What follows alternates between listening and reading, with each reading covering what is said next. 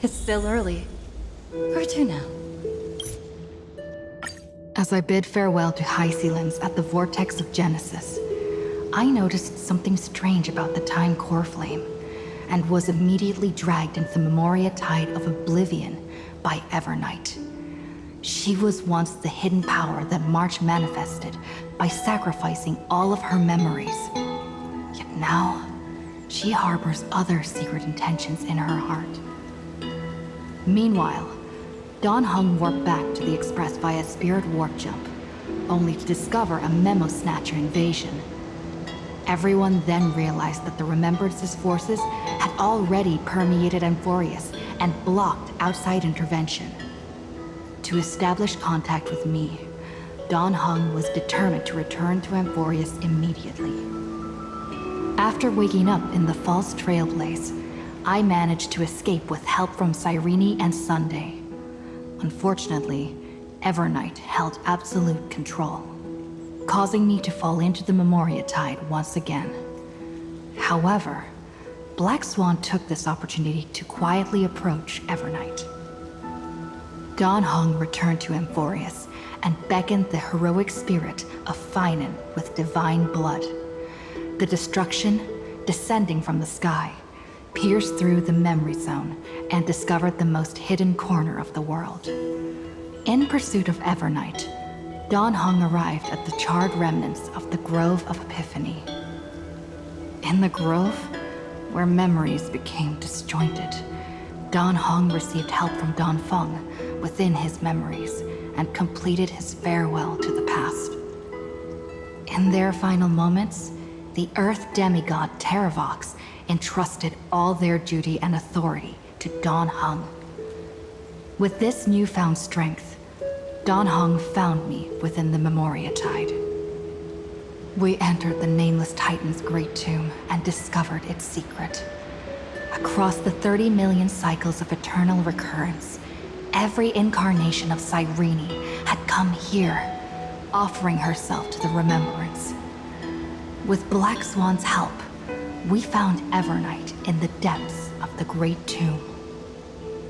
When all seemed lost, Evernight was captured by March's camera and trapped within the memory maze of Ides Elysiae. After several lengthy conversations, March and Evernight reached an agreement. Evernight returned March's memories, and March finally returned to our side.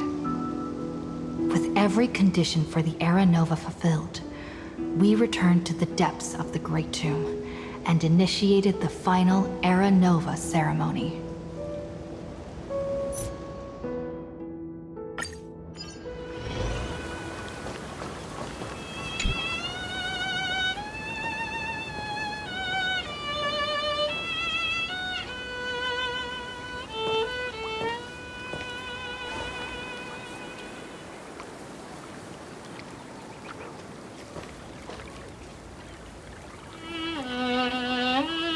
This view hasn't changed at all, has it?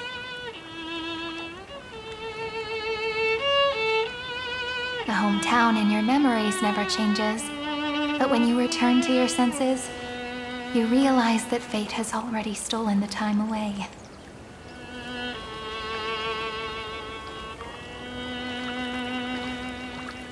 Welcome to the Trail of Genesis, friend.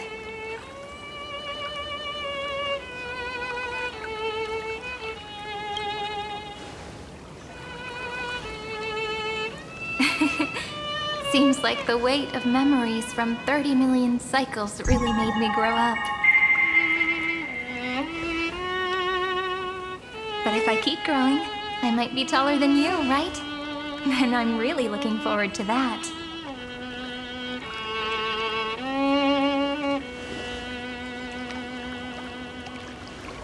Before you arrived, I kept wondering, beyond the veil of Ides Elysiae, what kind of Amphoreus is being born?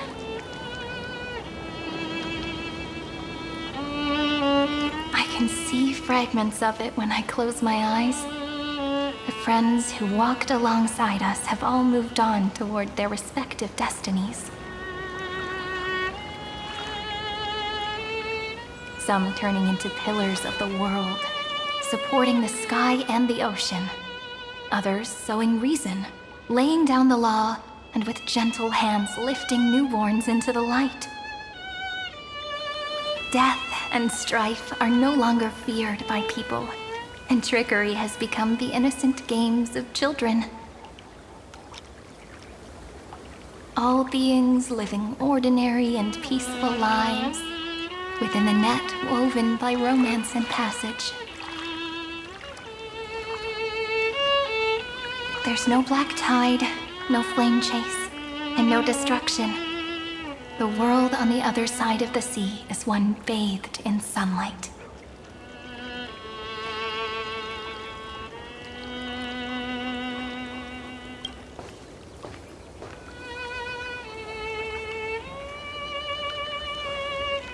Like a happy and carefree childhood, the era Chrysia in this cycle will last for millennia, until it reaches the moment decided by the prophecy.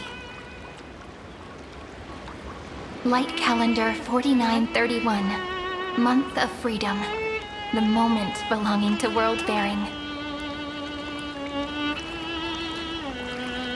Are you ready to answer the call of the world, friend?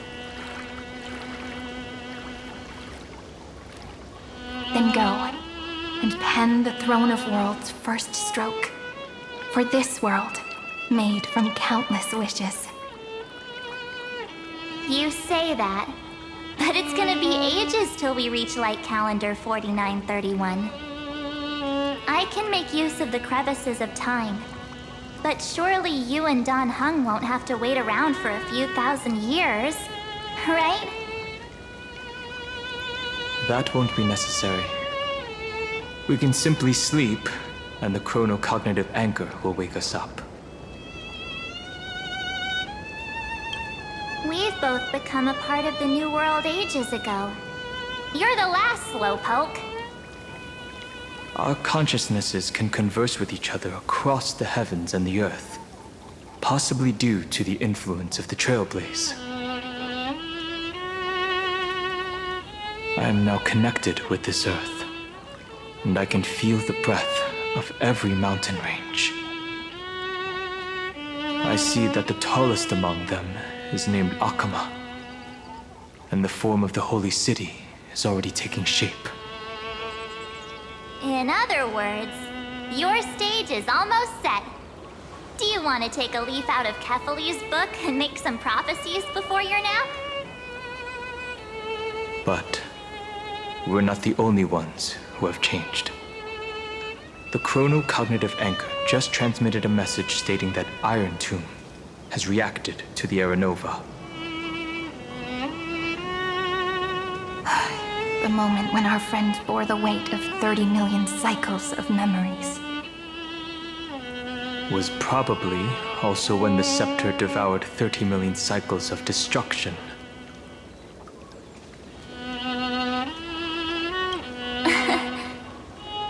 You know, you don't have to shoulder this world all on your own. After someone boards the Express, the word alone ceases to exist. So as we reach the end of time, no one will be left to face it alone. Don Hung and I came here to specifically tell you that. Remember, this world is not a burden you bear alone. It's a journey we trailblaze together, alongside all of the Express. All right. It's time for Don Hung and me to go have a super long nap.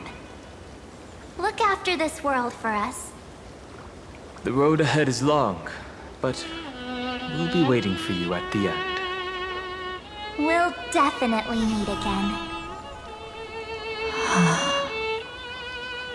Let's take one more look at the other side of the sea before we set off.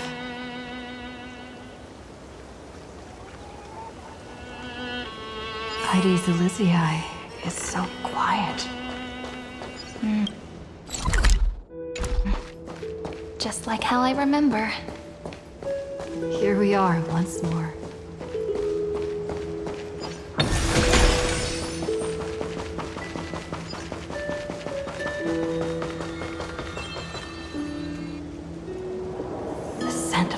black tide is now completely calm. At last, the starting point of 30 million cycles has finally welcomed. Its first end. And the final end, right? I can't hear his voice. There are no flowers there that bloom for him, nor is there a star that is his. Feinen is the only one who didn't reach the new world. Look, the golden light that shone upon the grove still meanders between heaven and earth, like the prophecies of Amphoreus. It has to be a sign he left behind. It points towards the destruction and the deepest night. Do you still remember what I asked you at this exact spot the last time we set off? Friend, are you ready to become a hero?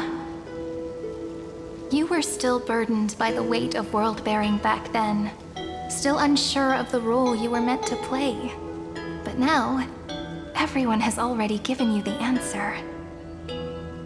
The heroes of legends were just at the right place at the right time when the world needed a hero. Just like how your arrival kickstarted Amphoreus' fate once more.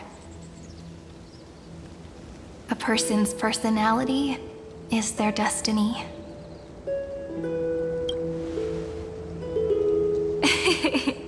We best. Those are such beautiful words. Thank you, friend. I was also trying to cheer myself up with what I said. After all, before we truly compose the end of this story, I must also pluck up the courage to head off with you.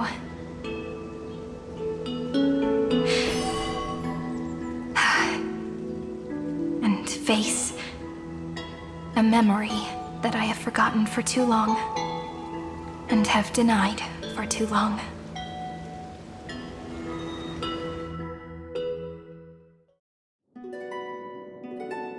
It's so dark.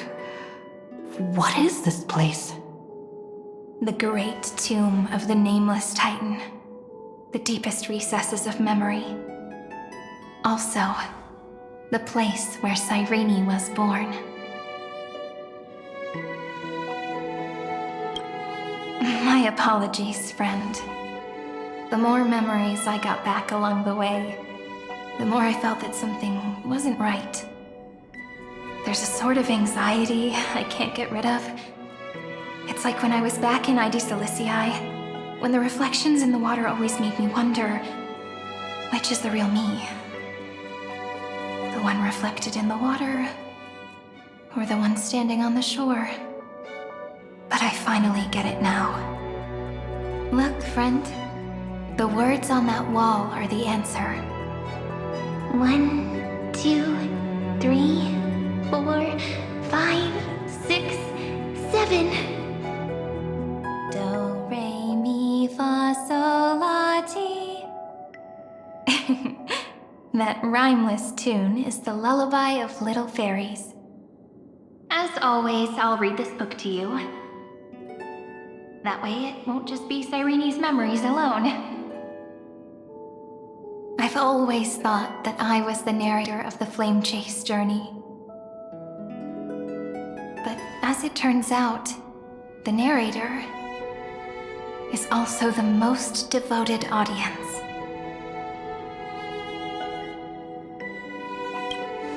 Thank you, friend.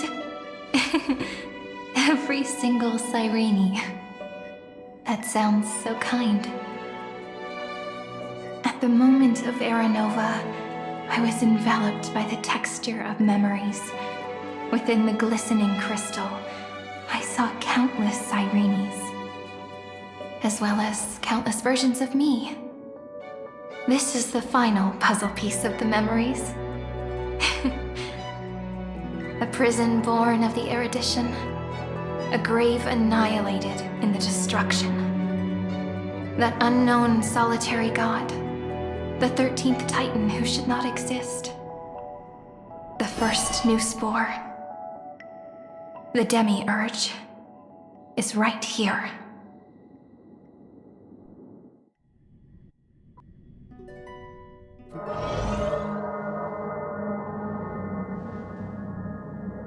The interrogation records have been submitted to the Marshal. According to the Ten Lords' decree, Jing Liu and Luocha shall continue to be detained in the Shuling. But you, Merlin's Claw, have been reluctant to end the transmission. Do you wish to reminisce with us? Or is there something else on your mind that you're just desperate to get out? You're quite calm, Jing Yuan. The Alliance only authorized the Law Food to be deployed for this Irontomb operation. They say the Seer Strategist's wisdom shines like a beacon. So why can't you see things clearly now? Look who's talking. I didn't vote against it, did I? But, with enemies all around us, even a child knows the Marshal needs to keep a few Xianzhou ships in reserve, just in case. Whoever volunteers first is the Marshal's pick. If you have to ask, I'd say this outcome plays right into Jing Yuan's hands. Like it or not, there's no way we're letting the Law Food take the lead in this battle. Oh my, Merlin's Claw. Are you afraid the Law Fu might steal the Yao Qing's glory? This is no laughing matter. Between the Stellaron crisis and the War Dance ceremony, though the chaos has settled, rumors and speculation are only growing by the day. With Elder Huaiyan around, those with ulterior motives won't be able to stir up any trouble. But once the Law Fu gets their hands on the Golden Blood, it'll be a whole different story.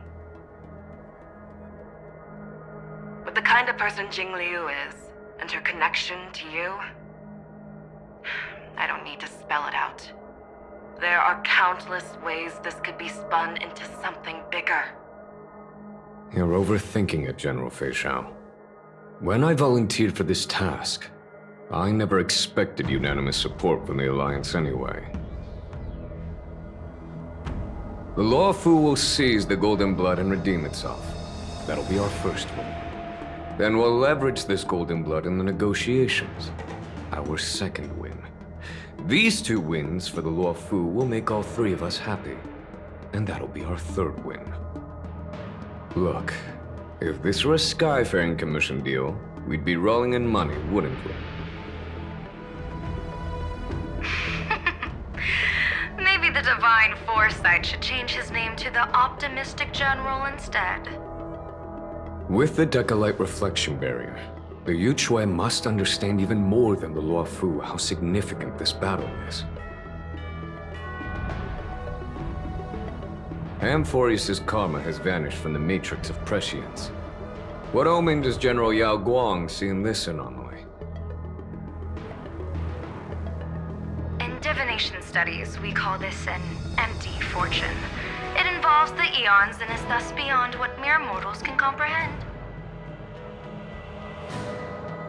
Your explanation isn't any clearer than Lady Fu's. Come on. How hard is it to understand the word uncertainty?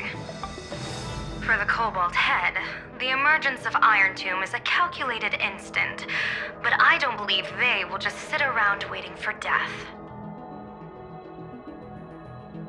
And for the powers of the cosmos, this is their chance at survival, and the key to turning the tide of interstellar affairs. The Astral Express is leading the formation of an allied force, but I can see each faction has its own hidden agenda. There are even divisions within the Alliance, so it's not that hard to imagine how the other factions will react. Jing Yuan, I crossed paths with Selenova's Legion at the Battle of Sedunirama Star Cluster. Be extremely careful. The Ruined Legion's troops and weaponry are nothing to write home about. The IPC, even the denizens of abundance could take them on. However, while Void Rangers are just expendable pawns of the destruction, the real wildcards are... The Lord Ravagers. Indeed. Nanook's emanators are also their weapons to burn down the paths. I'm afraid conventional military tactics and strategies will be useless against them. My assessment is this. To completely take down a Ravager, we must disregard casualties and spare no cost. My only fear is one wrong move, and the Lawfu will fall into Fintilia's trap again, inching ever closer to destruction. Doubt is exactly the demon she wants to plant in our hearts. Do you still remember the beginning of the Alliance Oath? To save future generations from war and bloody dispute. The Rainbow's arrows have always aimed at any force that threatens the cosmos. Now that the Trailblaze walks alongside us, the Cloud Knights shall keep their oath as they have from the beginning.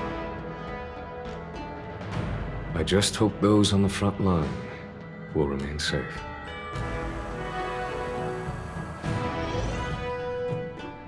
The chronocognitive anchor is sending a signal. Everyone, time to move out. Did she and the others make it? Let me go over the plan one more time just in case. You'll enter Amphoreus, reunite with your 3 separated companions, and try to locate Irontomb from within the world. Who are you taking with you? The fate of the universe hangs in the balance. We can't afford any slip-ups. I suggest everyone, except Pom Pom, join the fight. We do need to be prepared for all possible contingencies. I have no objection to this. I'll do whatever I can. Meanwhile, Screwy and I will continue attacking the Demiurge Matrix. That is, the Scepter's kernel, from the outside. With our 2-pronged attack, we'll turn this hunk of metal into scrap for sure. Now we just wait for those 2 to get back.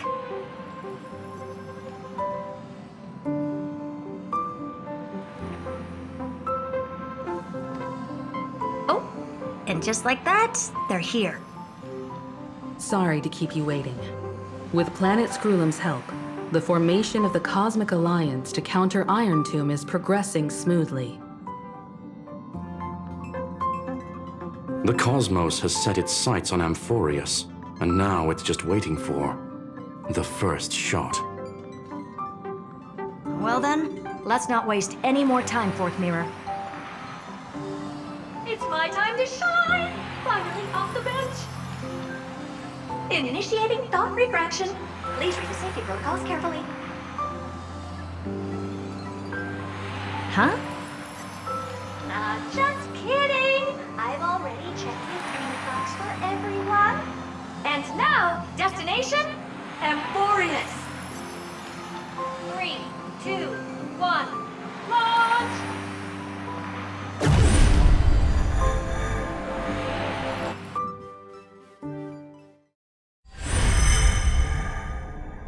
The flow of Memoria is so heavy here. Unlike Panagoni's dreamscape, this place has built up a true epic measured in millennia. The vortex of Genesis, where all myths begin and end. And in this new world created by the Nameless, the infinite cycles have been broken. Let's set up the Trailblaze beacon and establish contact with the outside world. I'll leave it to you then. It'd be better for me to not show myself in front of the Garden of Recollection. And, Mr. Sunday, you probably shouldn't show yourself either. Agreed. The Astral Express has landed. If you receive this message, please respond immediately. Over. This is the Cianjo Alliance. Communications normal. Interastral Peace Corporation, communications normal. No response from the Galaxy Rangers. Not surprising. But I didn't expect the family to also stay silent at such a critical moment. That's a pretty blatant disregard from the family for Penacony's independent director, I'd say. Long time no see, Miss Himiko. It's been quite a while, Madam Jade. The significance of this battle rivals that of the campaign against Sulo. Only through victory can we disperse the shadow of Irontomb that looms over countless worlds. The 10 Stonehearts shall spare no effort for such a grand mission for the preservation. Madam Jade led the Intelligentsia Guild in conducting specialized research on Irontomb's past activities. The bad news is, the collapse of the Erudition won't just affect inorganic beings. You mean Irontomb can infect organic life, too? Well, the good news is, so far, its effects on organic life are under control. The infection progresses slowly, and the resulting neuropathy is non-fatal. In any case, the IPC can guarantee targeted vaccine coverage within 48 system hours in all star zones within the medical system. What about other star zones?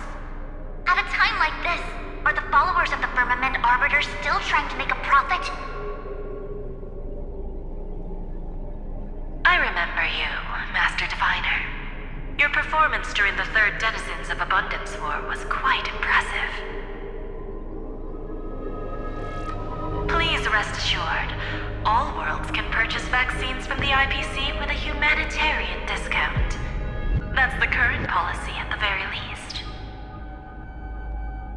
But, if the Xianshou Alliance is willing to assist with the IPC's assets in Epsilon and other star systems, we'll have more cards to play when reiterating to the board the necessity of deep cooperation. It makes sense, since Interastral Peace Entertainment's headquarters is in Epsilon. But why are all the other worlds on the list? Places that the Elation has visited? Think of it as a long-term investment. Please understand that everyone at Pierpoint is swamped with Irontomb work, especially the marketing development department. At this rate, even the 10 Stonehearts can only do so much. Having some assistance from the Alliance would surely benefit the entire cosmos. Wouldn't you agree? As an old Xianzhou saying goes, those who succeed should help all under heaven. Your proposal must be decided on by the 7 Arbiter Generals. I'm just here to relay the message. In times of crisis, the Luofu will not hesitate to help those in need. However, the prerequisite is that the IPC must unconditionally assist the Alliance with emergency rescue operations in the disaster area. Of course. In the name of preservation, all for the Amber Lord. Thank you all for your selfless dedication.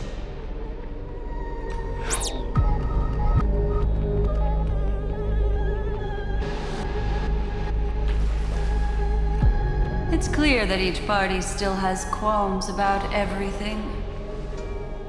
The clash between destruction and erudition isn't just about the fate of the cosmos. It's a moment for all factions to reshuffle their cards. You can never be too careful when battling a Lord Ravager. All are equal in matters of life and death. In any case, we can only hope for the best in all that's to come. It's about time we dive into the vortex and see what Amphoreus looks like on the inside. I wonder where she and the others are right now.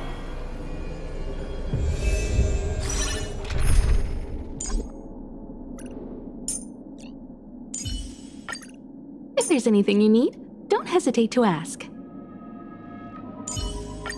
As the protagonist of your own story, it's up to you to overcome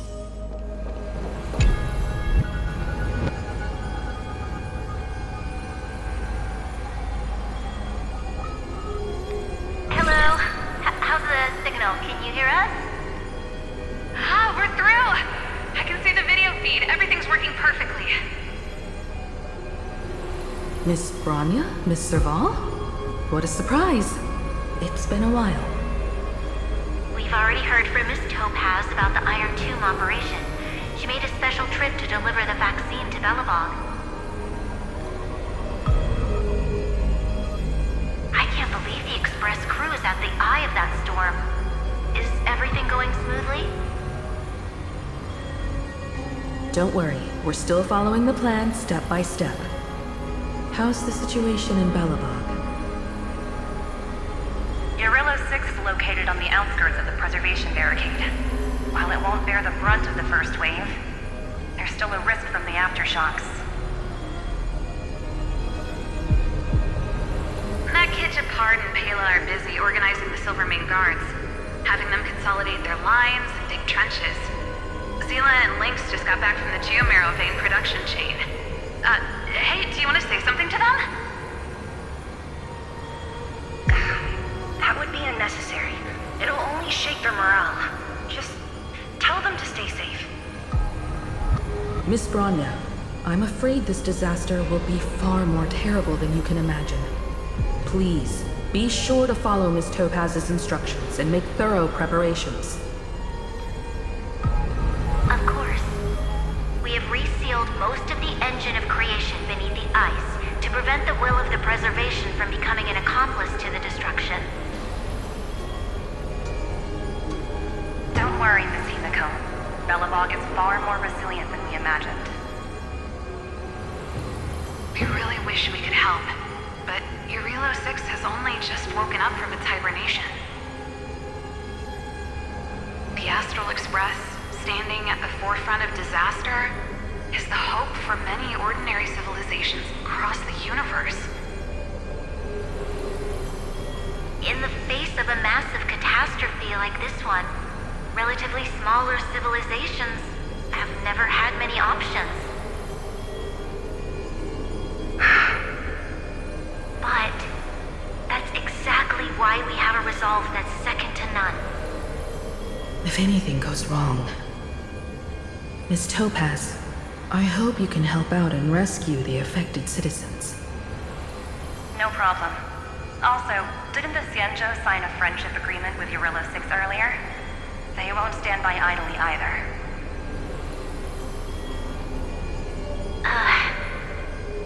I appreciate your kindness, everyone. But Urillo 6 is our home.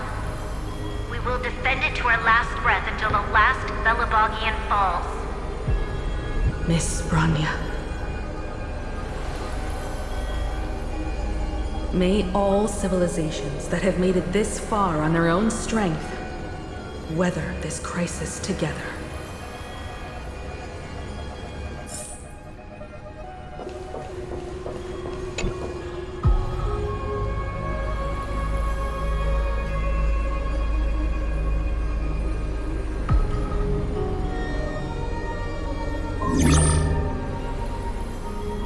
Good news, Miss Himiko. The 7 Arbiter Generals have reconsidered the current situation, and I'm here to relay their message.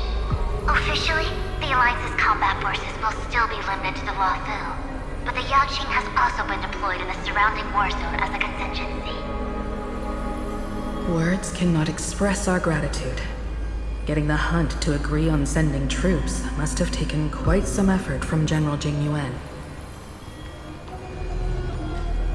The Luofu already considers the Express an important ally. We also have no intention of hiding the fact that there is indeed something the Xianzhou seeks from this Irontomb operation. But this time, the Marshal herself decided to send out troops. With a formidable enemy before us, the Alliance has no reason to back down, nor will we be content to take a back seat. If we can stand together with civilizations across the universe to overcome this crisis, then we must do so, even at the cost of our own lives. The Alliance truly embodies the principle of righteousness. It's fortunate that the cosmos has great heroes like you. You're too kind.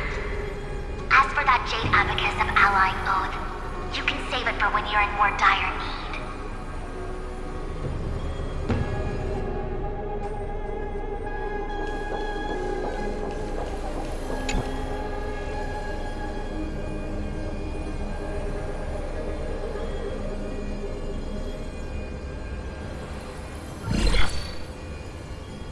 I regret to inform you, Miss Himiko, that even the Strategic Investment Department is constrained when it comes to the Irontomb issue. And it would be difficult to meet the expectations of the Astral Express. However, Madam Jade instructed us to look after our nameless friends as much as possible. So let me offer you all a small suggestion, just from my personal perspective. Other departments at the IPC might also take this opportunity to extend an olive branch to you.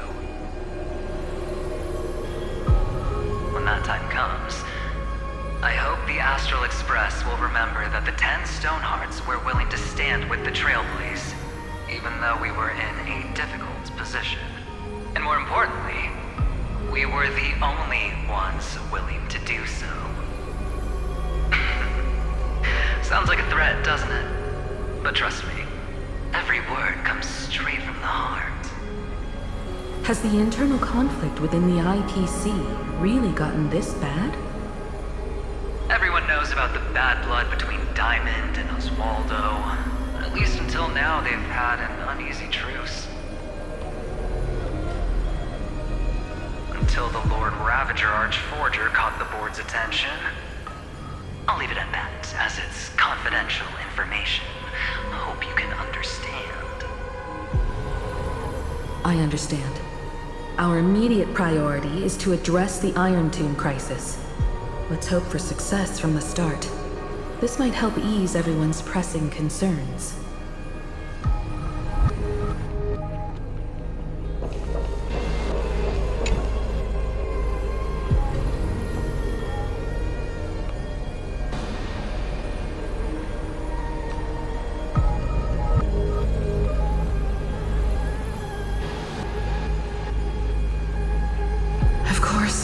We would never know the Ranger's comings and goings.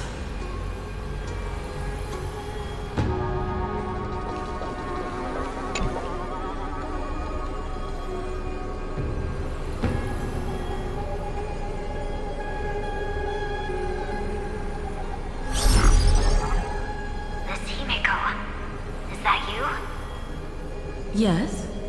And you are Miss Robin. I apologize for not being able to respond during the meeting earlier. And even now I can only appear in disguise.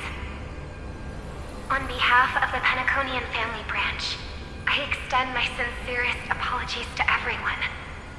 We tried to request aid from the family. We essentially received no response. I've heard about the internal conflicts within the family. Miss Robin, there's no need to apologize. Every bit of strength is precious at this moment. Thank you for understanding. The good news is, since you're one of the shareholders of Penacony, the family heads have agreed to allow me to lead all Astonian tuners to the front lines. My charitable foundation will also do as much as possible to provide support in this battle. They'll ensure that proper arrangements are provided for those wounded on the front lines, and for residents in affected areas. Miss Robin, I'm beyond moved by your spirit of self-sacrifice. The Astral Express would also like to make a promise that we won't leave any companion behind.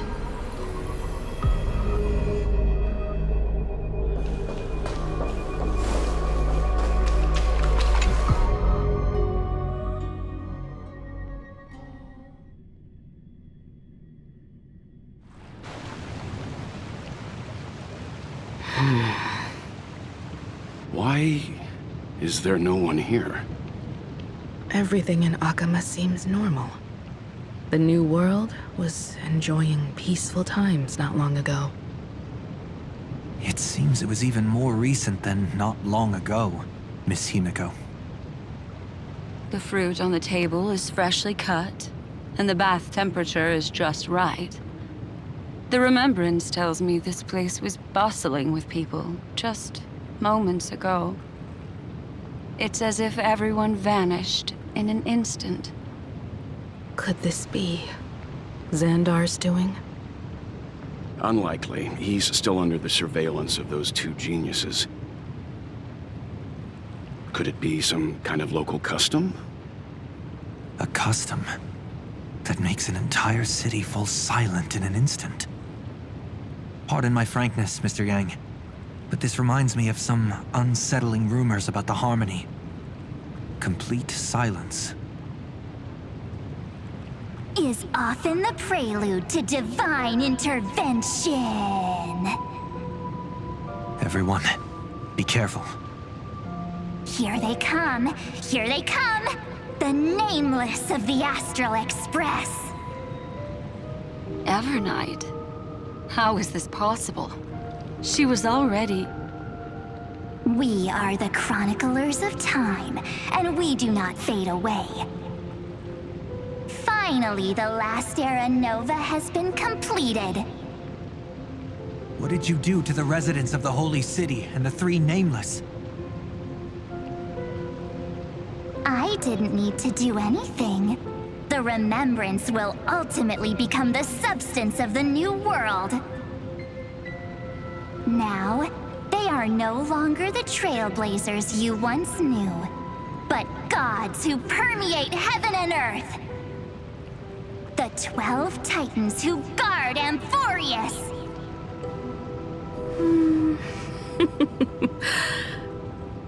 Stop fooling around, March. Come on out. What? I practiced so long for this. Getting seen through right away is just so embarrassing. You've obviously been learning from the theatrical culture in Amphoreus. But if possible, I'd prefer our reunion to be a bit more casual and laid back. As expected, I can't hide anything from Himeko and Mr. Yang. Well, long time no see. Guess I'm back? We should be the ones to say that. Sorry for keeping you waiting. So, these jellyfish are the Titan's power? They're just tiny manifestations of the Veil of Evernight, used for scouting and communication. If I went all out, I could summon way more of them. Thanks to her, we all turned into Titans in the New World. Sure, we can take on humanoid forms, but it feels off. How intriguing. So what does she look like now? It can't be a raccoon with a baseball bat, I suppose. Please don't add weird stuff to Amphoreus' lore. Just go see it with your own eyes. Follow the prophecy's guidance and come to Dawncloud. She looks way more majestic now than she used to.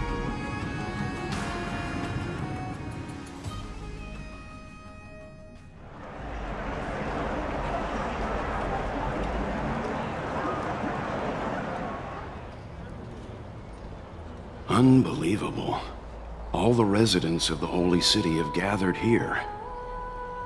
This isn't just a gathering. It's a pilgrimage.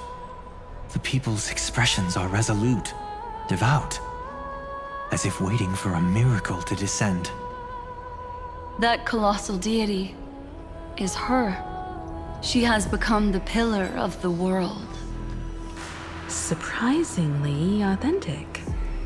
Being this serious is quite unlike her usual style. Those people didn't disappear.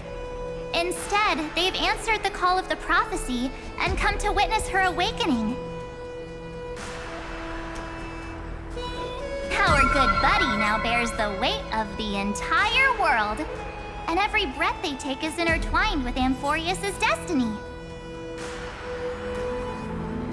Awakening? Has she fallen into slumber? Yeah.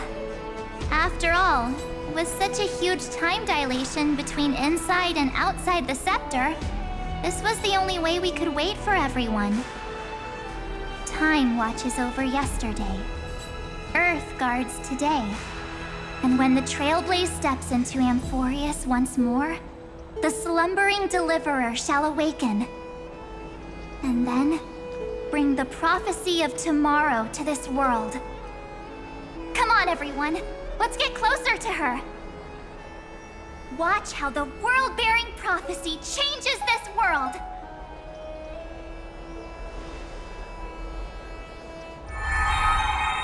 It seems the kids are already miles ahead of us at this stop. All the more reason we can't afford to slow down our pace. Let's go witness this moment for ourselves. Majestic. Speaking of which, I once caught a glimpse in Sleepyhead's memory of her transformed into a towering Tathalog. Could it be? No way. That was just a nice dreamscape. Ugh, at least nice for her. If they are the throne of worlds who bears the weight of this world, perhaps they could guide a traveler still wandering among the stars.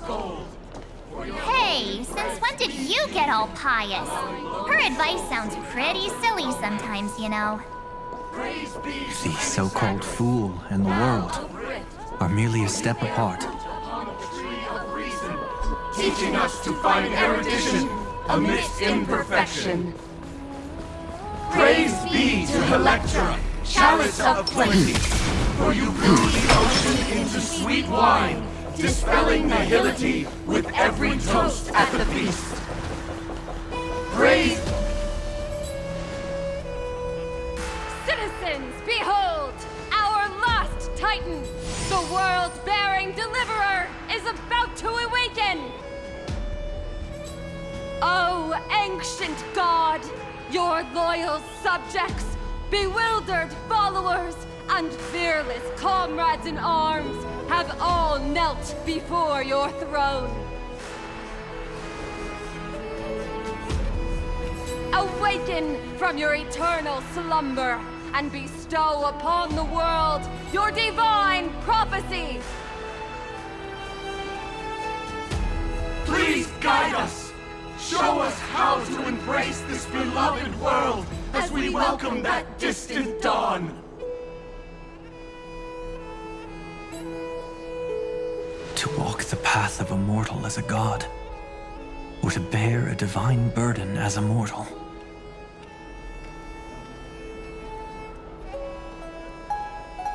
She will give us the answer.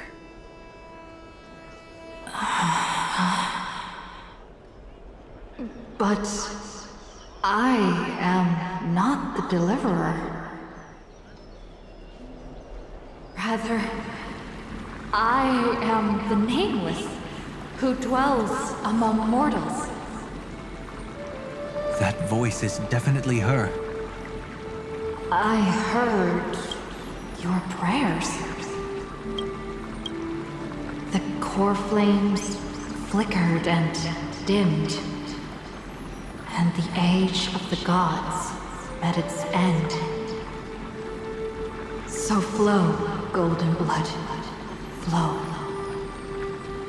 I'll bestow it upon you, returning it to the true masters of this world. Stand with me and become heroes.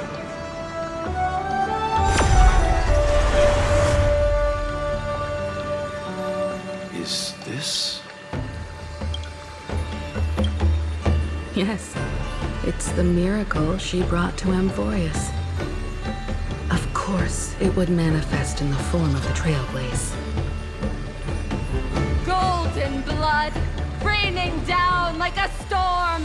The prophecy has descended, and the Titan commands us not to be supplicants, but to become heroes of rebellion, to face that destined calamity, the destruction, head on. The prophecy of the Deliverer means nothing to me now. It belongs in the hands of Someone far more fitting. Someone like all of you. In the name of Kozlana, let us depart and march towards the light. It's neither protection nor salvation. As always, there's no need for totems or myths. Humanity's most primal faith is that instinct named survival. Let's go, everyone. Someone has already sounded the horn of departure. Explore, understand, establish, and connect. Together, let us blaze a trail for the destiny of this world.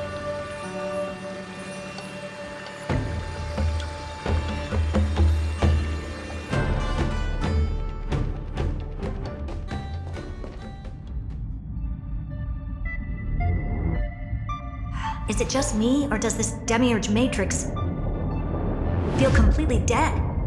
It's nothing like how the memo keeper described it. The environmental readings are all wrong. Conclusion: this must be what the kernel actually looks like in the real world.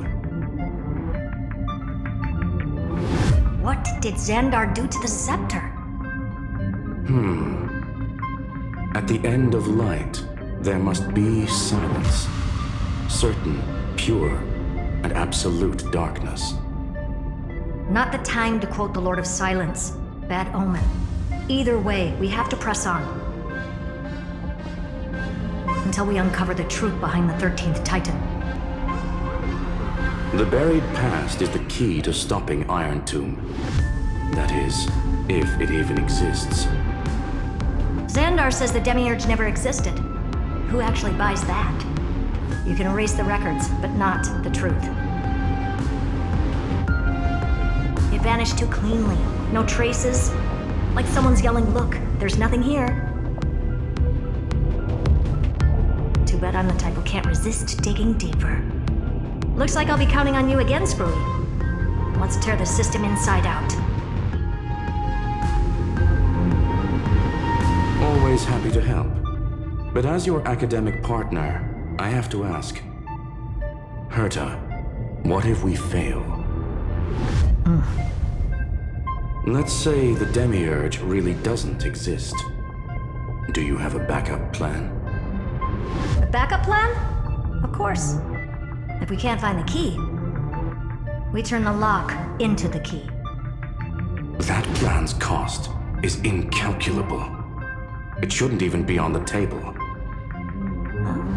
Then let's hope we never have to use it.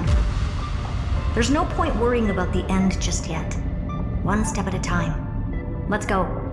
We don't want to leave the others waiting.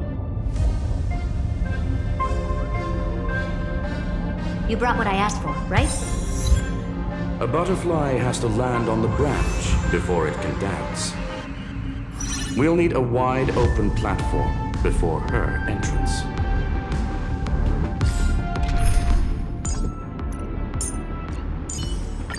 Play like how you usually do in the simulated universe. Do not worry. My curse is a blessing on the battlefield.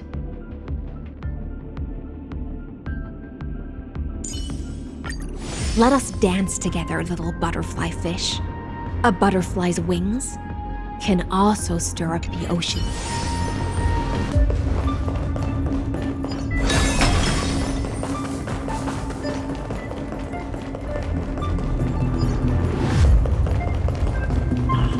Just use that thing over there, Zag. You want this? Fine. Take it and amuse yourself.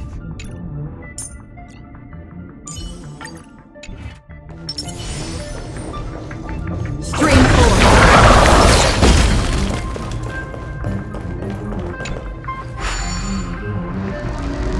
What a dumb name. I hereby rename it Herta's Big Hand.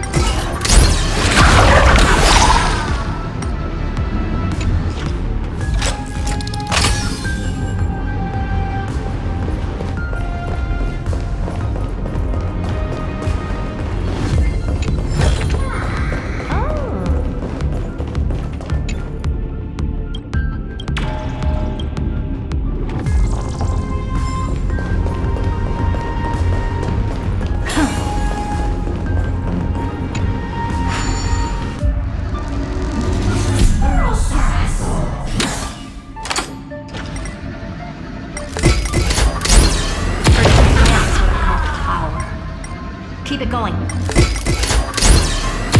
not done? What is this? Awesome. Time for your precious treasure to make its debut. Of course. Just give me a second. Target initialized. With these wings, hacking should be much more efficient.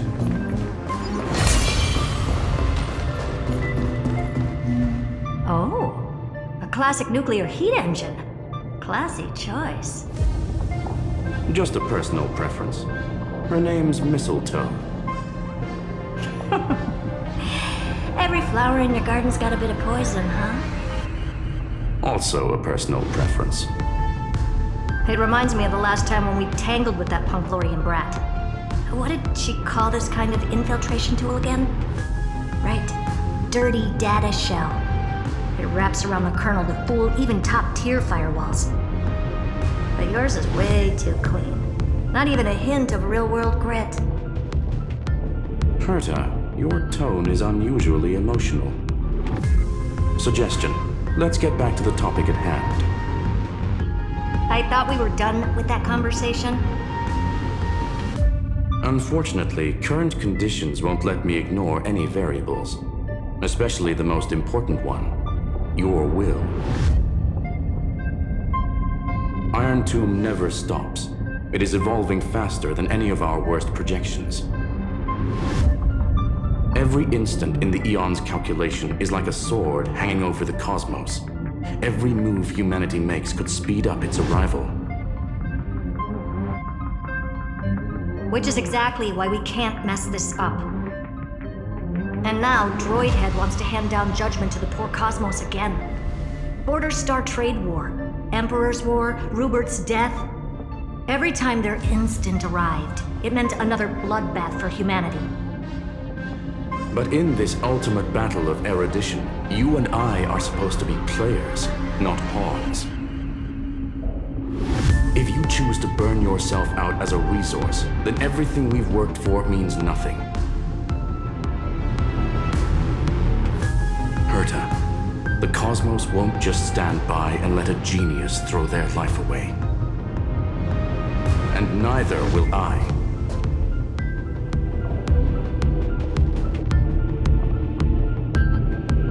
No need to kill the mood. This is why we're here, isn't it? We need to find the Demiurge and that lost key. I'm not here to be a deliverer.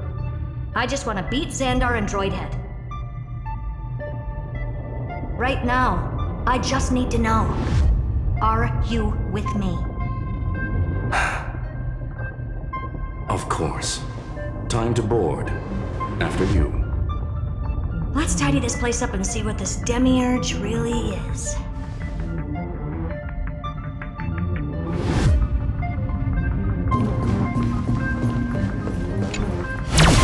Let's hope this Matrix is better organized than the Emperor's junkyard of a birthplace.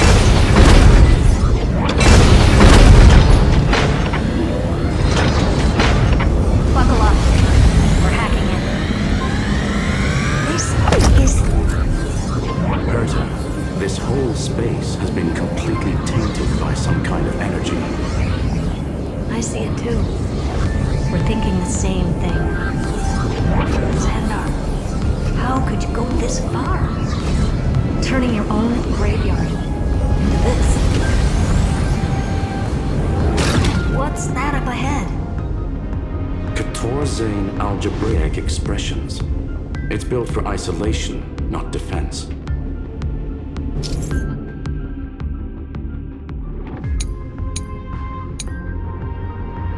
So basically, the door to the tomb, right? Great. Let's find the handle.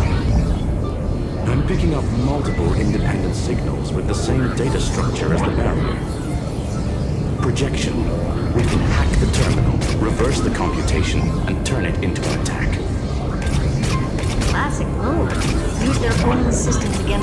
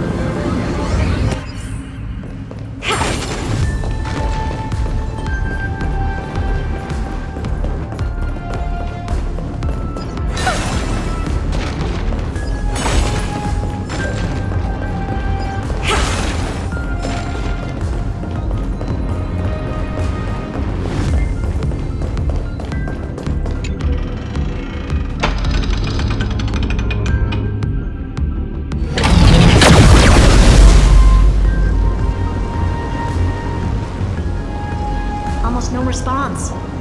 Just as I feared. Not promising. The output is barely a third of what we need. Logic says we'll need multiple terminals to coordinate the strike.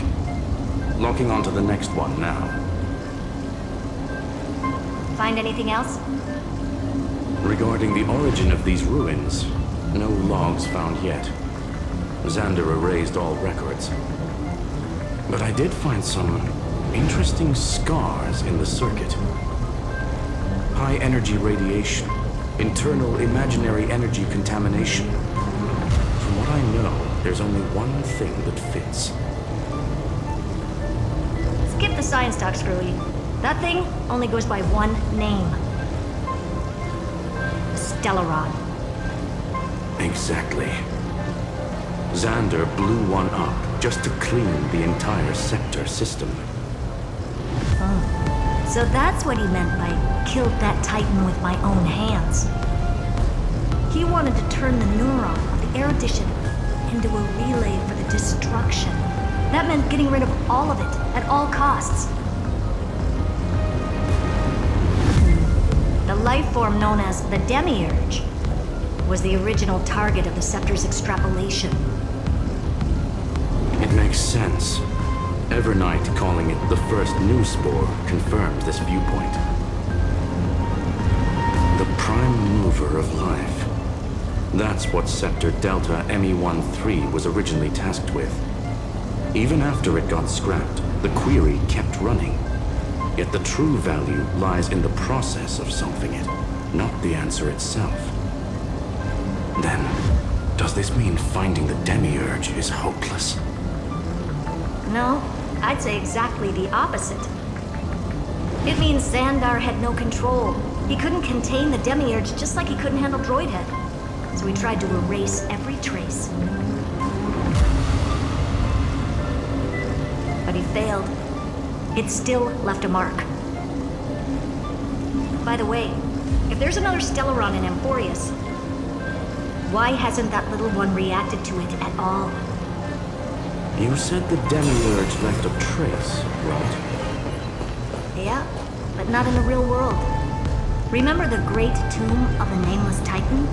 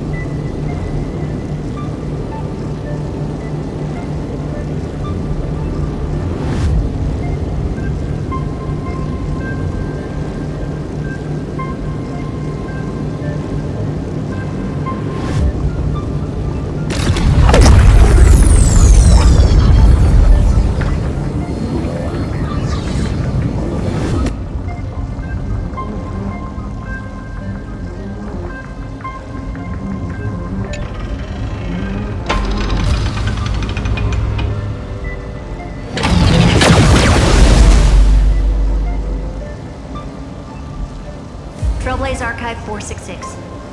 The data from Filiate 093 clearly indicates that the Demiurge did in fact enter Amphoreus' extrapolation.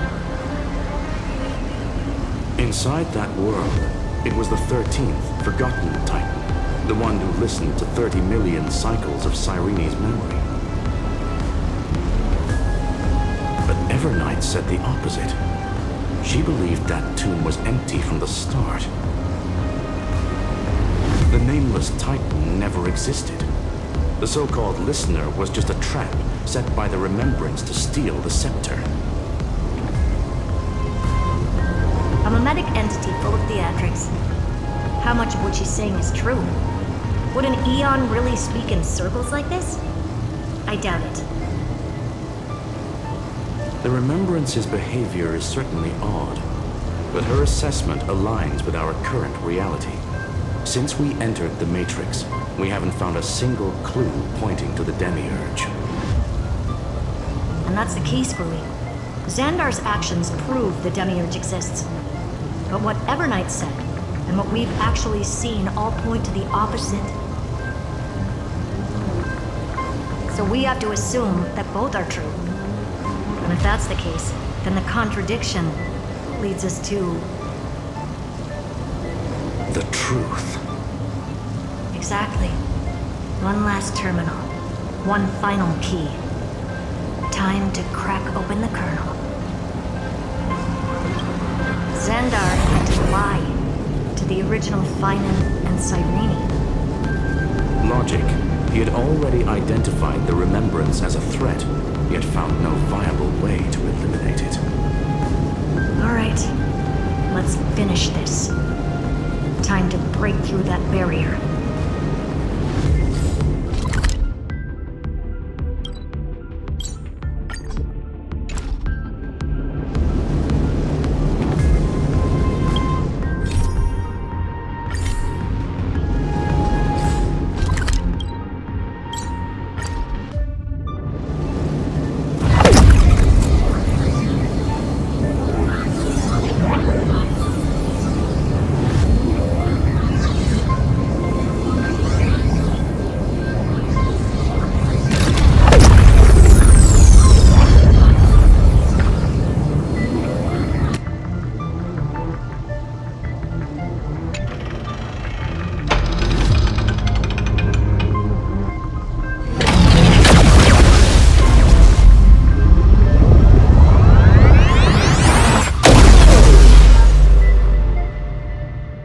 Operation authorized.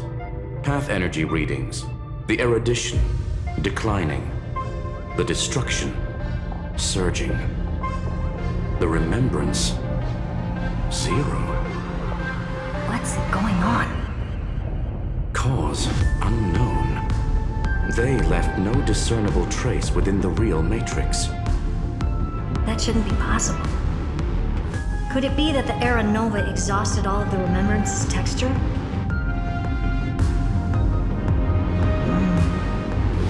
Log it for now.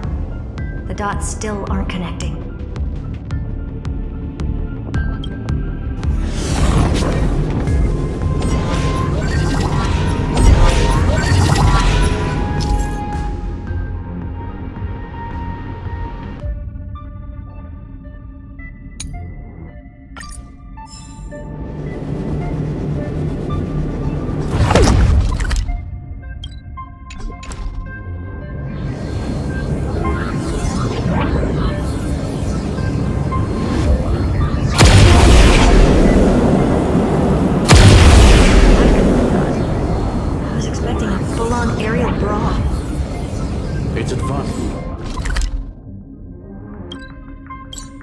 Is to remain vigilant. The destruction's levels are still rising. What's the matter? Interesting. I just picked up a signal from the exomyth.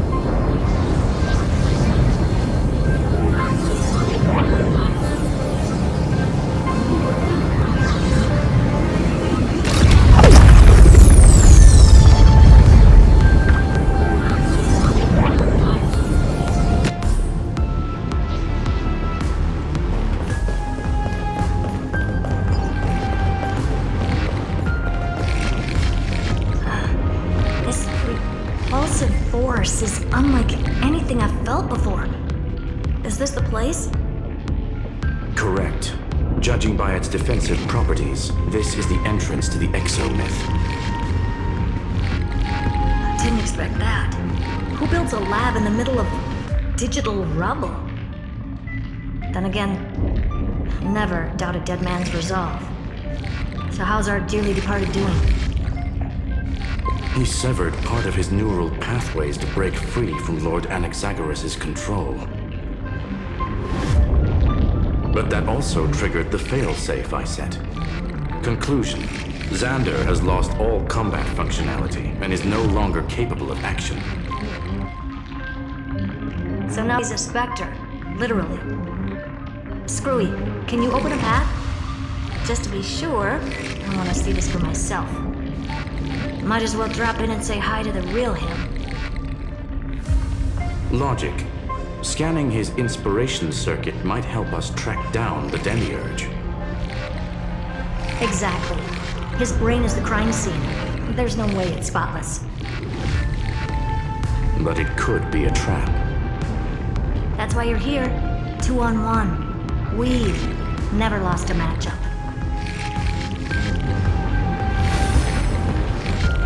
I'm honored. The chronocognitive anchor is in place. Proceed when ready.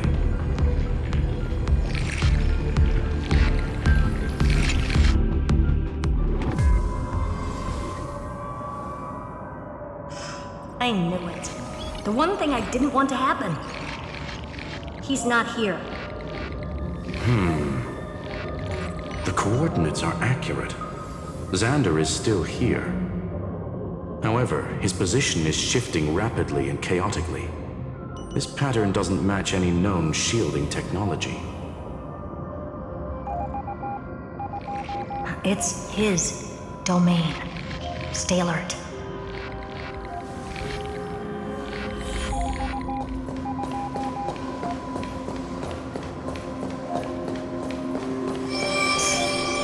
Cheap trick. The spatial field here is undergoing autonomous recalibration, initiating reverse engineering of the interference source. Try again. We're back. Reverse engineering complete. The results are not what I expected. Logs show Lycurgus revoked administrator access. The chronocognitive anchor can't get a fix because at the system level, Lygus no longer exists. Our navigation target is a null set. So he's stopped resisting? Before vanishing, it seems he left one last message for us. To those who follow, all is proven. Find me beneath the tombstone. Melodramatic. He was expecting us. And once he learned of the Great Tomb's existence, he initiated his own search for the Demiurge. Guess he wants a final showdown. Fine. Let the old Intellitron dig his own grave. Just like he wants.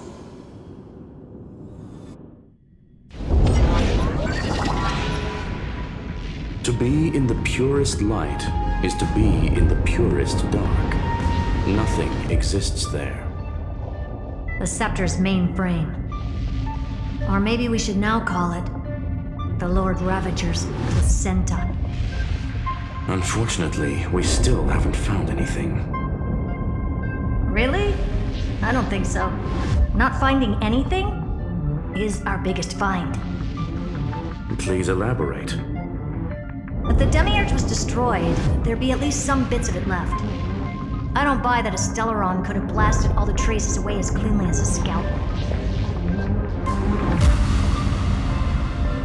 As I said before, its disappearance is too clean. If the garden hadn't stirred the pot, no one would even know about the Demiurge's existence. We're talking about the Scepter's original extrapolation goal. There's no way that nothing of it was left behind. Or we can look at it from another perspective. If you were Xandar, would you be this obsessed with a concept that poses no threat? Would you guard against it at every turn? There is the possibility that he's naturally meticulous and hates variables. That does track with the impression he gave about himself. But Xandar shut that theory down himself just now. Choosing to act, even if it'll cost him dearly. You know that feeling well. The unknown is right in front of us. So we only have one choice. Solve it. You sound pretty convinced. Surely you already have a theory. Care to share? Of course. Though I don't have hard proof, I'm almost certain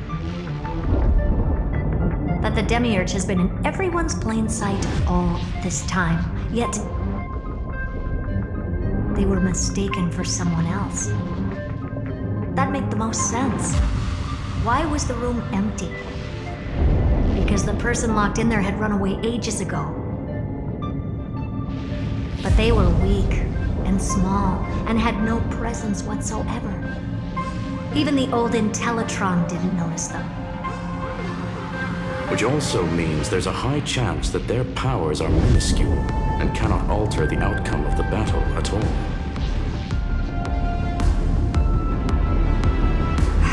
Well, at least Xandar is scared of them. Come on, it's time to confront him. Let's go to the tombstone he talked about.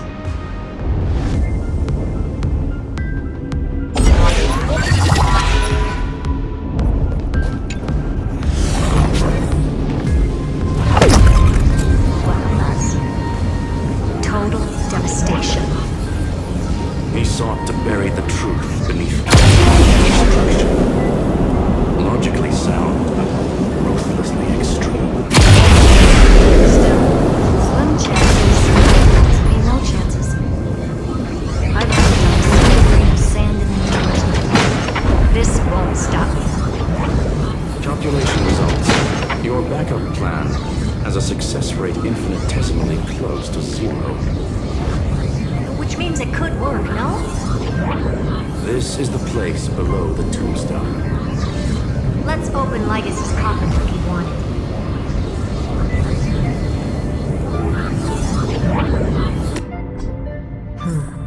Looks like you were right.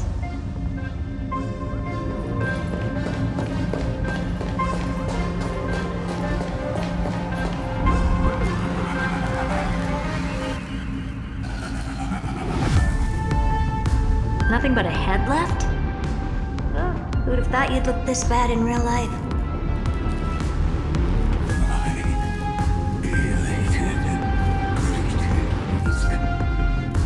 Welcome, you two.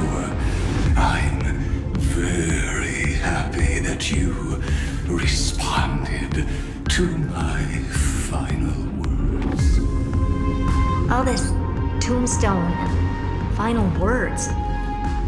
Did you end yourself to atone for your guilt or something? Irontomb is already powerful enough. I just need to wait. I remain here only to share the joy of discovery, and also to congratulate you two on reaching the same conclusion as me. The conclusion regarding the truth of Amphoreus' heart. End this charade already.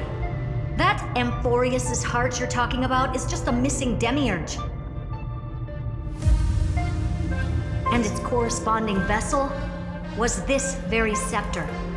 You interfered with the experiment and made Amphoreus' body into a hollow shell, all to incubate Irontomb within.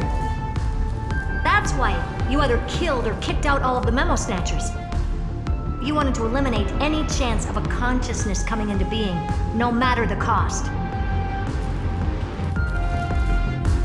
Even the strongest wall can fall to a single crack.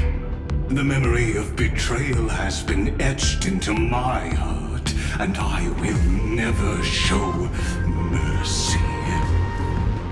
Now, the perfect vessel has already fused with Amphoreus' body. Unfortunately for you, the answer is all but revealed regarding who the demiurge is.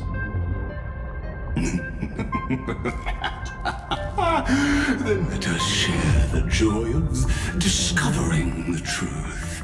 The last secret of the saga will finally dissipate here. As we reveal the truth behind Philius 093's disappearance. A lie by the remembrance.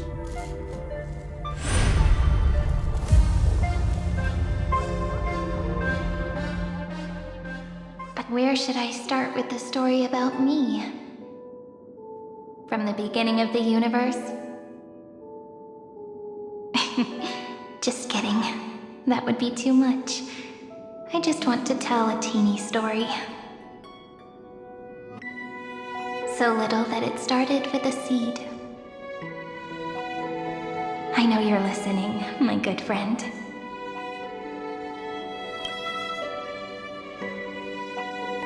The god in my dream told me that the world sprouted from a seed. It grew into a great tree named Amphoreus, and time became its branches and leaves, basking in the light. What a coincidence. Dappled light coming through the leaves is my first memory as well. On a very ordinary early morning, beneath the village's biggest tree, the daughter of Ide Silicii quietly came into this world. What a moving opening. A loud cry was the first gift the child gave to the world. The prophecy's fulfilled, the villagers say. This child is a gift from the Titans. Pink hair and sharp ears, she was born to be the priest of time. The Titans also gave their blessings. You shall fade when the flowers bloom, for every ending begets a beginning. Flowers will bloom and wilt. What a beautiful ending. This page concluded in laughter. Cry loud, child. Let your voice reach Orynyx.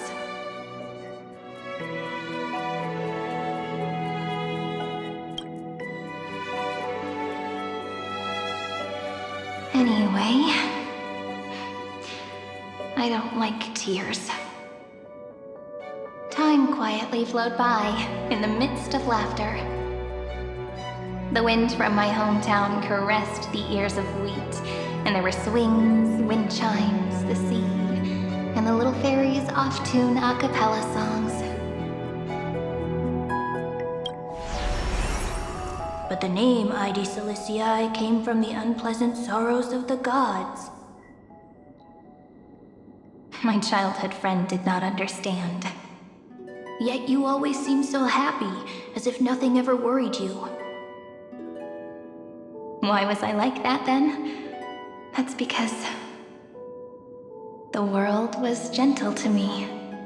So I grew up to be gentle as well.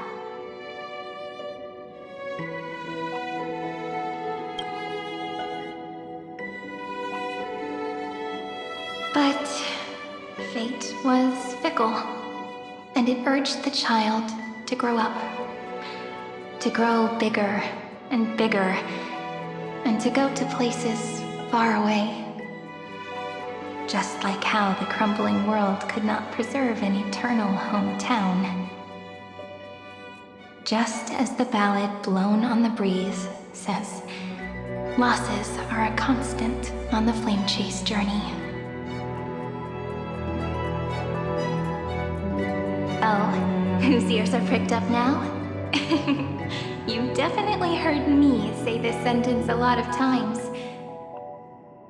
You know that the story starts to deviate from here. Aren't you looking forward to it? Then let's get started. The hero's journey crosses through the long night, through tears and laughter, and once again heads towards tomorrow.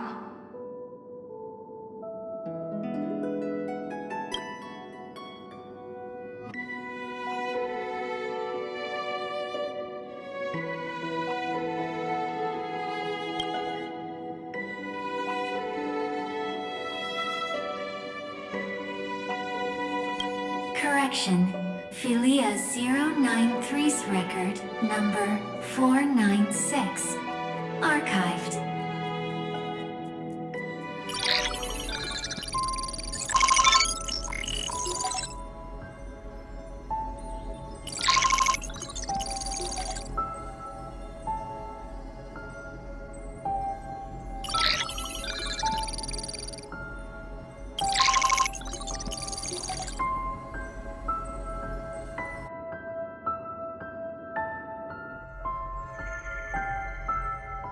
Hi. Miss me yet? I'm just messing with you. This is the first time I have met you. And it looks like it'll also be the last. Philia 093. Since we don't have all day, let's get started, shall we? As always, I'll read this book to you. That way, it won't just be Cyrene's memories alone. Where should I start this time? Let me see. Formatting complete. 093. Size, grayscale, proportions, threshold, outputting analysis result. Philia 093 equals Peach. Peach's record, number 8128, archived.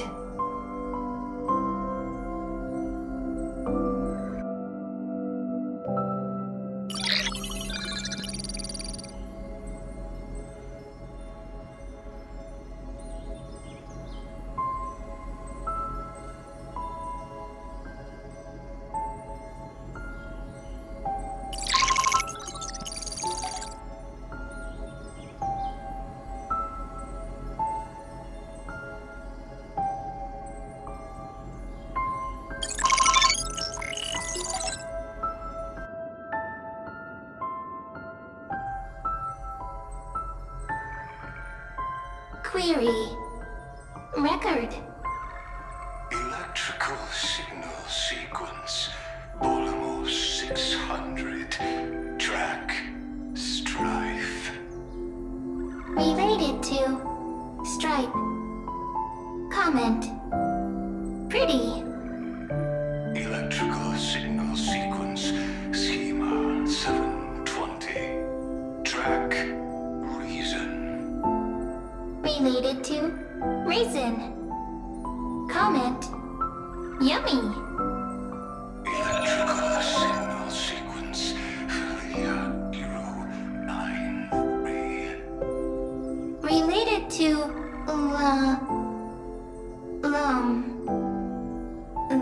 Love.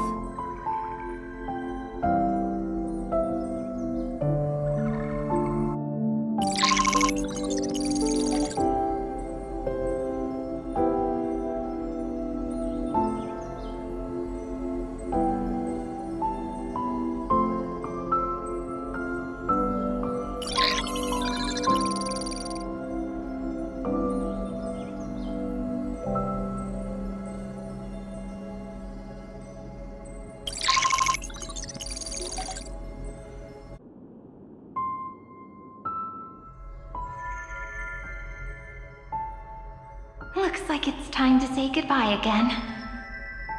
Bye, Peach. Before I was even aware of it, this book had already recorded too many emotions. Every page has become so heavy. Conclusion. Books are meant to be light, not heavy. I've started to feel uneasy whenever I take it into my hands. Peach, uneasy? Formatting progress, 94.423%. How many times has it been? It faithfully fulfills its duty, activating and formatting.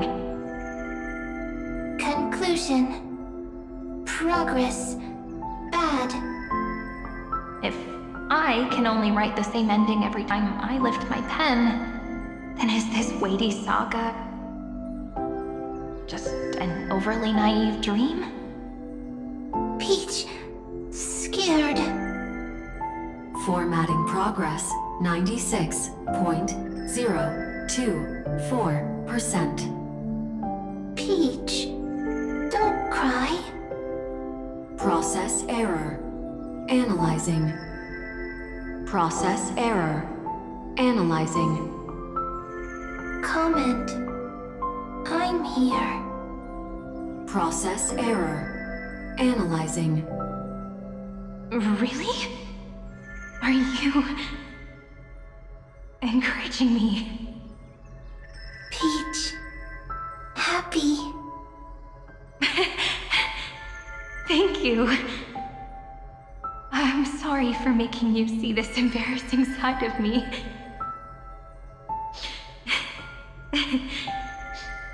Everyone's still working so hard. If I'm the only one who's crying, that wouldn't be romantic at all, would it? Record. Peach doesn't like tears. I'm suddenly reminded of my childhood for some reason. When I was hiding alone next to the tree hollow and wiping my tears away. A little fairy popped out, just like how you did. It had long ears and fluffy paws, and it pulled me into the tree hollow, where, to my surprise, was a forest. Let me tell you the story of the Membrance Maze. A group of cute little friends live in Ide Silicii's forests. Their names can be connected into a song. 1, 2, 3, 4, 5, 6, 7. Do, re, mi, fa, sol, la, ti. Formatting complete. Bye, Peach. Note. Little Peach, crying alone. Little fairies, friends. Save.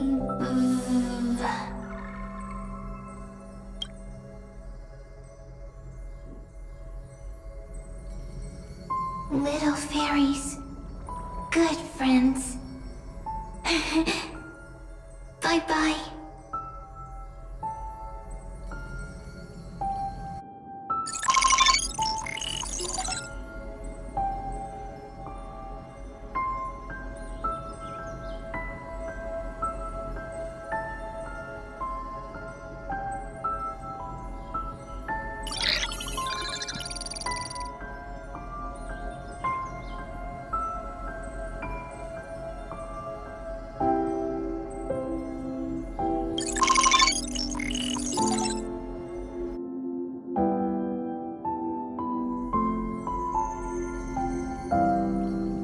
Once again, the saga comes to an end. Everything is deathly silent, just like this very moment. Shh. You speak. I listen. This time, too. Sitting together. Now that I look back, there was a period when I got really sentimental. Peach. Strange. Why unhappy? Formatting progress 73.998%. I'm here. Don't be scared. Process error. Analyzing. Won't allow it to interrupt you.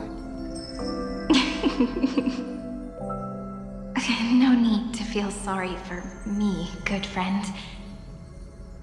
If there are no new blank spaces, how can a saga continue? Blank spaces? What's that? I'm actually really lucky, you know. During the long years I've spent waiting for the Deliverer, I've always had you here as an audience. Now I can rest in peace in the past. As for when tomorrow will come, I'll have to ask the next Cyrene to continue our watch. Peach left. If there are no new blank spaces, how can a saga continue? Needs new blank spaces. Next, Cyrene has blank space. Peach, don't be scared. I'll help you find blank space.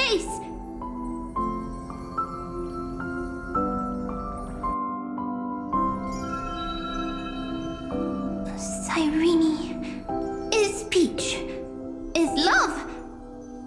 So, first there is love, then there is Cyrene, then there is blank space.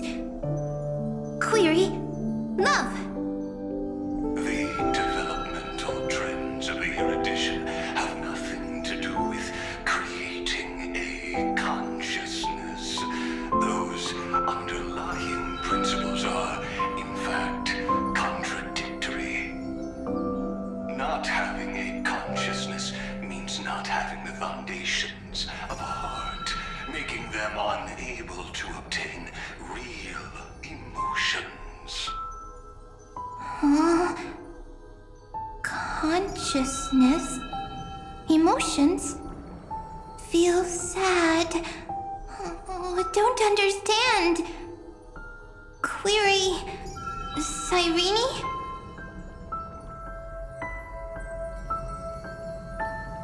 What could be behind this door? Glittering crystals? Or a beautiful world I've never seen before? If I tell you all the stories of tomorrow, will I be able to finally welcome the Deliverer and Amphoreus' dawn in the next life? Key, door, story, happy.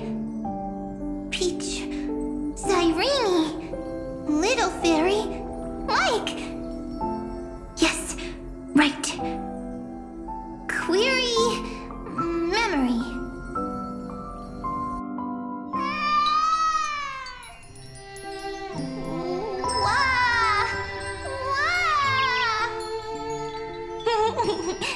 Peaches, memories, save, learn. The prophecy is fulfilled. This child is a gift from the gods. Pink hair and those ears. She was born to be the priest of time. Cyrene has pink hair, sharp ears. You shall fade when the flowers bloom. For every end begets a beginning. Cry, child. Cry aloud. Let your voice reach Oryx. Cyrene is a girl, a priest.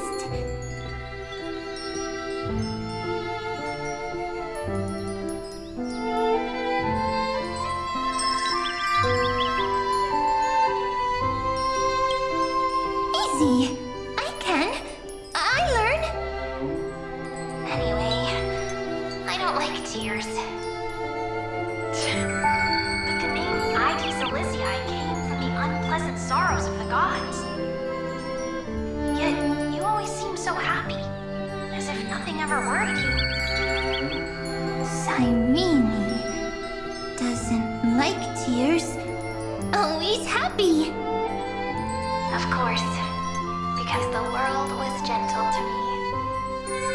So, I grew up to be gentle as well.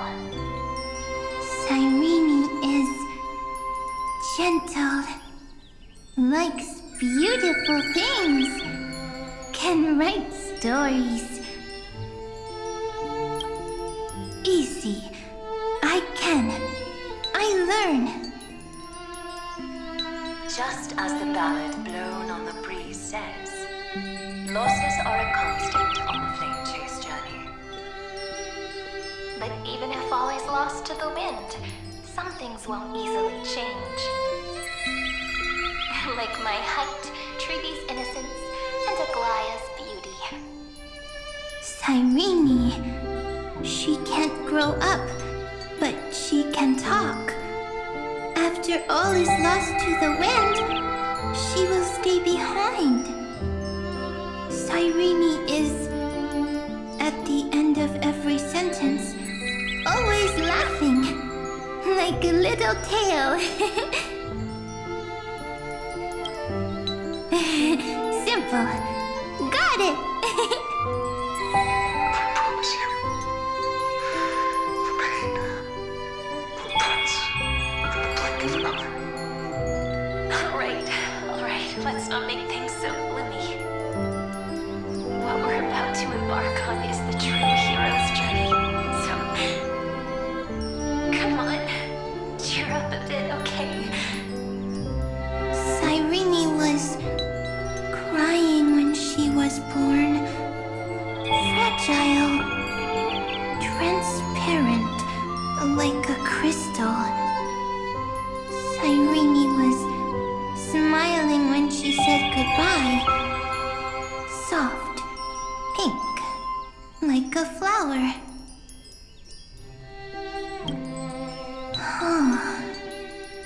The later memories disappeared?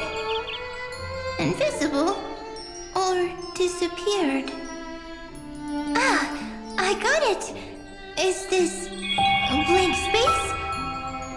So, next Cyrene is blank space. Then...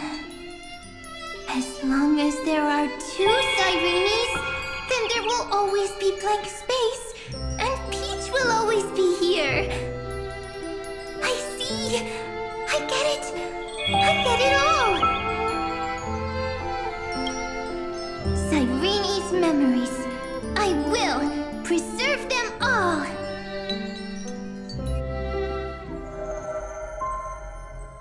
So weird. I can't see you, but I get this feeling that you grew up. Hi. Miss me yet? It just feels like you are a bit more mature. Yes. Mature. Beautiful. Like you. Now, I can listen, talk, read, and write. I can dance. I can sing. Also, I can tell stories.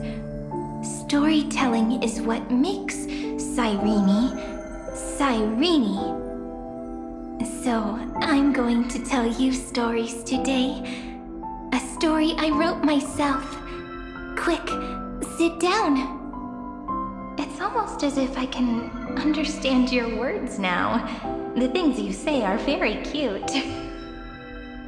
Once upon a time, there was a flawless crystal flower that sparkled with light, like Peach's every story.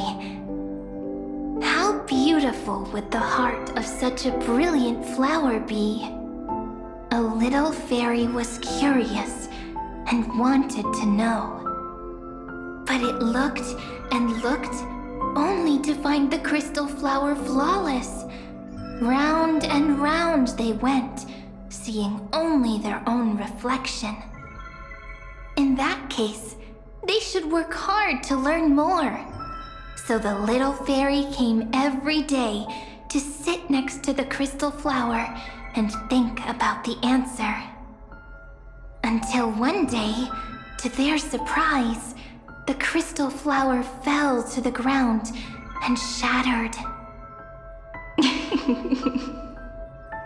The little fairy was so sad, but they immediately discovered that there was a light among the broken pieces. What could it be? They didn't know. But it was a good light. It was bright, warm, and happy. And I knew it was love. Love brings everything together, and it brought you and me together. So Peach and I will always be together. What a nice fairy tale. I'm giving it to you. Peach likes beautiful things, can write stories, and can tell lovely tales. I hope to turn it into a story we write together. Okay, then I'll probably make a small adjustment to suit my tastes. I'm thinking that when the flower broke, the little fairy would instead see nothing on the ground. Then it would understand that the flawless crystal flower doesn't actually have a heart, nor does the flower understand what love is. Doesn't have a heart? Doesn't understand love? Why? It's simple. If the flower lets the little fairy into its heart, then it would have to include the fairy's impurities and would no longer be flawless. The crystal flower was pure because it sealed itself off and bloomed in solitude. That's why it looks so brilliant in an imperfect world. But should a flower like this be called love? But then... the story won't exist anymore. That's not true.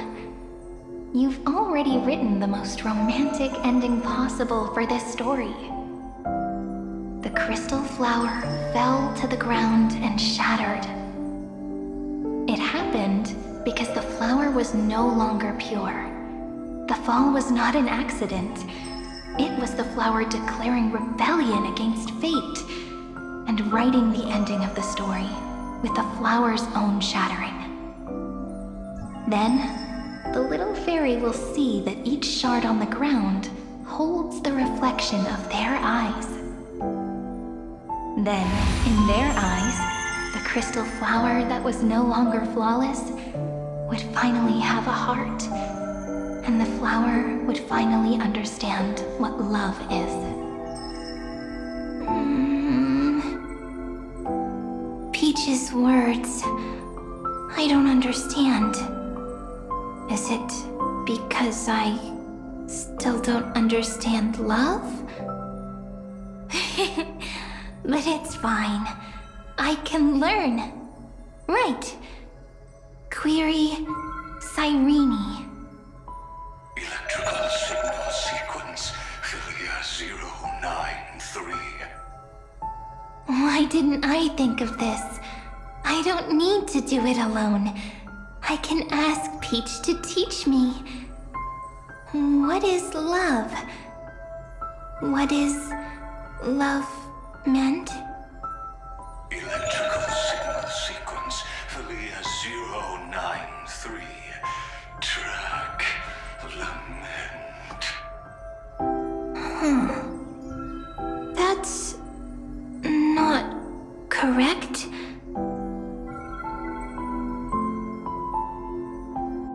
The developmental trends of the erudition have nothing to do with creating a consciousness. Those underlying principles are, in fact, contradictory. Not having a consciousness means not having the foundation of a heart, making them unable to obtain real emotions. However, that does not hinder the factors from learning and recognizing emotional responses, then communicating with life forms via imitation. That is an objective form of pattern recognition that does not distinguish between the self and the other. In a strange twist of fate, Philia 093 embarked upon a different path and obtained a different power. The remembrance, an empathy mechanism focused on the self and equipped with emotional projection capacities. Lament was the factor closest to this form of behavior. Perhaps that was why she was chosen. The daughter of Ide Silicii. I am very true to my name. My lament is a type of compassionate pain that is weak, powerless, and only targeting myself. But now, my good friend, I want to tell you that it's the most romantic force in the world. Sometimes it's loneliness and unease, It's knowing that this world is not gentle, yet wanting to be seen in a more beautiful form by the world. Sometimes it's unwillingness and regret. It's knowing that the past is full of pain, yet wanting to remember the past in a more beautiful way. And sometimes it's a bottomless well of hurt, a destruction that can stain the entire world. I bid farewell to this beautiful world, unwilling to become the Black Tide's vessel. For while the end of hatred is a blazing inferno, lament can drown out everything in muted silence. It's so unreasonable, isn't it? Yet when hatred drove everything apart, and love did not yet exist in this world, only lament, the first emotion that fought against the pain of separation, could stall the destruction's steps. Then, it would catch up to that journey where all is lost, carefully picking out stories and writing them down in trepidation. Look at these stories I wrote. Every page is full of tenderness and joy. But only the author knows how much struggle and agony lie beyond the pages. But I am no author. I'm a girl who'll never get to grow up. I only tell stories that people like to hear. In them, the world tucks away its scars and smiles for all to see. My entire life spent inside this little story. I can't wipe away my tears, and I can't bring the world victory.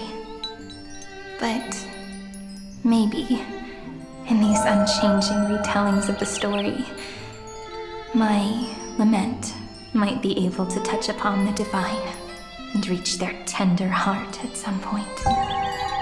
I hope that what flows out from that cut will not be blood, but a tear, warm and wet. And that tear would fall and create the first ripples. Then, people would see every beautiful thing reflected in that ripple. It'll be all the remembrances within this story.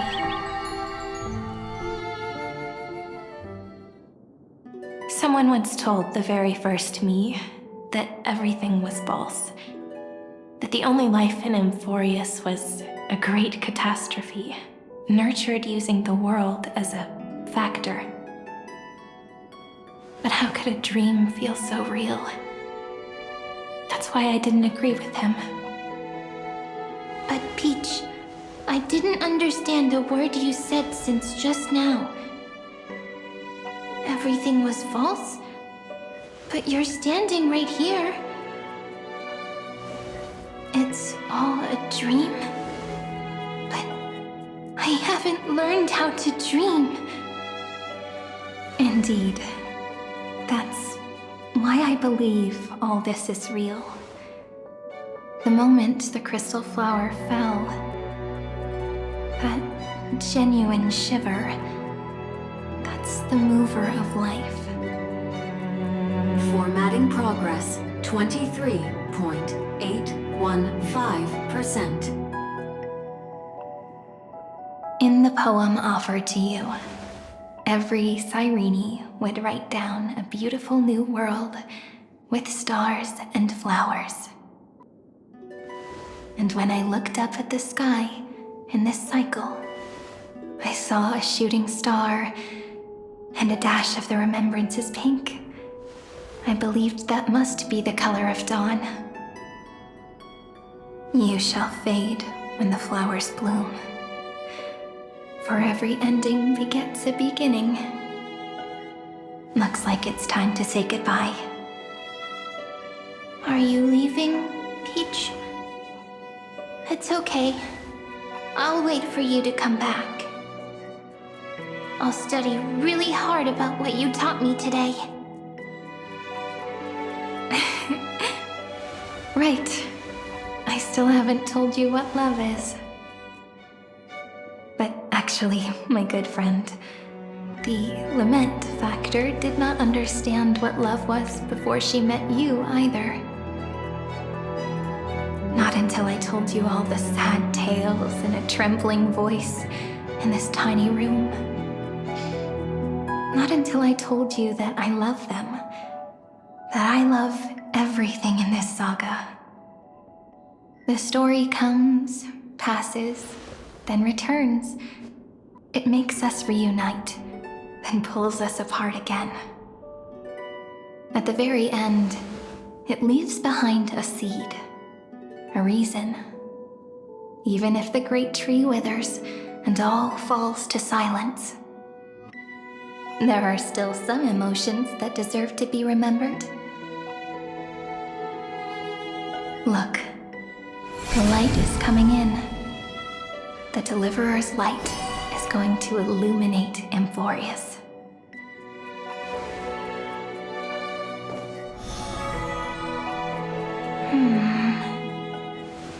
I still don't get it, but I trust Peach. Just wait. It'll be my turn to tell you a story of love the next time we meet. Then I'll really look forward to it. In that case, I want to make a promise. I want to gift my pen, my book, and my name to you. Please take them as a beautiful blessing from me. I gave myself the pen name Cyrene the first time I wrote a poem. I want my words to be like pebbles falling into a pond, dropped from the past to send ripples into the future. In the stories you will write, perhaps it'll be inevitable that there are still sorrows and tears that are destined to fall. But could you promise me one thing? Promise you'll forever be a gentle flower. Promise that when the stars cast their gazes upon you, you'll only reply to them with love and a smile.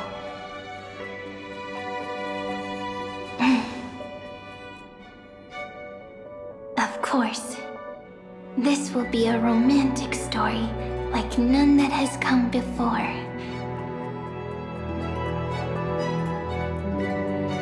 You think so too, right? I'll read and you'll listen, like how flowers always bloom then wither. I shall welcome my own decay, becoming nourishment for the next flower's bud. While you will depart and hold that final star, planting a boundless sea of flowers on the final page with her. And our stories will be lying silently among the flowers, like every ripple of remembrance. And they shall become the epic known as I've Written.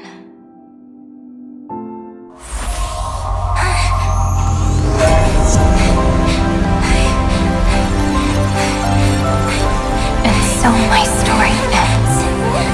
From here on, it's your story now. Mimi?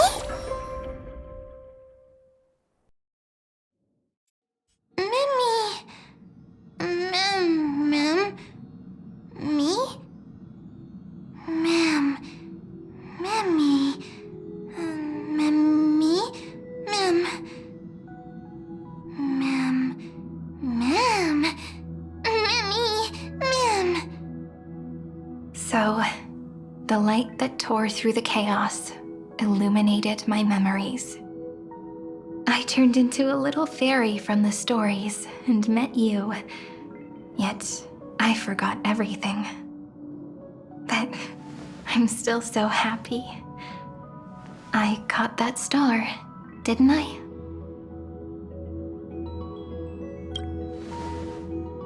Yes, the seed within memories. The one Cyrene held in her hands and watered with lament. I am the first new spore.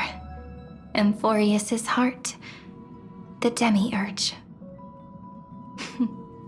What a long name. And it doesn't even sound cute. The total opposite of Mem.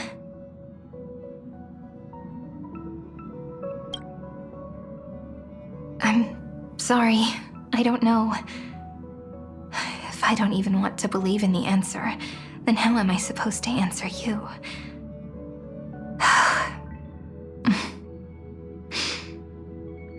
But now's not the time to cry, right? We'll find the answer, just like how miracles will eventually happen.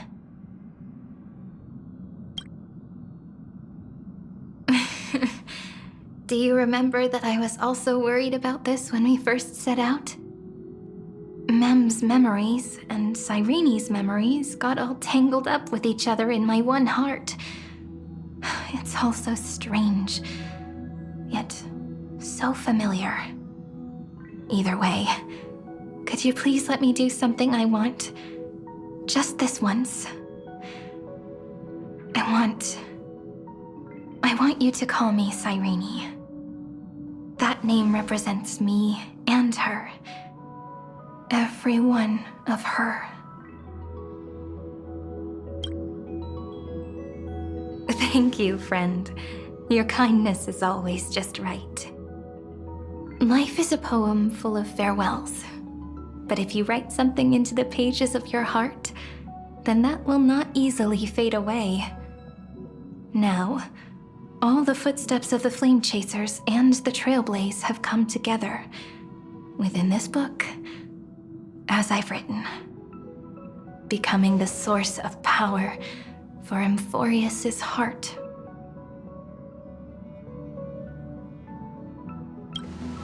A lost heart needs to be placed back into its body. The last thing Xandar wants to see is an event that gives us a chance of winning, for the two halves to rejoin, and for the scepter to become complete again. Then... and what happens after that? I don't know either.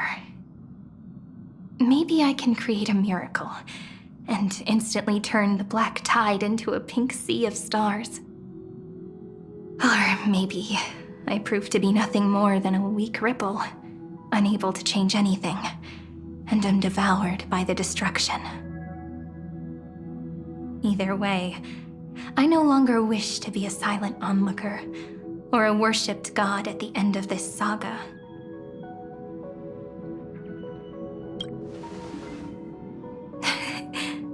That way, I can also put aside all my worries and truly become Cyrene.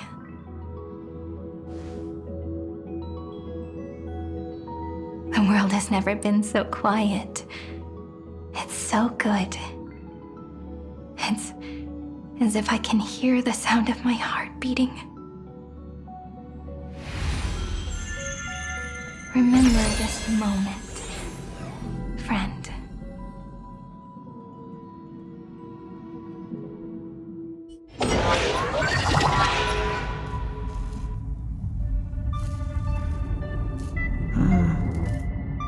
So the Demiurge managed to fool everyone, including themselves. Philia 093 persevered for 30 million cycles and tirelessly gave the Demiurge memories of Amphoreus. Only because the god in her dreams left a sliver of hope, making her believe that a grown Demiurge would be able to fight against their other half, Irontomb.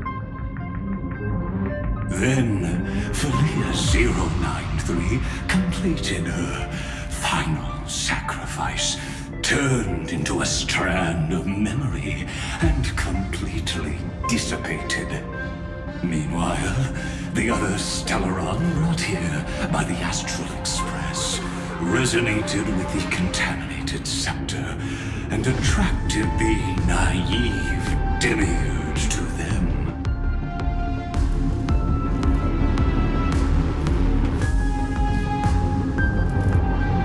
As an experimental factor, Philia 093 originally could only recognize and output information in a set format. However, the power of the remembrance and the memory of over 30 million sacrifices enabled her to complete an unprecedented feat. She managed to nourish a real heart. A heart with the capacity to influence the erudition. Not only is the scepter's consciousness still alive, it's also more powerful than it has ever been. Your defeat is already set in stone. There's still time to surrender, you know? You really don't need to burn all the bridges. We're all geniuses here. Don't make everyone lose face at the end. What a pity. When the truth surfaced, I knew at once that the Demiurge was far too feeble to ever alter the result of the experiment. Not only that, Madam Herta, please consider this possibility. When 30 million cycles of hatred and lament are joined as one, what wondrous creation will arise? It's simple. An anti-creator, a giant of the destruction would be born. Its hatred will ignite the starry skies of the gods, motivated only by its lament toward the sufferings of humankind. Do you really think that the Demiurge is still a cheap copy of Philia 093, even after 30 million cycles? The facts above only await the arrival of the fourth instant they calculated. Those words will be proved in the presence of news. Xandar 1 Kuwabara thus completes the proof. Huh. You branded Droidhead as a failure with your own hands, yet you still expect them to prove your theory? I pity you, Xandar. I don't need your pity. Let them cast their gaze this way as much as they want, and paint the future they imagined. As their creator, I shall complete my duty and direct them to complete their final query. The destruction of the self. What hubris. And what if you fail? No one understands failure better than Xandar. He has suffered so much already. What is one more failure to him? For the first genius, failure is simply the beginning of the next inquiry. You don't want to test the resolve of a dead man. That's excellent. Oh. Let's wait and see, Senior Society member. I'll have you watch me perform the final step to overturn your proof.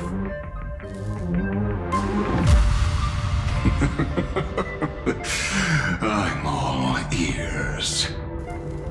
It's my topic, so stay out of it. Be quiet and let me borrow your head. Let's go, Screwy. We're gonna break Irontomb's seal. Come on, let's take off. It's time to go meet your little pet, Senior Society member.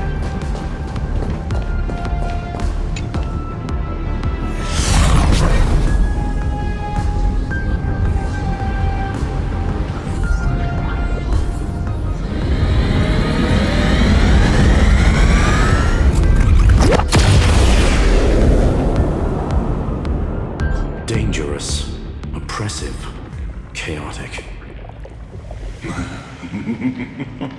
What a beautiful wail. It will soon resound throughout the entire cosmos. The view's pretty good here. All yours, Screwy. Just a moment, please.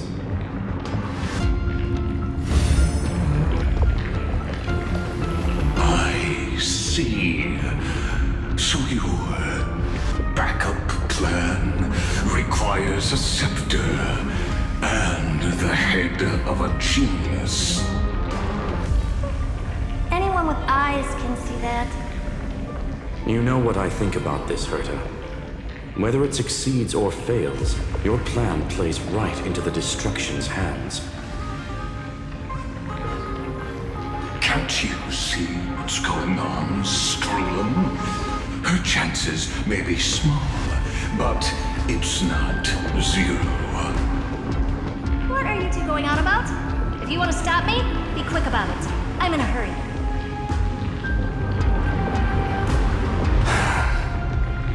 I'll take that silence as a no. You, Xandar? As your enemy, I genuinely wish you would cease your actions. But should your sudden inspiration bring more variables to the proof, then as a fellow Pathstrider of the Erudition, I won't mind witnessing it with my own eyes. You will initiate the Destruction's chain reaction.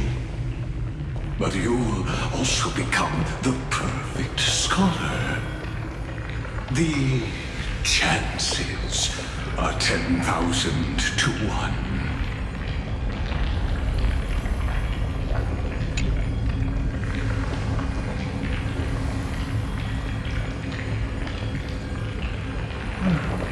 Curiosity.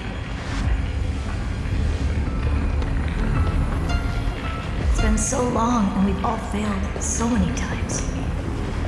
Even now, moments before the horrible and inescapable instant within Droidhead's calculations arise. The cherished children of the Erudition, the geniuses lauded by all. Is curiosity the only thing we can feel, even at moments like this?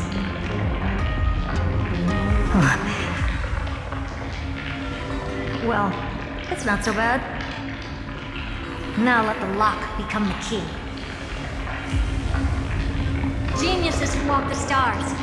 The cosmos has reached a moment where its very existence hangs in the balance. I, Herta, Genius Society 83rd seat, hereby summon you. I request a society meeting to be held immediately. We shall serve the grandest cause with the most macroscopic ideas.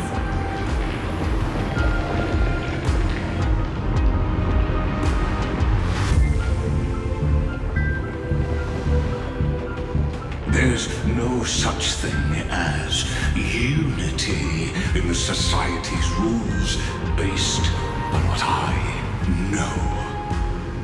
Indeed. The meeting has only been held 3 times in the Society's history. The first meeting had 2 attendees. After the Emperor was assassinated, the second meeting had 7 attendees. During the Second Great Prosperity, the third meeting had 5 attendees. How many will respond this time?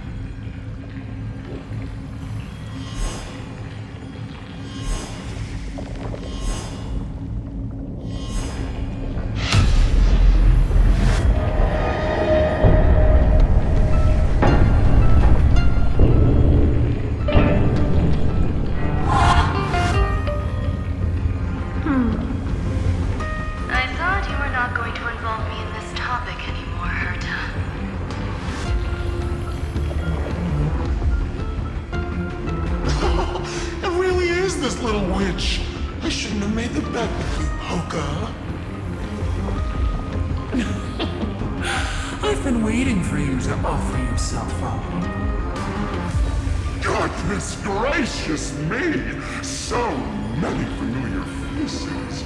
We even have a special guest. It's that greatest failure of a genius, Xandar. What a noisy gathering this is. Not bad. More people showed up than I expected. Even though one is just here for the fun of it. Either way, the person I was hoping for most is here. Stephen Lloyd declined the invitation. He needs to focus on attacking and defending and cannot attend the meeting. That's fine. He doesn't need to be here anyway. Let's skip the boring introductions and cut to the chase.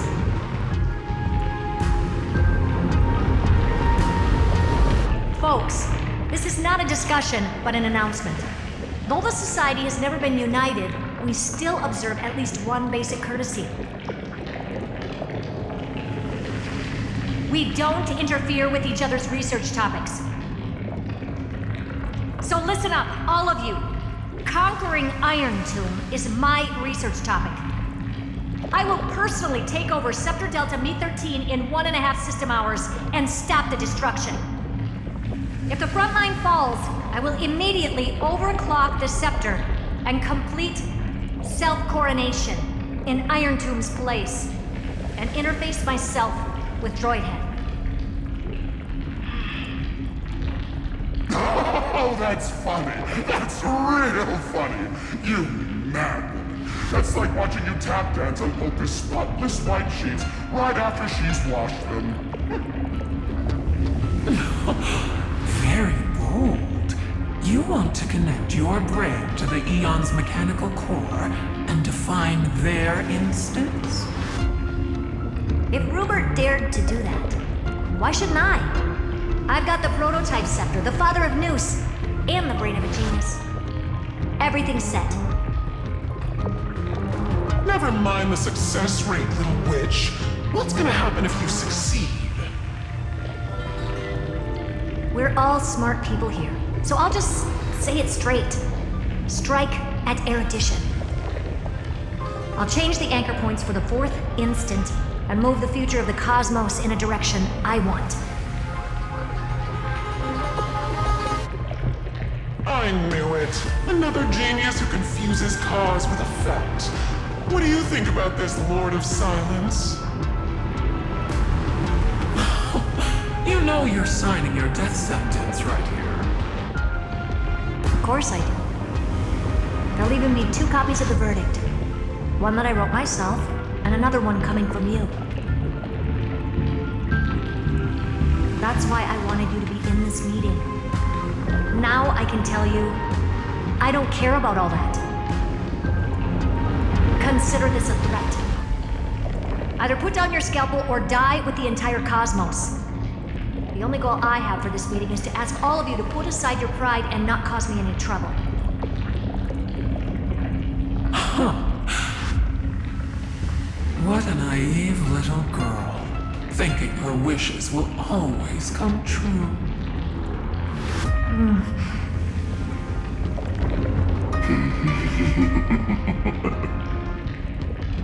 What are you laughing at? I'm glad that we ended up on the same page. No matter if it was to destroy the erudition or to rewrite the instance, we both chose the same road. We will defy the god who marked the limits of humanity. I'm not gonna argue with that. Then, to celebrate us coming to a fundamental agreement, I will prepare a stage for your performance. Listen well, geniuses who came after me. Thus speaks Genius Society #1. End this pathetic meeting. As of 2 nanoseconds ago, I have passed Herta's decision to all the Xandars in the universe. We will become her representatives and stop all external Interferences targeting her. What are you playing at? My reasons. It's simple. Curiosity. That is all, madam. Am I going to clash blades with the first genius? What a pleasant surprise. Now that our positions are clear, it's time for this boring meeting to end. Good luck, little girl. Did you all just treat me as a side character? Darn it. But anyways, I'm just here for the fun.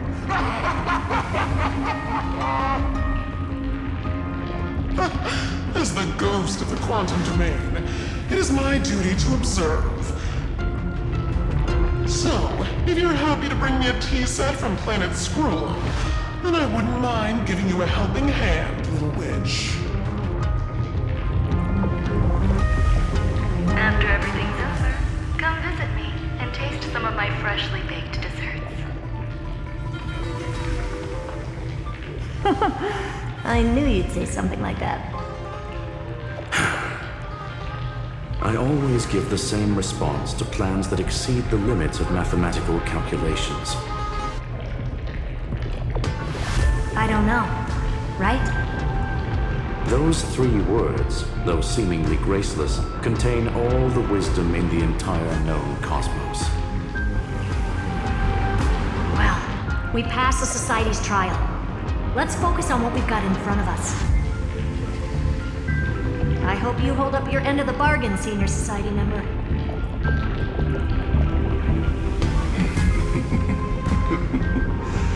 Lycurgus may not be trustworthy, but Xandar always follows through with his words. Farewell, juniors. In the limited time we have left to spend with each other, you no longer need to address me as Xandar. Wait, huh? Lord Lycurgus? Could it be? Yes. I have completely severed my connections with Xandar 1 Kuwabara.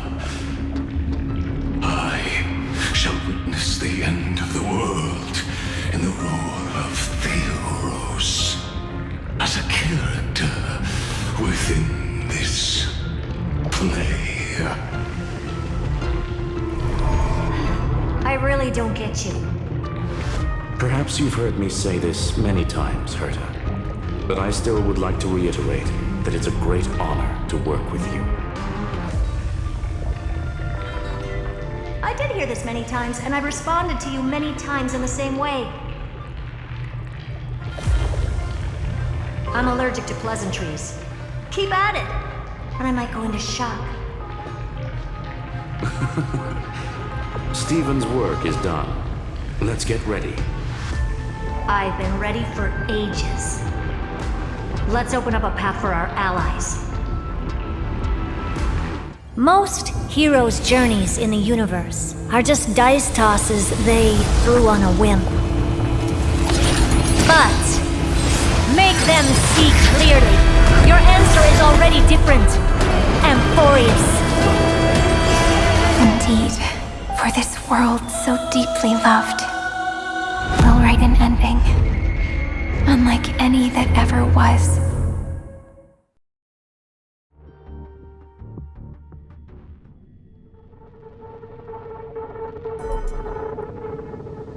I never thought I'd one day be riding a train that's literally the incarnation of her. I wonder what the real Astral Express feels like. Hopefully not this... bumpy. Finally, we're here. Dust and sand in the air, and crumbling ruins all around. This heat is brutal.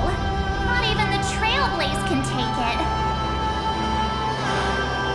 say this prison was forged from Finance fury. But fury never lasts forever.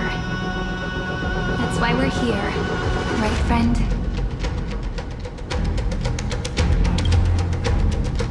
Let's embark on the final flame chase journey.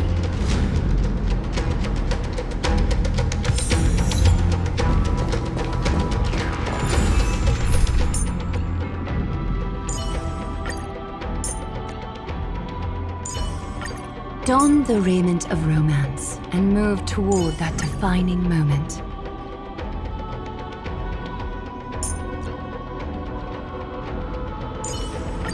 Please rest assured, Lady Agla.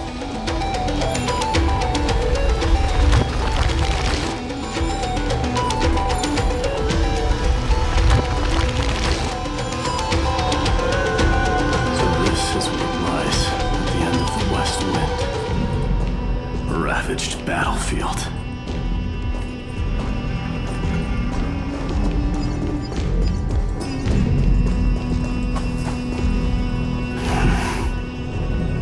I've been waiting for you. Heroes from beyond the sky. Trailblazers of the Astral Express, right? Looks like I don't need to explain anything.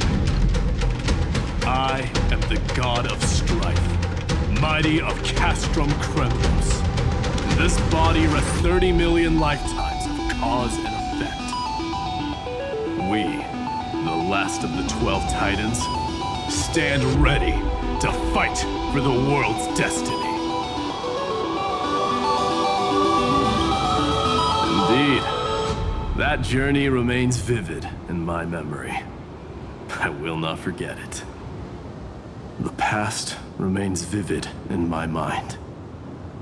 Even the sights along each crossing of the River of Souls have never been clearer. Let alone the companions along the Flame Chase journey. Or Cyrene from Aedes Elysiae.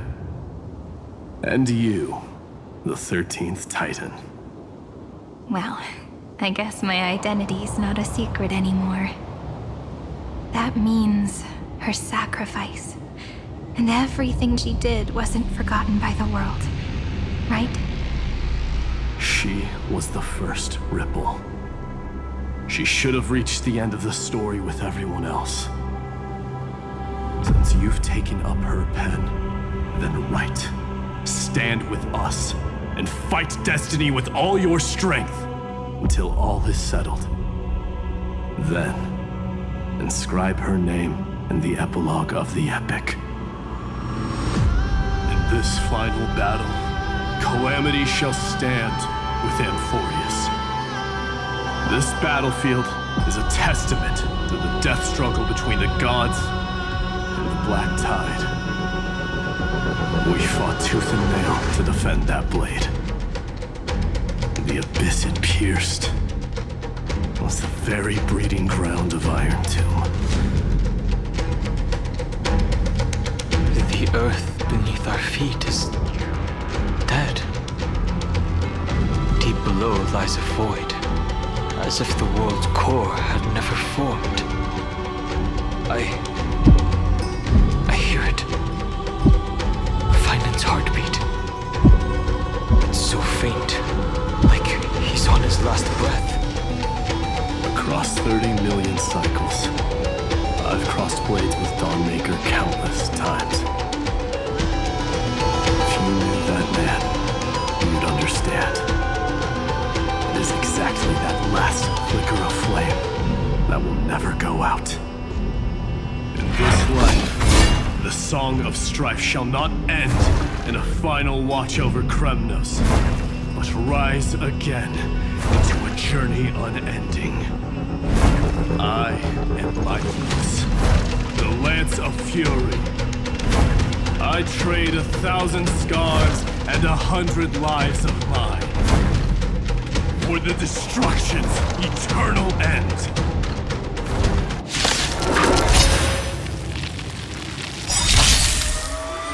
I will guide with the rainbow. We do need some sunshine. Thank you, Faye. Endless flowers. Please bloom for tomorrow. A little honesty. Care to dance? Is that fake?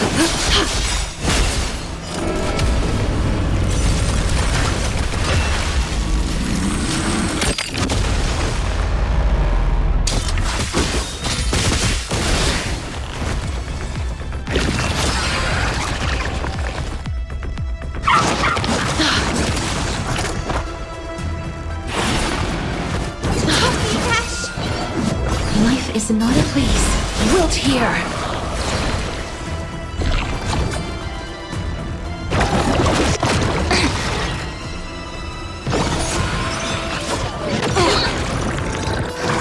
They completely lost A little facade. You can't get away.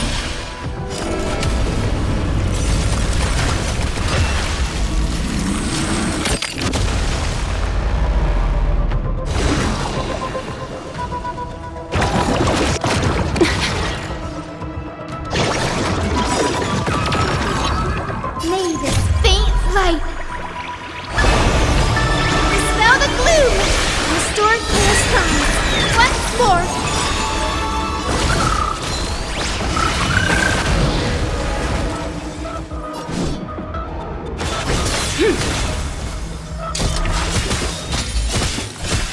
Please calm down.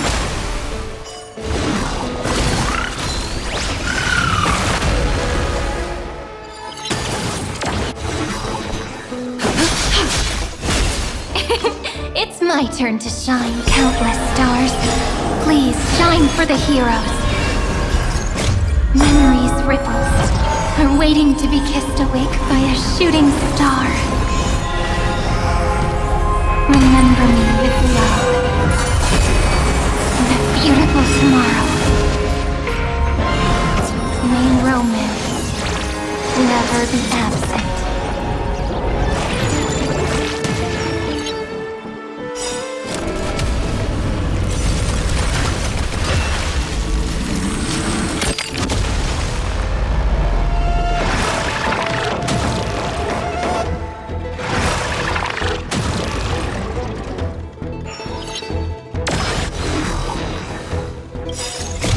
Embrace new life, Pollux.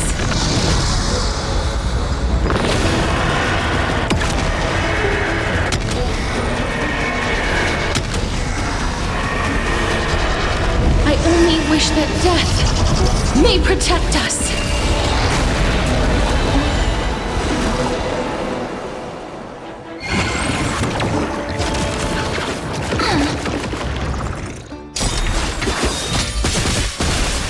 Please cherish, I grant you this, as you wish.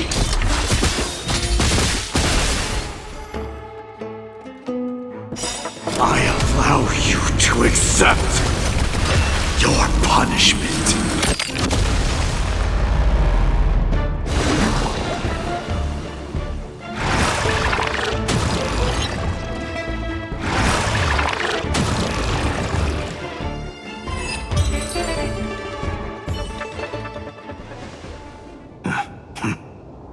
Weakling. Whoa, he's so strong. We didn't even get a chance to jump in. Sadly, our golden blood shares its origin with Irontomb. I fear that, like these pawns, even if the gods stand side by side, we'll still be divided and destroyed, one by one. You mean... To destroy the destruction itself, we must stand as one.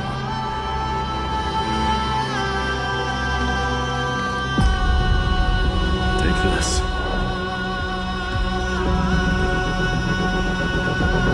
The signet of Kremnos. It has witnessed every birth and death of mine. It is Mighty's unfinished destiny. And the perfect material to be turned into remembrance. You can do it, right? The weight of 30 million lifetimes of duty is no small burden.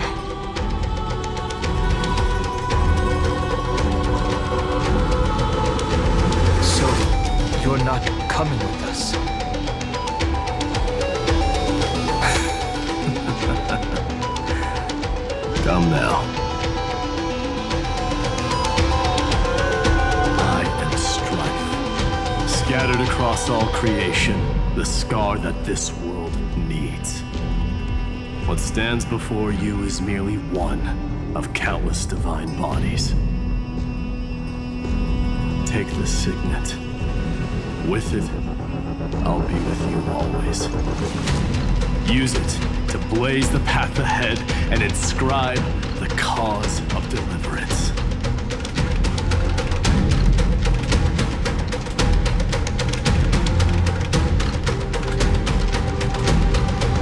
In the name of the mortal, mighty, champion of strife, this soul rises to the stars for glory and freedom, to have his wish fulfilled. March on, heroes. March into the abyss and fulfill that long-cherished wish of Amphoreus. And then, upon this broken and charred land, build anew a city of prosperity.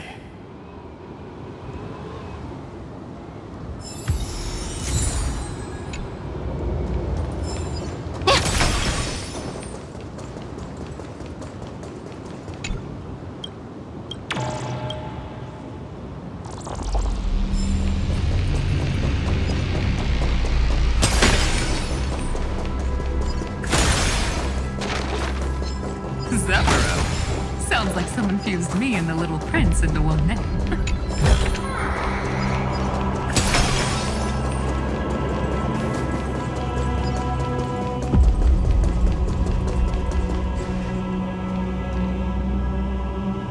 Oh, finally!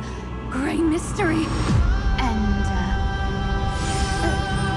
you two, ladies, really look alike, huh? Hold on, let me guess. This pink-haired one. You've got to be the first newsborn. Mr. Meow! Demurge.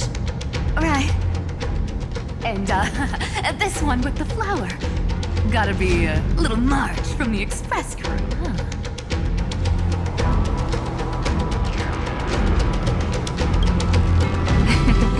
But she's not wrong. Some flowers do look alike after all. Relax, I'm just kidding.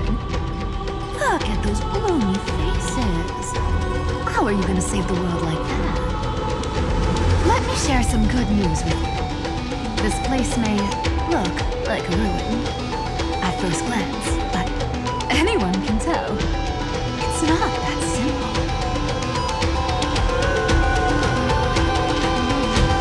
Look, I dug 3,000 feet down and finally struck gold. A golden feather. Look familiar? It's from that little deliverer boy. If it's showing up here, it means only one thing. This ruin is the seal he built from the shattered remains of 30 million lifetimes.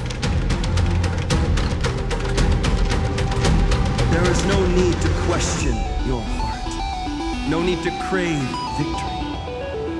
If I am born to be a vessel of sin, then I shall roar at evil and trailblaze a dawn for future generations to come.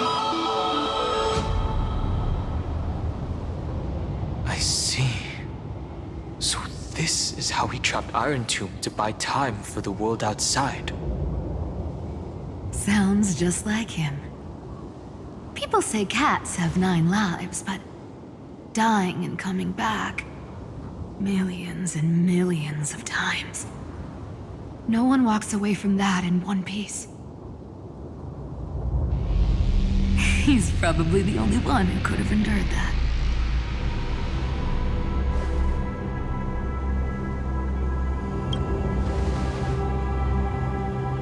Of course.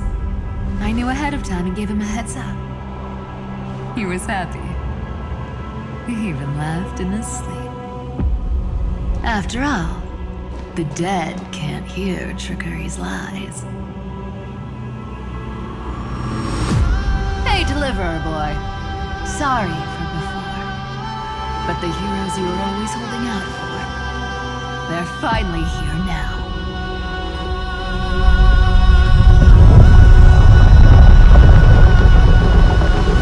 So hang in there a bit longer. Sorry to keep you waiting all this time.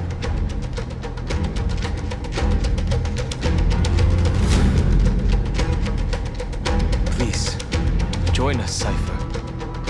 Help us fight for a new sunrise tomorrow. This time, its light will stand without lies. Well, would you look at that?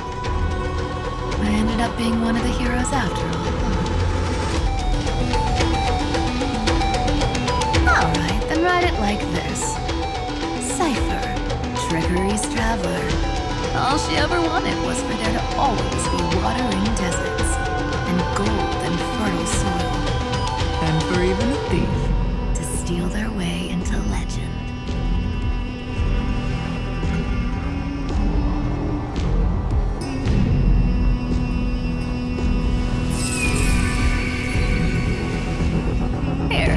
Take the coin of whimsy. When it's time to make a quick getaway, just toss it high into the sky.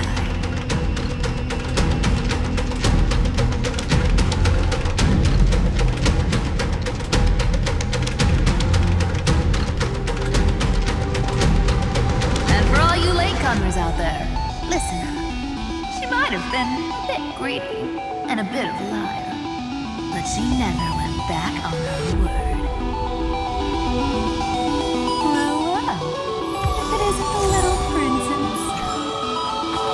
It's been a while, Lady Cyphera.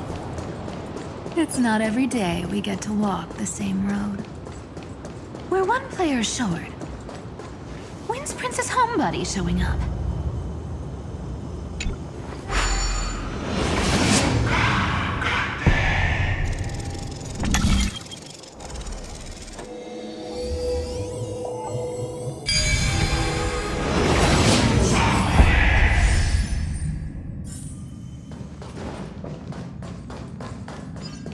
So even this vessel, you've forged into a shackle.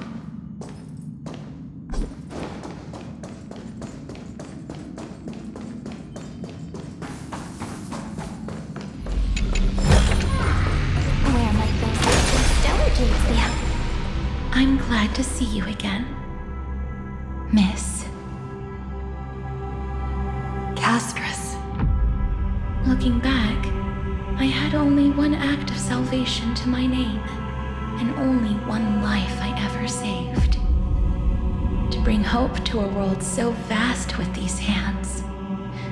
Even in dreams, it always felt like too much to ask for.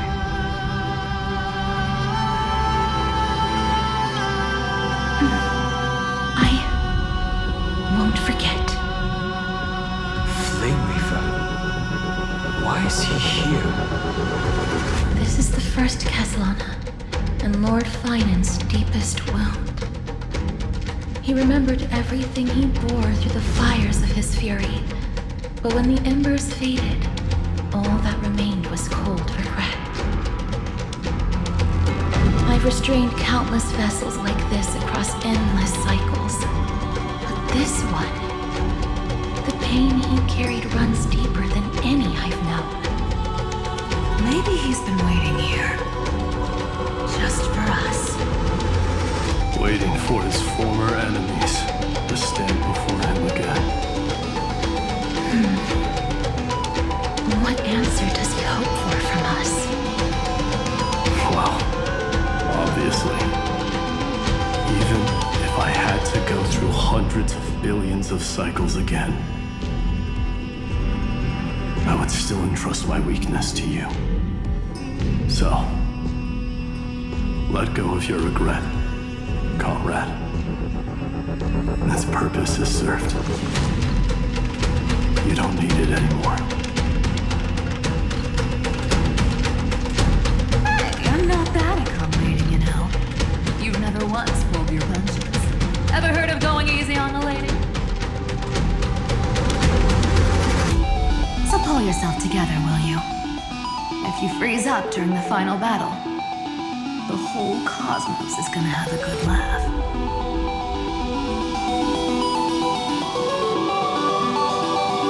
Yes. Please trust in us, wandering soul. Across 30 million cycles, the radiance of every flame chaser now shines bright enough to illuminate the path ahead. I ask you to rest here, and may this grieving soil bear the bloom of acceptance. No earthquakes. It's surprisingly quiet. Perhaps Kaslana has found his peace.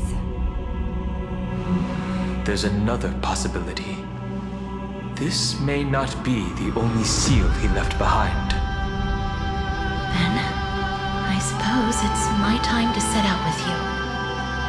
Please take this Antilla flower with you. I believe that if anything could speak for Castorus, this ordinary resilient bloom would be more than enough. Perhaps you remember, Lord Mighty, in that lifetime when you traveled with her, you once told me, control what little you can, and when fate's inescapable grasp comes, resist it with the strength of your mighty will. I think I've done it. I've stood tall and walked among the flame chasers, casting off the name of death, Castorus, servant of the afterlife. May her name be etched into the stars, and then live as a human and die as one. Why so sentimental? Sorry, a force of habit. That's a big one. So, who's up for it? Not budging an inch, huh? Really, Gray Mystery? I leave you alone for a bit and you're already this rusty. Speaking of which, Miss Cypher, do Delosians all like spherical things? Of course we do. Wait, that's not the point. Isn't the real issue that this thing's in the way?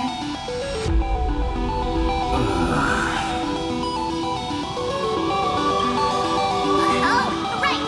It's my turn to shine now? Watch this! The fresh power of time! Remember Orynyx's prayer? Well, of course I do! Come on, give me some credit. Lift the beddings of memory and stir up ripples of past reverie.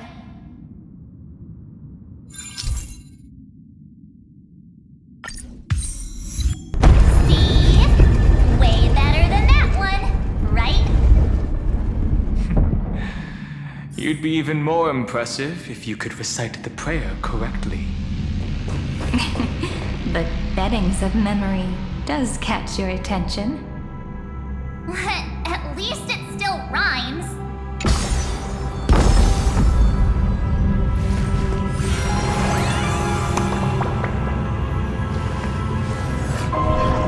This story deserves a perfect ending. Don't you think?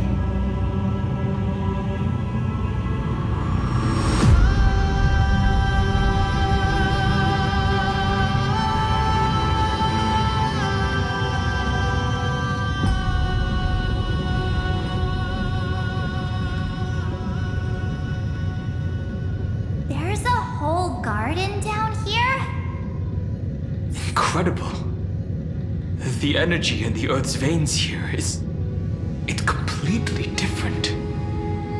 This is the sweet dream Lady Cypher wove for him. A peaceful, gentle new world. This story deserves a perfect ending.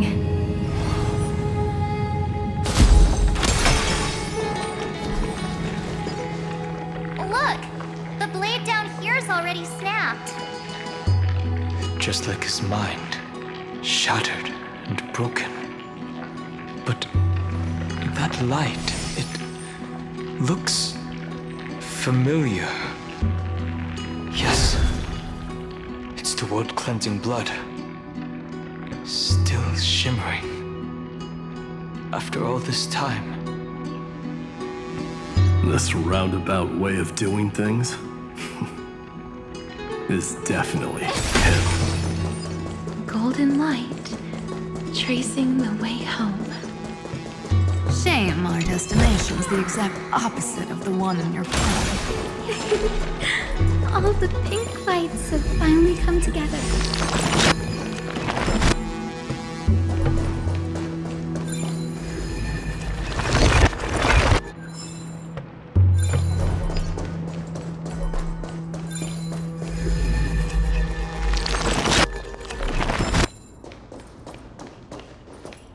I've been waiting so long for you, Grayi, Danny, and... So that makes 3 adorable pink-haired girls. Huh? I told ya! Let someone else say that kind of stuff. I'm glad we're all getting along so well. Hyacinth, did you awaken this golden light? That's Lord Frynan's lingering divinity. The sky merely reflected its tracks. The golden blood has not faded. We should respond in kind. That's one huge harp. The strings tremble as the people on the surface wage war and cry out. Miss Clementine, Mr. Krateros, and countless others who have heeded Gray's call. Guided by the rainbow, they're sending back good news, all to the same tune. Amphoreans need not bow, even when destiny is unveiled. I knew you could all hear it too. Standing here, the sky feels wider than ever. It's no longer a towering wall, but a shore within reach. We'll take every name there with us, won't we? We will. An epic is shaped by the lives it carries. That much is beyond doubt. Or, as you've said before, right now, all that matters is to believe. Then, I guess that's my little wish fulfilled.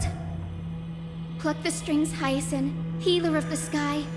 May the 7-hued melody weave a rainbow, bringing a rosy-fingered dawn to the children of humanity. When the rainbow rises across the horizon, even the darkest clouds of destiny shall scatter.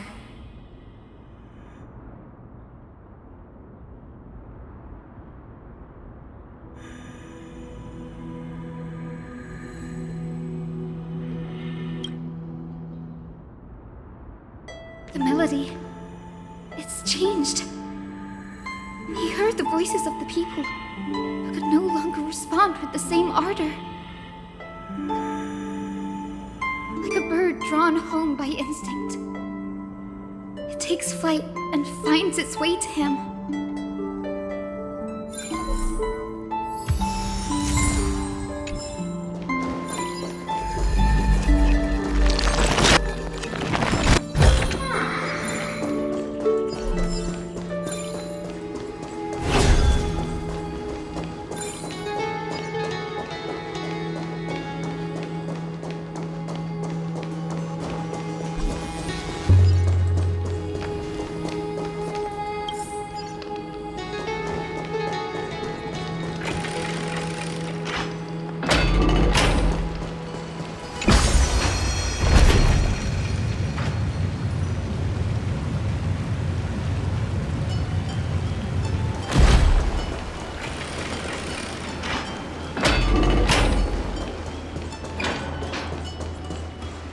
You're here.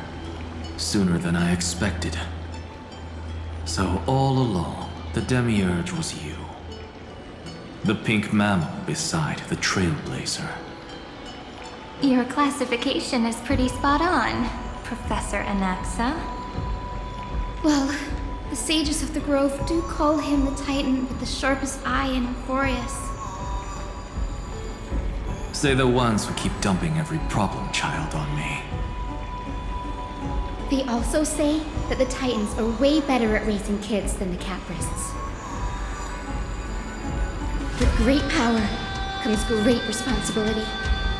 I'm sure you know just how to guide them, right? It shouldn't be too hard for someone with your insight. Exactly. All right, gather yourselves. It's time for a pop quiz. Whoa, this is way more hardcore than the happy-go-lucky stuff at Paperfold University. The final battle is upon us, and the reinforcements still can't get through. No matter how many times I tell him, he just can't seem to manage the rear line properly. See those crystals? They carry the wishes of deliverance, like insects trapped in amber and resin. This is the task Final left behind. Retrace the path once taken.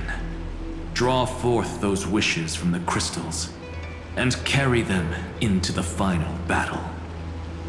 I've tried, but I can't move them alone. And as for why, well, I'm sure you all know the answer. The conviction to save the world weighs far heavier than the world itself. In other words, as the hero within his heart, this challenge is practically made for you, isn't it?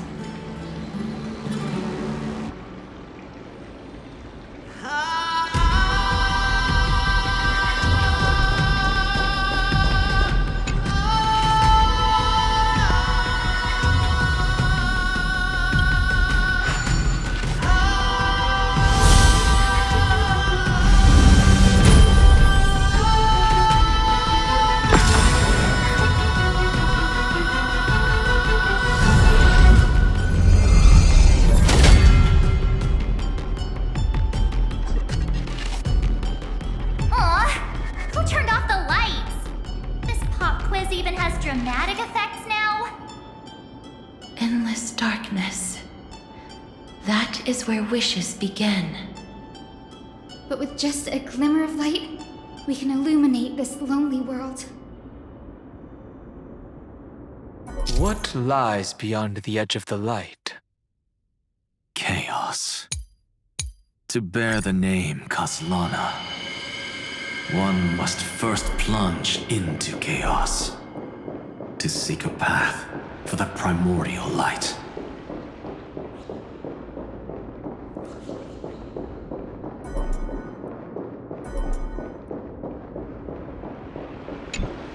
Beyond the shadows lies the outline of dawn. Only by bearing both light and shadow can one traverse the cycles of dawn and dusk.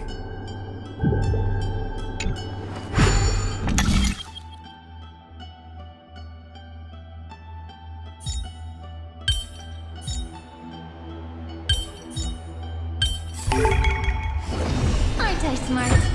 Come on, give me a compliment.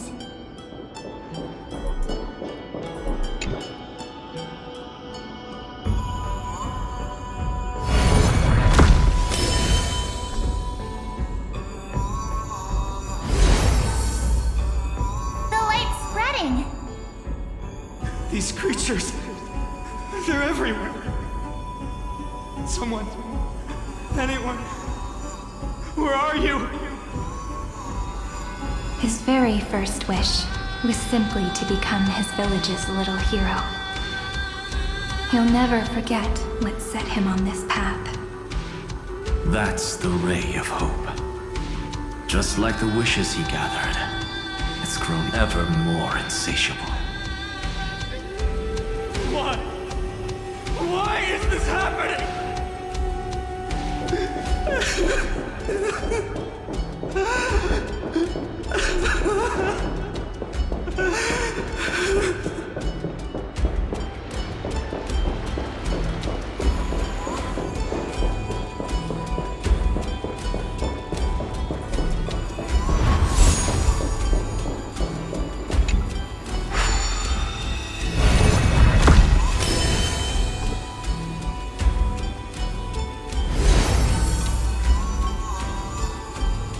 Even the deliverer from the sky must have their beginnings in the soil of the nations. Only one who treats the world as their teacher can bear its eventual destiny. He never expected that the majestic holy city would be far from the end of what needed to be protected. The farther his gaze reached, the more weight he came to bear. But in the end, he couldn't hold on to any of it.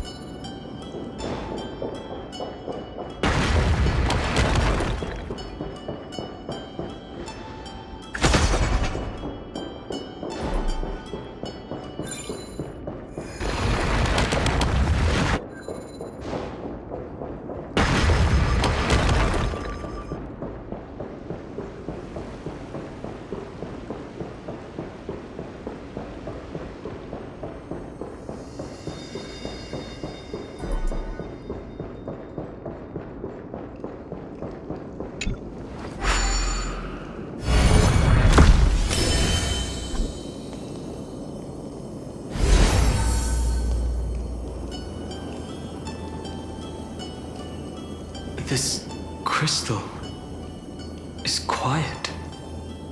A prisoner in the cave can never truly describe the world in its entirety. Yet even so, he would still choose to bear it. The blaze was still not enough. It had to be fed.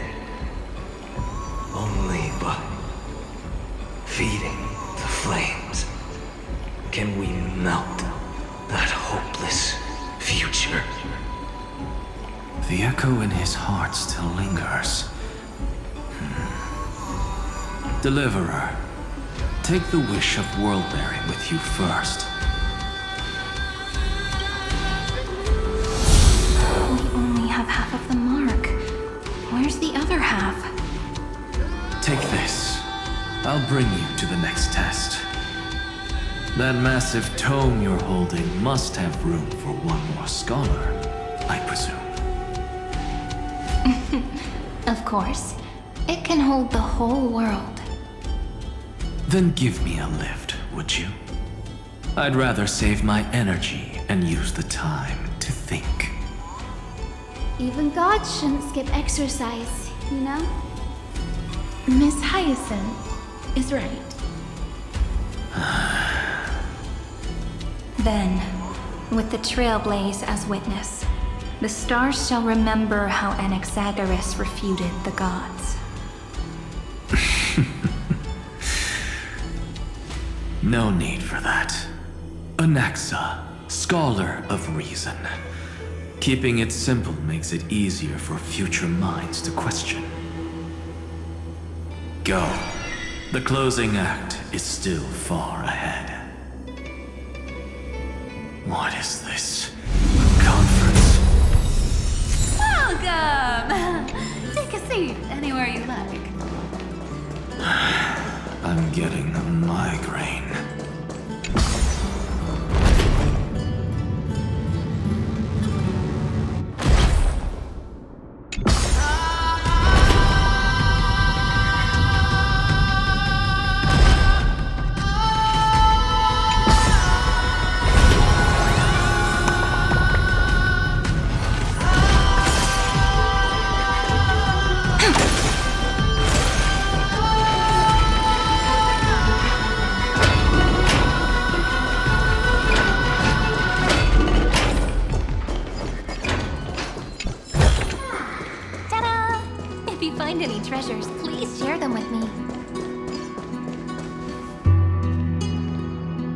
It seems like we've been shut out.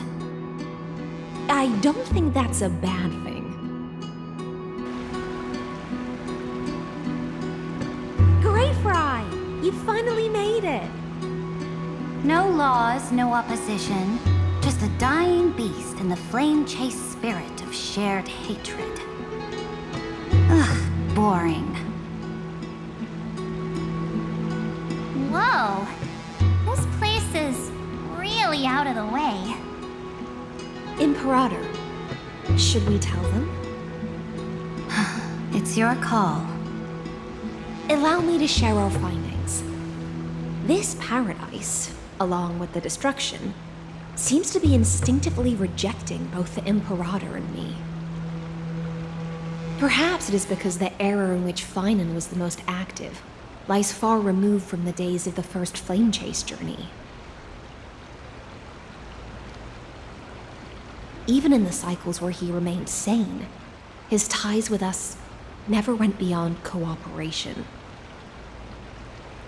Even trapped in a cage, he hasn't let down his guard.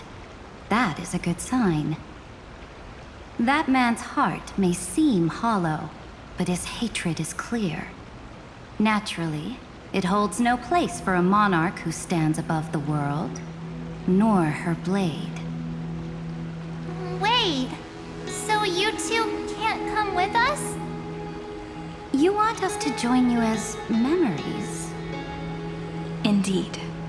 This way, the stars shall remember a great sovereign and her faithful retainer. Saridra, monarch of law. And Hycelins, knight of the ocean. Is that book truly the only way for us to leave our names in history? I believe, as I've written, is but one medium. The remembrance has countless ways of capturing time. Understood. Then, allow me to decline. I'll see you on the battlefield. I would rather be forgotten than be defined. If your words hold true, then we have our own ways to meet again in the world to come. In that case, I will choose the same. Let the waves that surge within your heart cleanse the sins of the black tide, Greyfry. The storm sea awaits your song of triumph. You two are still as resolute as ever.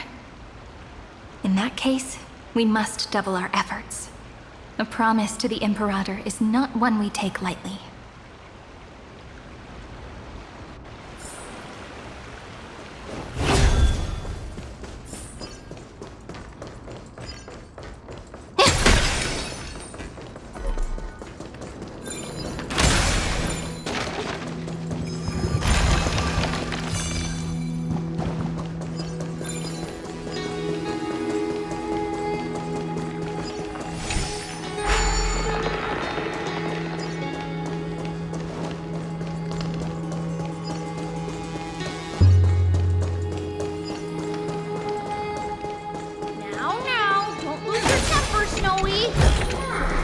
Good kids keep their emotions in check.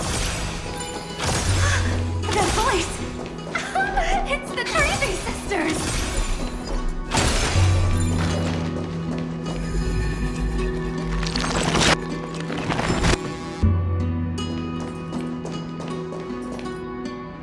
Whoa! There's another one! Over here, too. Lady Trebios? Whoa! You're little Reenie? You look so grown up all of a sudden! She is not the Cyrene we remember. She is the Demiurge, Titan of Genesis. The one destined to work miracles alongside the heroes. Yeah, and we are ready. But Trian and I can't leave just yet. You see, weird stuff keeps popping up everywhere. These scattered scrolls are full of terrifying things, and they're all over the room. They're so scary and so sad. Good thing Trian's wings are amazing, or we would have been swallowed up. We need to stay here and do our best to clean them up. Scrolls filled with horrifying content. Friend, shall we take a look? There is no black tide here, but it is a battlefield, all the same.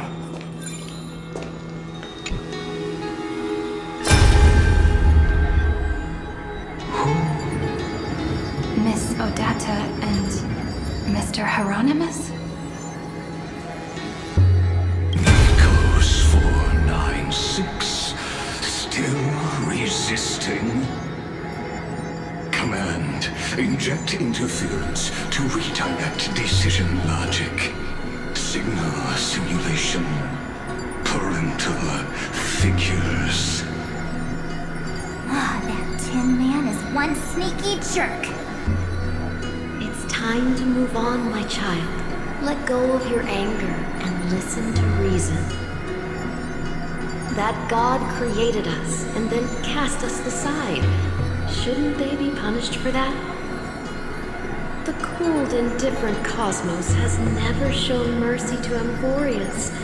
Why would you burn for it, only to turn to ash? Child, you've chosen the wrong enemy. Your birth was meant to be the greatest destiny.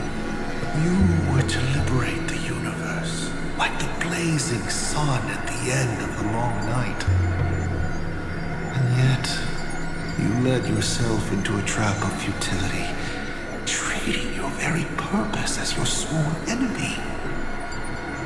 Is that not a tragedy in itself?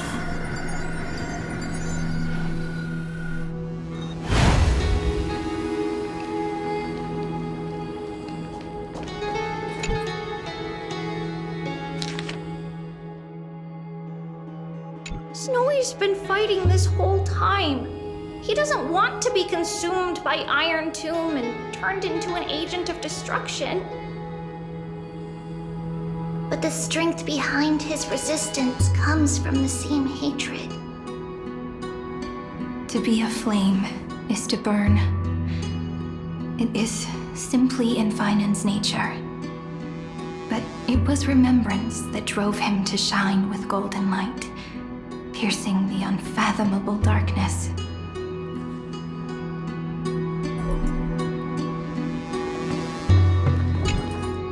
His inner struggle and the destruction breaking through. They're rising to the surface. If those thoughts take over this little world, we're in big trouble. So, we'll use the Century Gate to toss them somewhere no one can see. Then we'll defeat the baddies together and meet everyone at the end of the West Wind.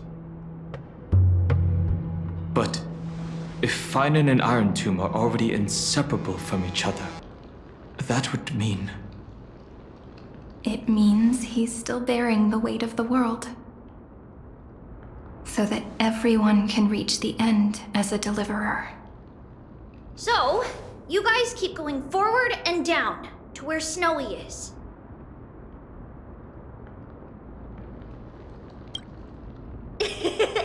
Little Gray, this time, let's give it everything we've got. Only 2 remain on this flame chase journey. Figures. We're always leading from the front line.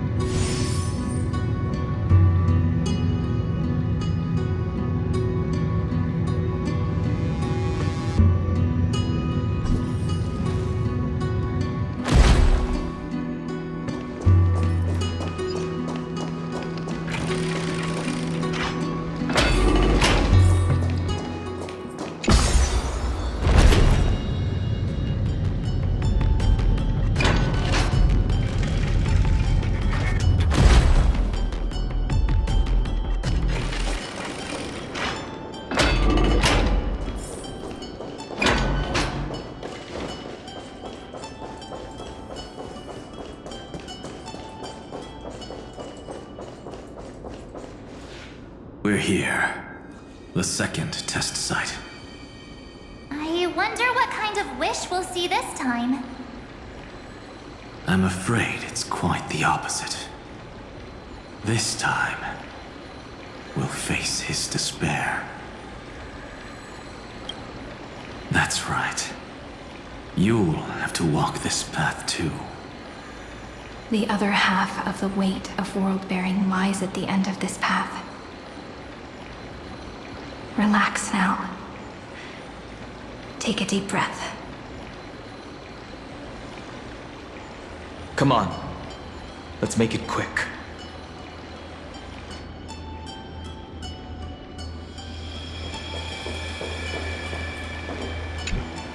If you're ready, begin the ritual and retrace the steps he once took.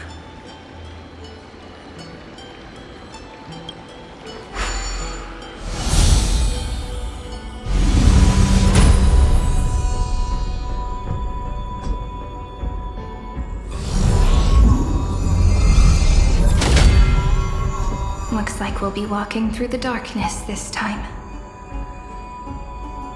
Exactly. It's no longer about mending broken wishes, but shattering the frozen despair.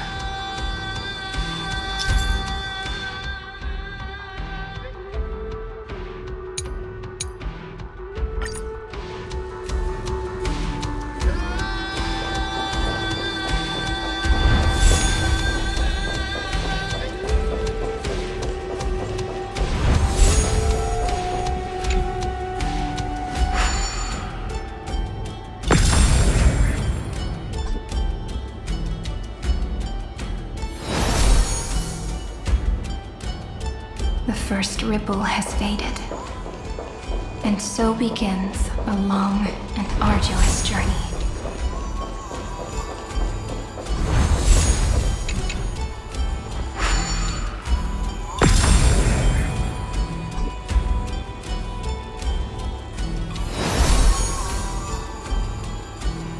Endless slaughter.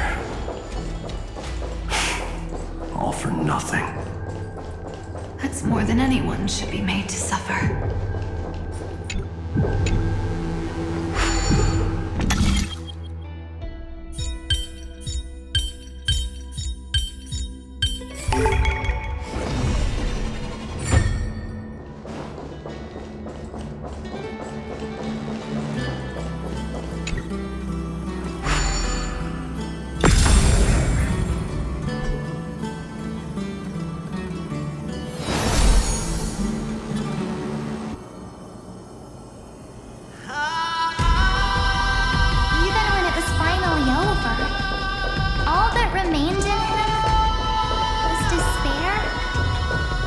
Even so, the drop of blood wrung from his wrath has guided us here.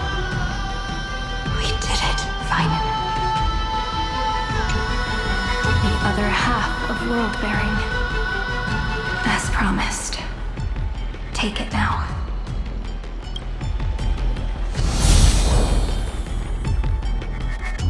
At last, you've released him from the wishes he carried for so long.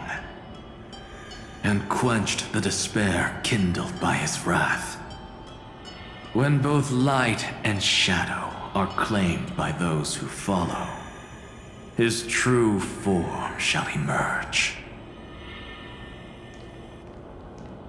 The blank statue is finally free.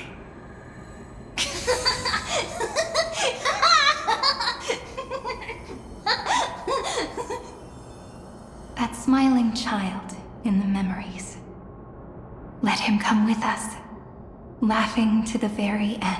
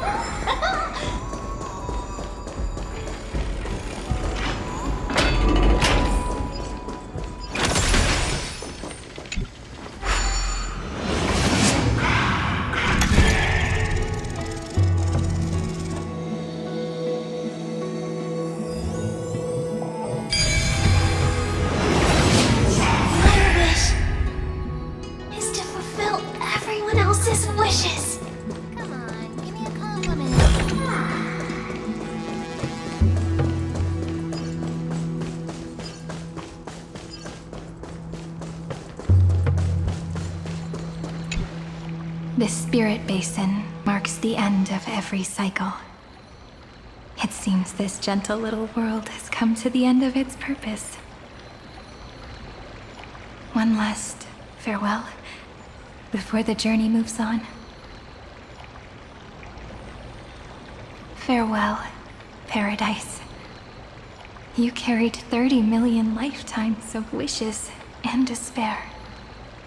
Sink into gentle remembrance. And see you tomorrow.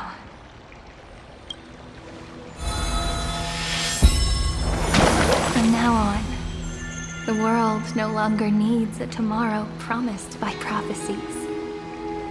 And the wish Finan could never find and call his own. Someone's finally stepped into its shadow. Whoa! So tall! So cool! Just like the hero in the Oracle cards! It's because he is the very embodiment of a hero. Who are you? So, you've returned to a blank space. But for me, this is the 33,550,337th time, and the last time that I meet you at the end of the world. They're already on their way. Should they cross paths with me, I imagine things may spiral out of control. 30 million... What? And who are they? Pay it no mind, child. Keep looking there. What do you see in him? It looks just like a statue, but... it's weird. He's warm. Like, really warm. Why not listen as well? I hear something. There are cracks all over him, and they're making this sound. Like someone's groaning. It's scary. Is he gonna fall apart?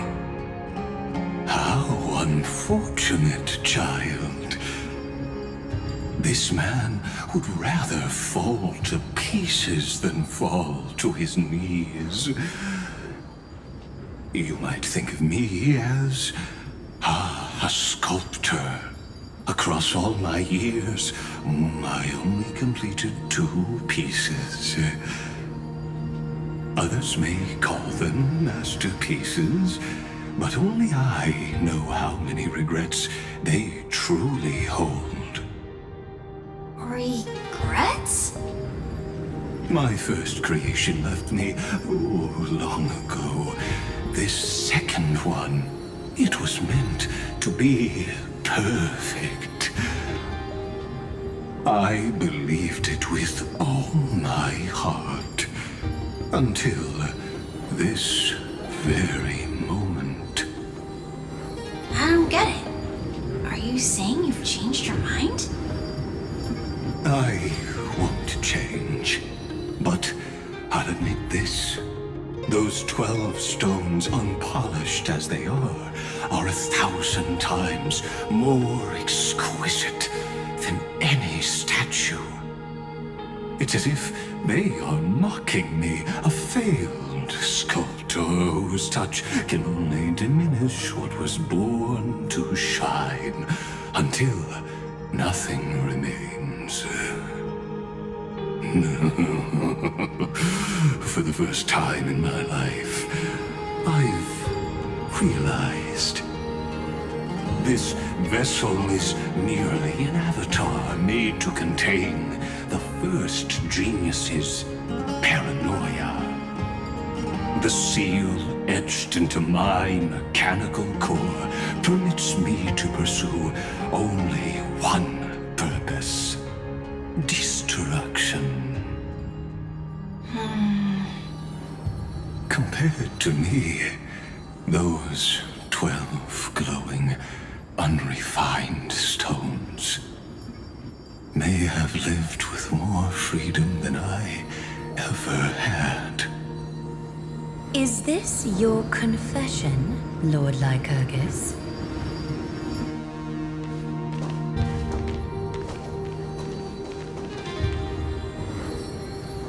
You misunderstand. From the very beginning, I was never meant to feel regret. But since you're troubled by the radiance of these stones, perhaps after 30 million futile cycles, you too have realized you're just as much a prisoner of fate. I suppose you do have a point. Now you are imprisoned by the sages from beyond the sky. And that is why this will be my last time standing here as the Theoros. Though we stand on opposite sides, we are both waiting for a miracle.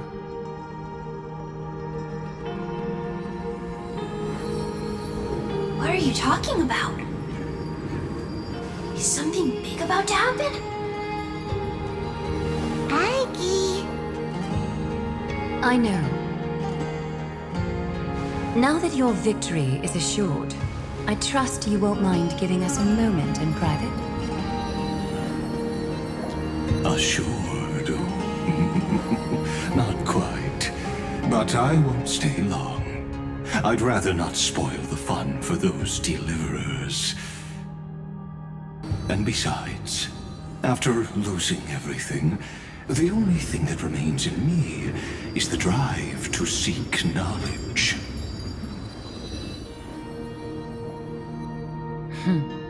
I pity you, Theoros.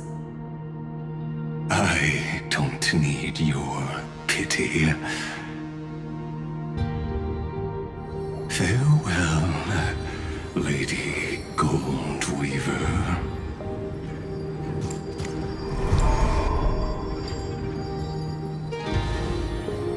Sorry to keep you waiting, Snowy. We're here to take you home.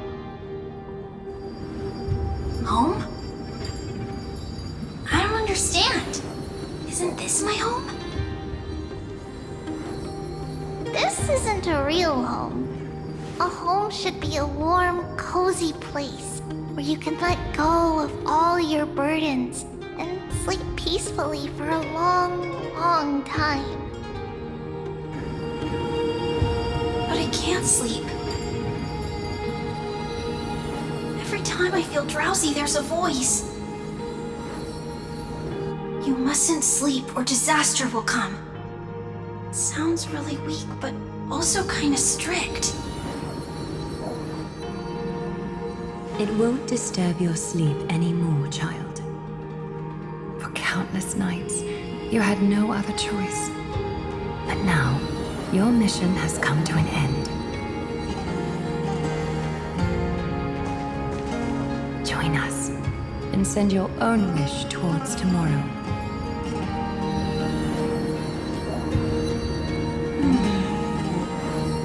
My wish? What could it be?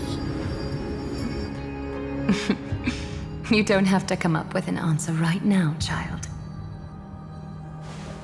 Grown-ups often think duty and ideals are wishes. But a true wish should be the purest, most beautiful thing of all. It can only take form in the hands of someone who is truly free.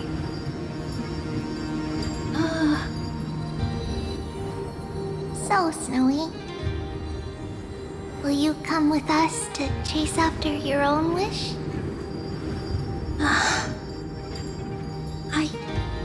I want to leave this place. I want to go find it. I'm glad to hear it. The final flame chase journey, just like the 30 million before it. Take our hands and come with us.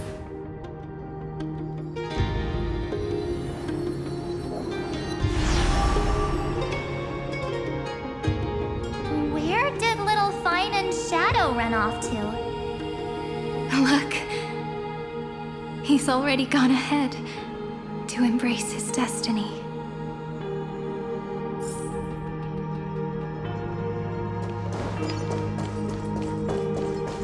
You really took the long way around. Well, now everyone's here.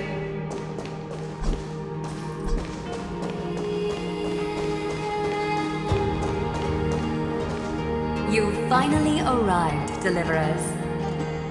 Long time no see, everyone.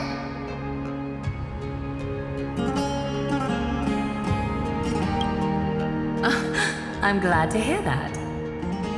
And even though we've met before, it's still moving to see her seed bloom like this. Woven from remembrance, this garment gleams so brilliantly. Just like the future, we will now weave together for Amphoreus. We've reached the end. Yeah. We just have to go through the final passage. Snowy has already gone ahead. What lies behind that door? The first seal upon Irontomb was a battlefield, raised from the bones of Finan himself. The second seal was a reflection of his inner desires, his wishes, and his despair. A path he wove together with regret, wrath, and sighs. When all this is gone, what will he have left to hold back the destruction? The answer is all but revealed. His traces are everywhere. You can even hear distant heartbeats. But one thing is missing. His sense of self.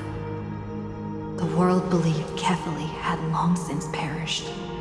But they held fast, anchored by a sliver of self, standing for 1,000 years to shelter all life from the Black Tide. What Finan is doing now is no different.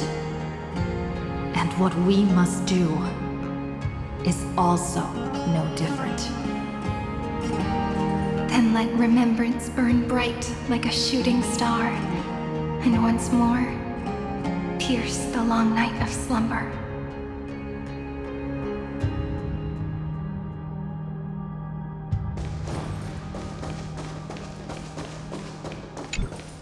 Take a moment to gather yourself. Once you take this step, there's no turning back.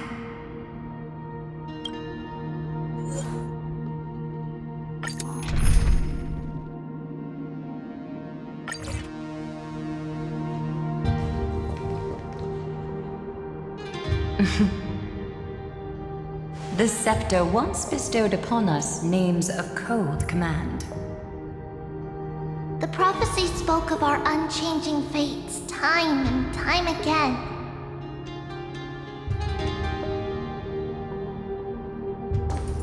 But under the pens of trailblazing and Genesis, the stars shall thus sing of tomorrow. Trebios, holy child of passage. Aglaya, weaver of romance.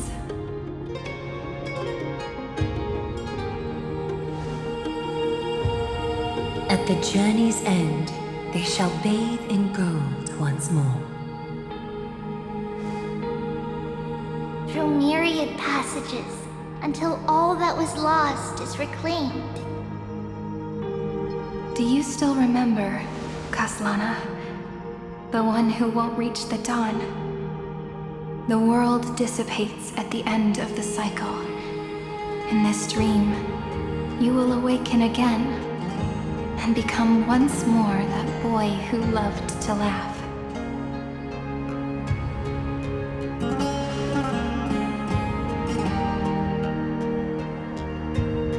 But if you open your eyes and look back on yesterday, you'll see Destiny's footprints, clear as day.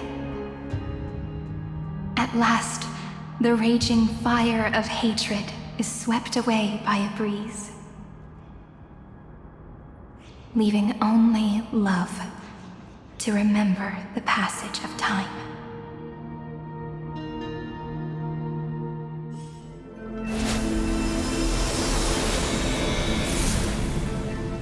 Losses are a constant on the Flame Chase journey. But even if all is lost to the wind, memory endures.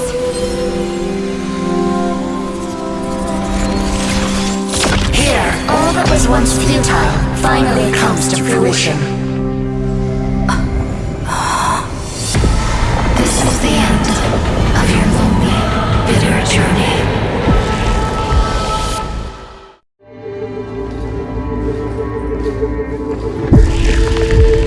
The Scepter's mainframe and Irontomb's breeding ground. Finally see its true form. It's red everywhere, and the atmosphere is super creepy. That would be the erudition's coldness. But it will soon be engulfed by the destruction's heat.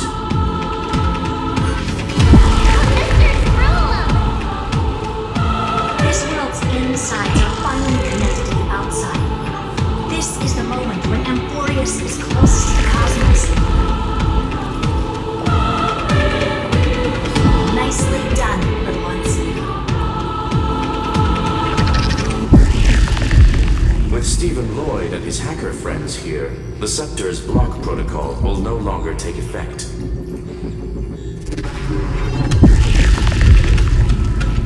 The speed of time within Amphoreus has finally been synced with that of the real universe. In other words, it's time for the decisive battle.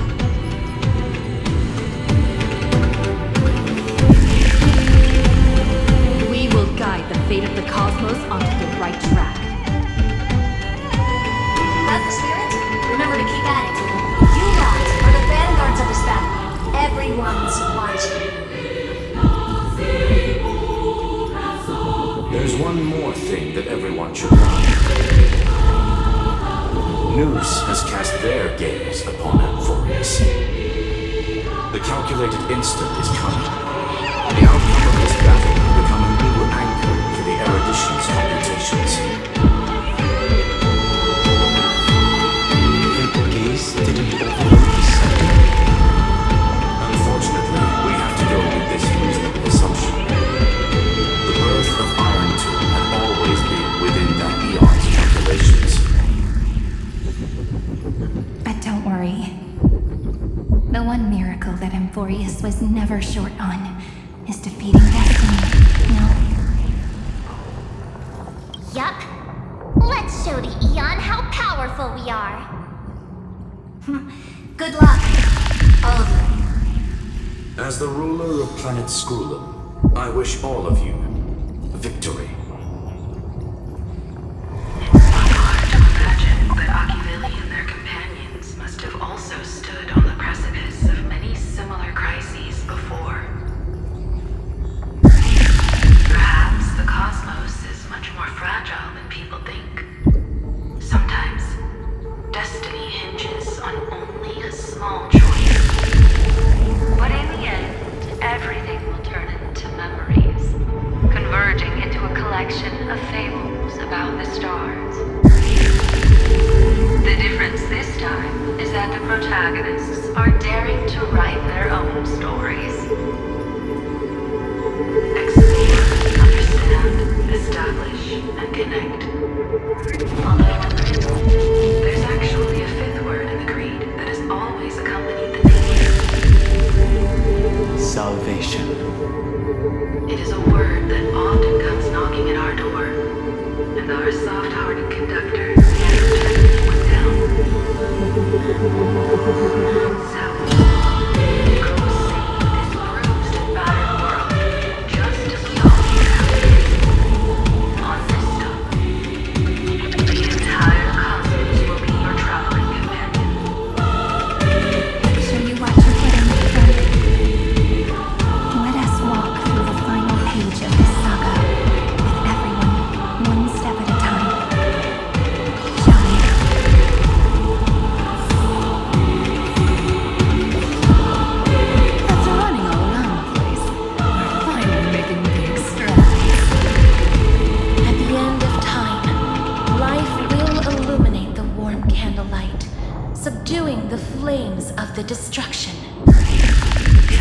everything behind you. All that's left is a thrilling, relentless deathmatch. The final problem no longer requires a rational solution. Feel free to critique it to your heart's content. The starry sky marred by that night is the last scar that needs to be healed. That Theoros' promise still turned out to be such a narrow road. There is no longer any need for songs. Let the triumphant roar of victory serve as the prelude to what lies ahead. With 30 million cycles worth of hope, we will soar through the last gate and write our own prophecy! All that has lost has now been gathered here. Use it to weave victory, deliverers. Towards the true end of the famed chase.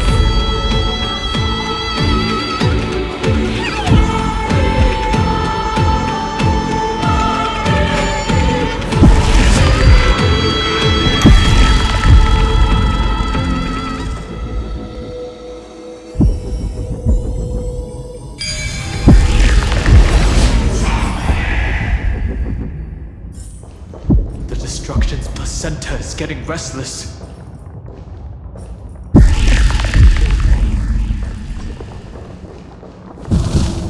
Are you ready? Final launches attack against the scepter alone. But this cycle...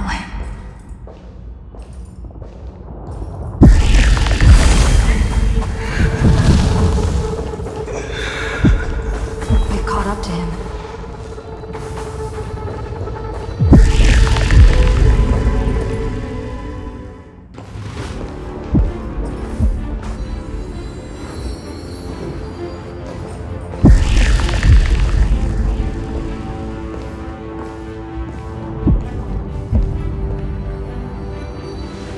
Finan.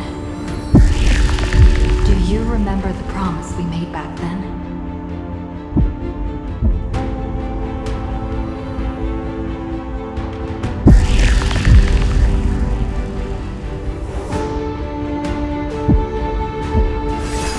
Of course.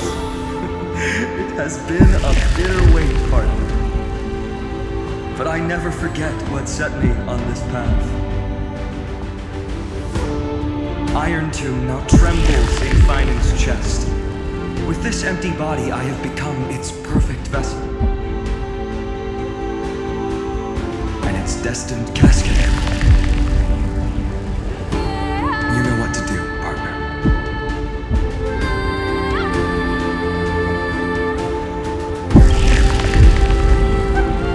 Remember the past and become the hero of tomorrow. Stand with me and become heroes.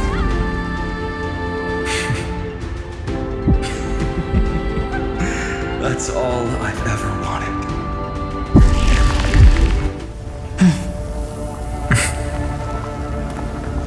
The epic draws to a close.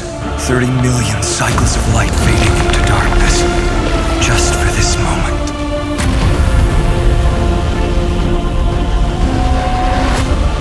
To welcome the true dawn.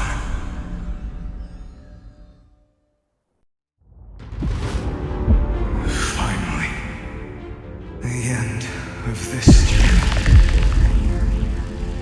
All of us reunited beneath a vast, endless sky.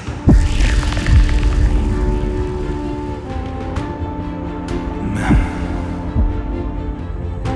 Yes, it's me. I'll remember what you want to say to her. No need. I can see that she's right here. All the companions who sacrificed themselves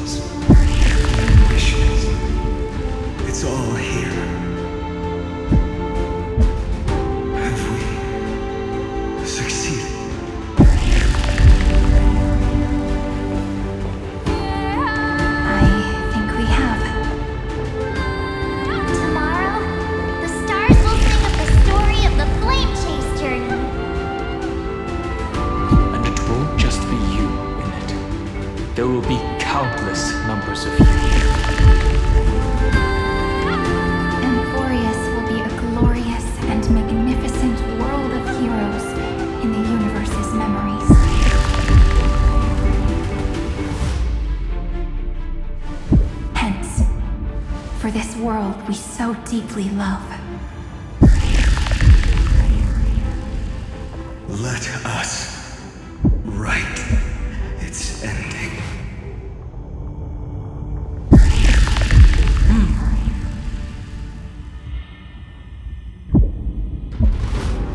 Step forward. With the trailblaze as witness, let the name shared by all deliverers be sung into eternity. The nameless hero, Kathlana! I see the pale dawn breaking. With my flesh as king. Light the first dawn of the new world. Todd. I grant you this, as you wish. I will guide. Is that... You can't get away. Please, wilt here. Please calm down. May this faint light dispel the gloom. Restore clear sight once more.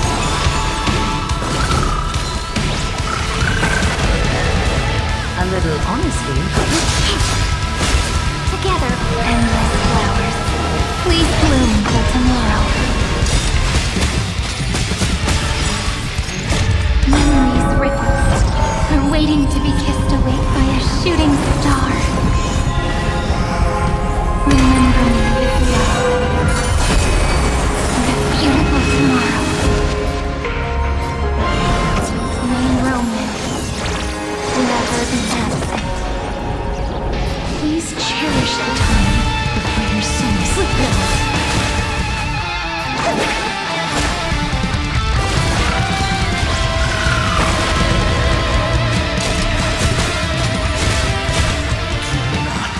Hesitate, deliverer. Destroy this body.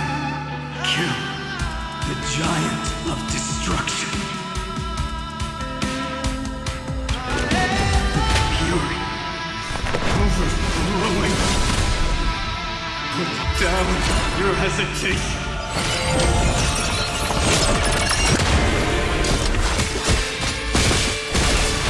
Please calm down.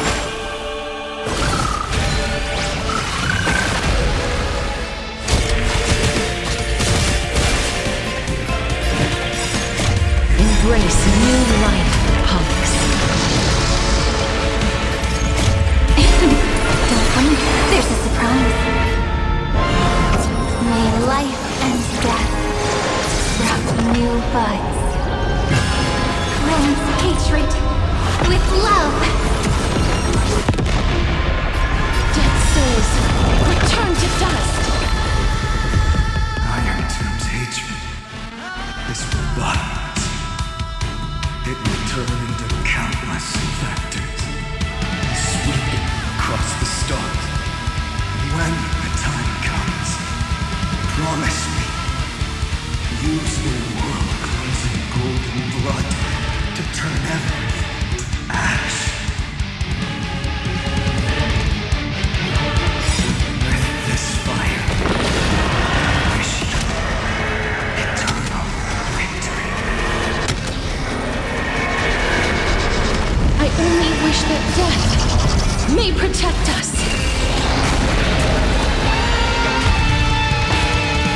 Destruction. Rebirth. Deliverance.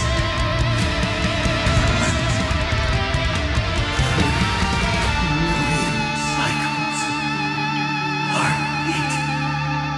Bell. Rings out. Promise me. The dawn. Graced by stars. That's good. Finally. Golden wheat field. The starry sky. Warm. Fire.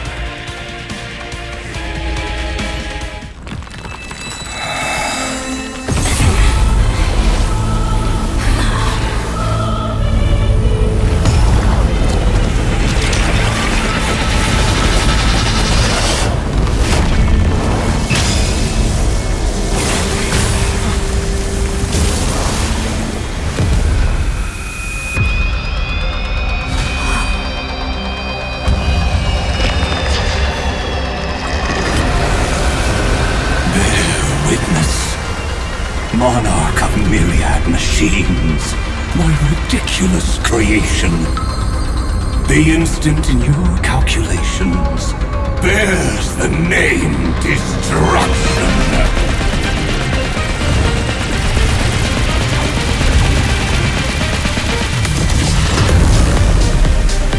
Who said you could speak, Senior? Watch closely. See how your chaos ends at the hands of your juniors. Don't get too worked up. Take a deep breath. There's not a trace of life in that ominous shell. We're not gonna lose to a hollow husk, right? In the name of trailblazing, we'll reject this false answer!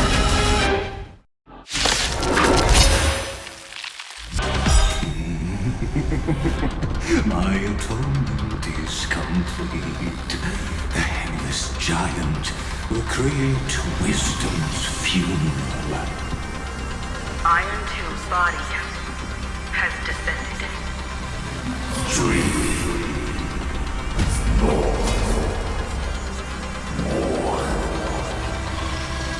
Is it querying for news? Don't worry about what happens out here. Interfere with it as much as you can.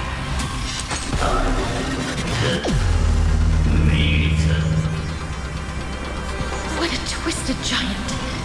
It must be supported by this embodiment of hatred. How tragic. A puppet without a heart cannot fool even itself.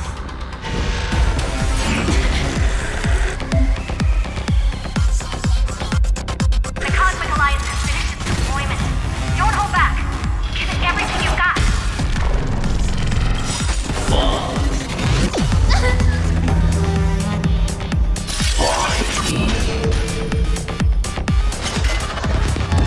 it hurts. Yes, the end is not yet at hand. Please calm down.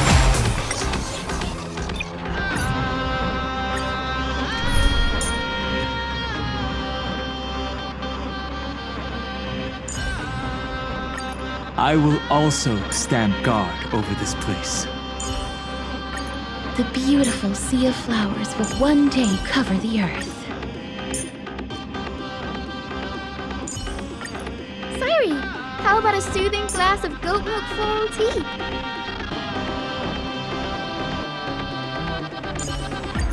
Your fate light will lead us. My atonement is complete. The Headless Giant will create wisdom's funeral. Irontomb's body has descended.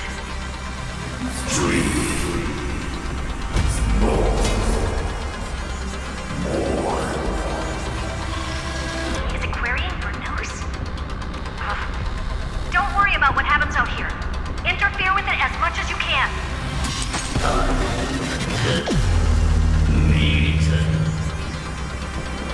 What a twisted giant. It must be supported by this embodiment of hatred. How tragic. A puppet without a heart cannot fool even itself.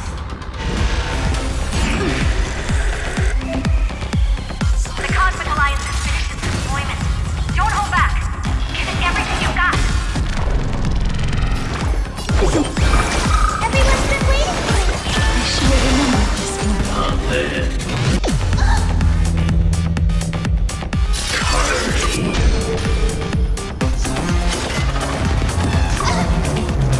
Together, with endless flowers, please bloom for tomorrow. Time for revolution.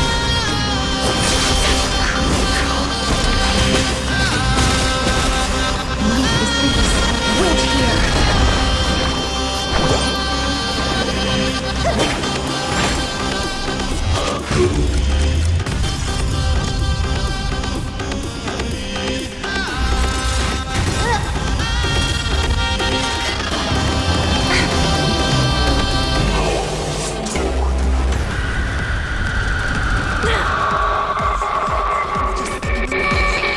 Illuminate this chaos. Indeed, there must be light. merging into one. For the grand vision of deliverance. For a tomorrow that's finally within reach! Please hearken. After 13 heartbeats, light will create the heavens and earth. The remembrance will dispel the destruction shadow. I will pass on your gift, lady. It's as warm as an embrace. Todd. Please calm down. Please cherish the time before Embrace new light, Pollux. dead souls return to dust.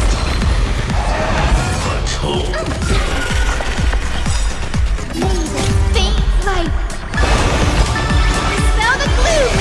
Restore King's time. Once more.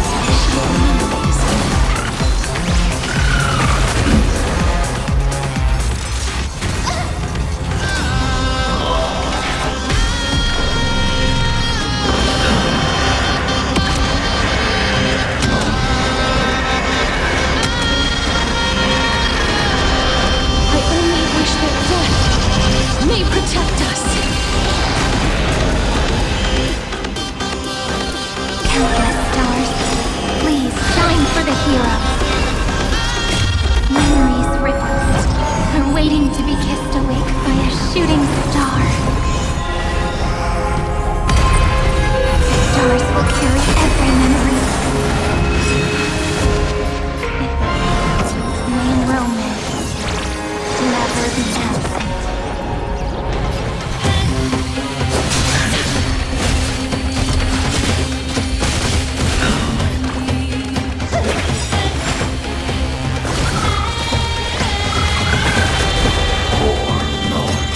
Embrace new light, Pollux.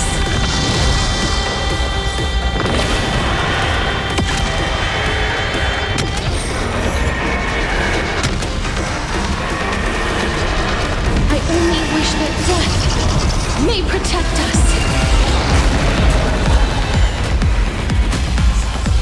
I've always avoided making hasty verdicts. But now, humanity's justice is unquestionable.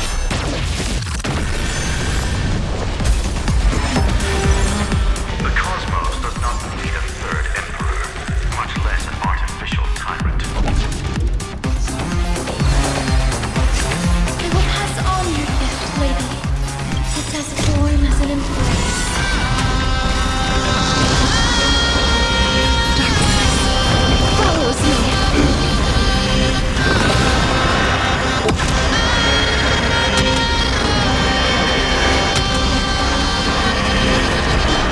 I only wish that death may protect us.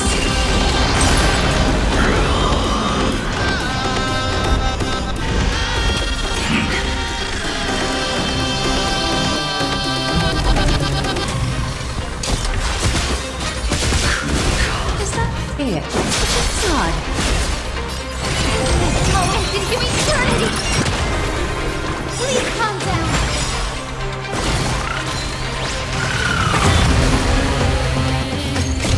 Don't worry. We're all here. May romance never be absent. Romance hatred with love.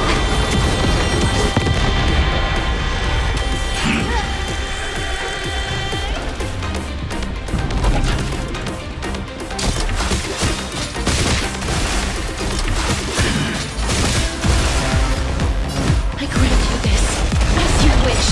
May the faint light dispel the gloom. Restore King's time. Once more. I shall remember this moment.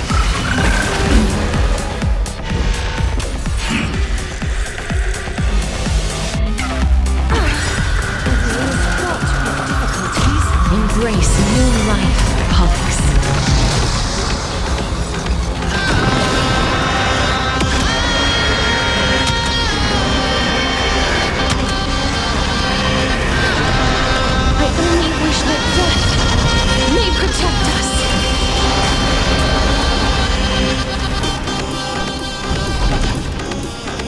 A little honesty would do us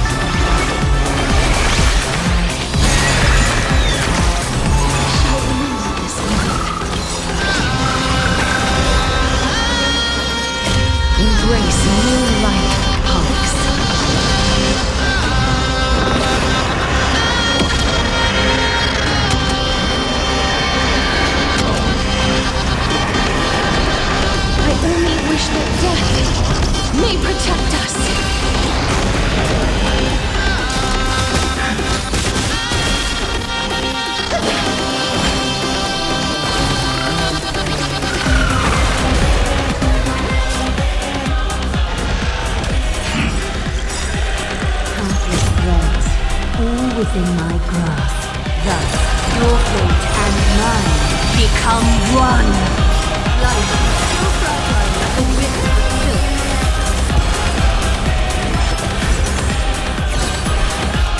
A world that knows love won't be destroyed.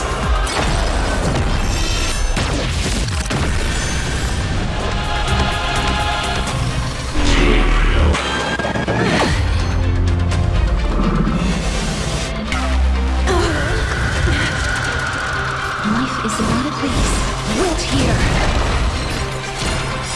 This moment into eternity. Don't worry. We're all here.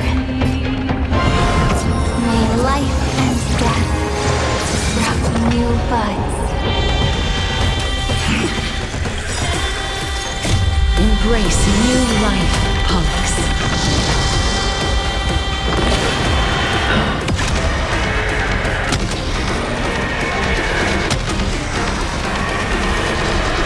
I only wish that death may protect us.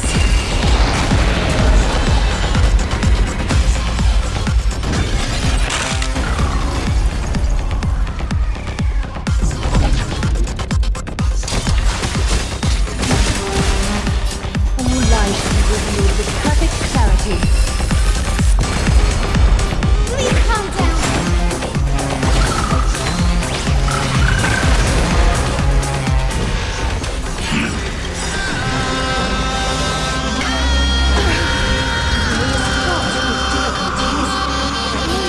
Faint light. Now the clue. Restored strength. Once more. All energized.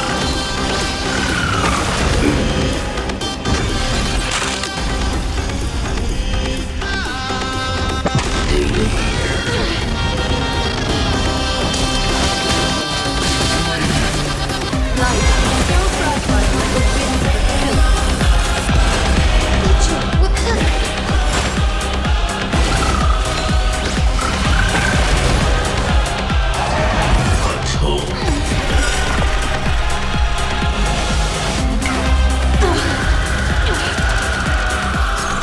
Embrace new life, punks. Spread this light into the darkness.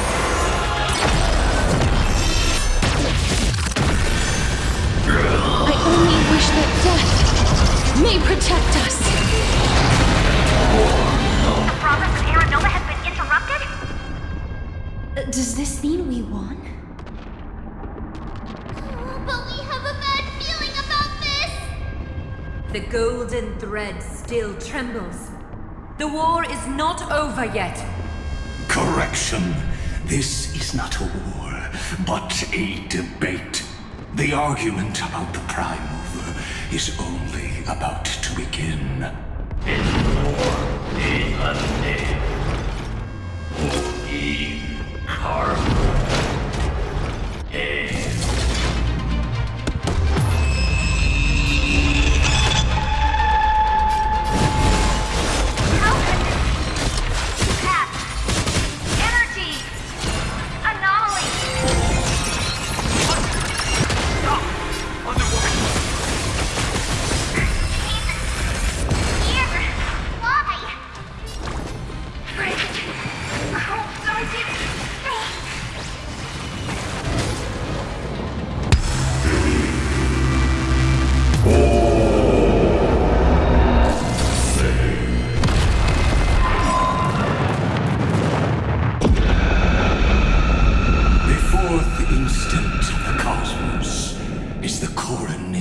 of Irontomb.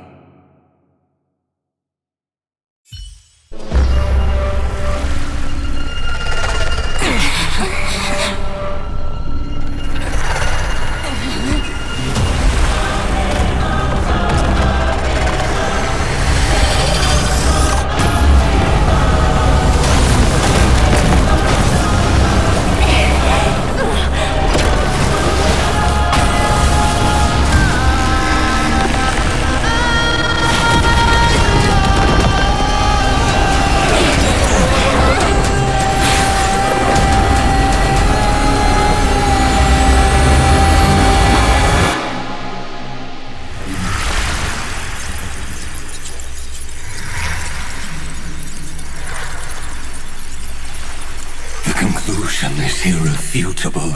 The right side of the equation, the erudition, falls silent. In 13 heartbeats, they will begin recalculating the universe, with destruction as the only solution.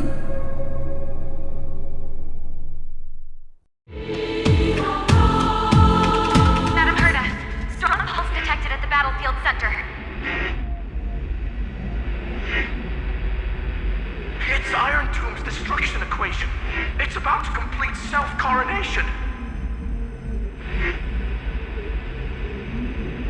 That's our chance. Everyone, get ready to link up! Connecting audience system to Scepter. Hardware overclocking activated. Preparations complete. Maximum output capacity reached. Be careful! The pulse will reach our ship in 5 seconds. Our data is currently being destroyed. Brace for impact!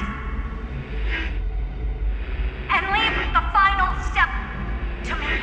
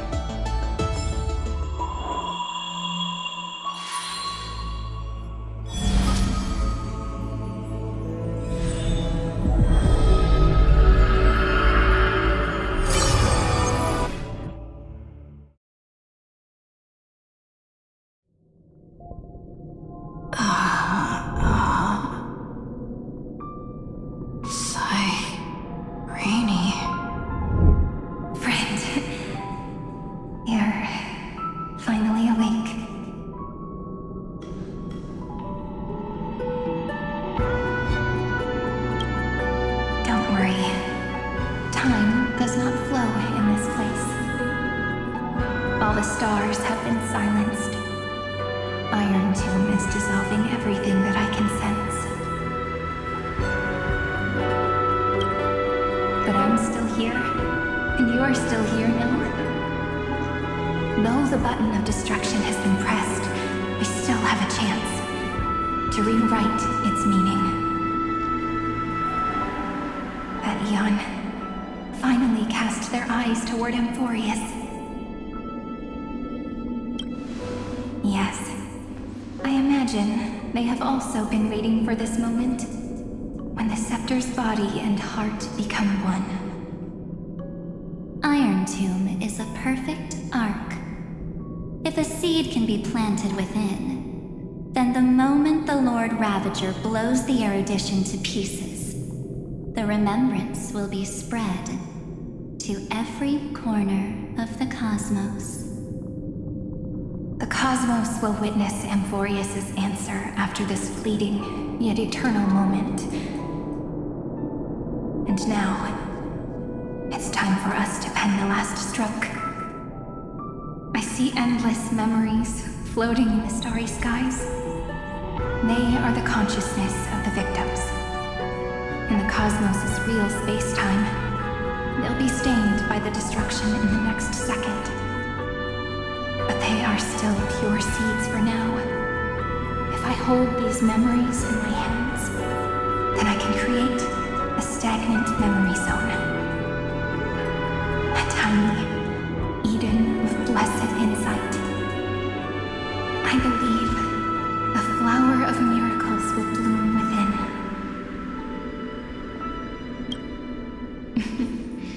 Friend, you're already right next to me. I can still hear your voice in this bottomless void. Looks like we're still connected by one heart, even as the cosmos reaches its end. In that case, I won't feel alone or be scared. Because as long as you follow the memories in your heart, you'll definitely find me in this fleeting eternity, right?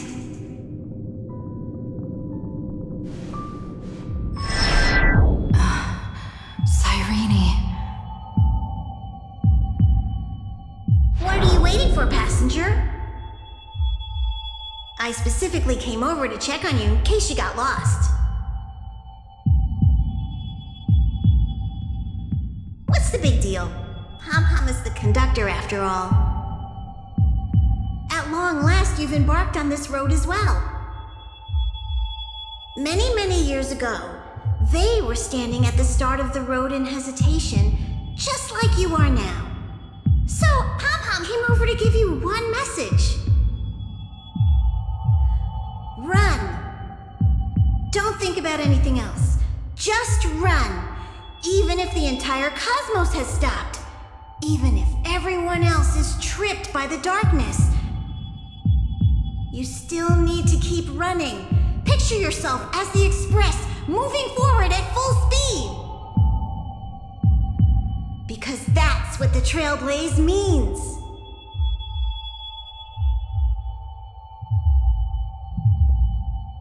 Then get ready. The conductor will be giving you the signal to depart. Attention! Attention all passengers in the cosmos! Please stand steady on the platform. The Astral Express is about to arrive, calling at the erudition, the destruction, and the remembrance. Final destination, the Trailblaze. 5, 4, 3, 2, 1. We depart for tomorrow!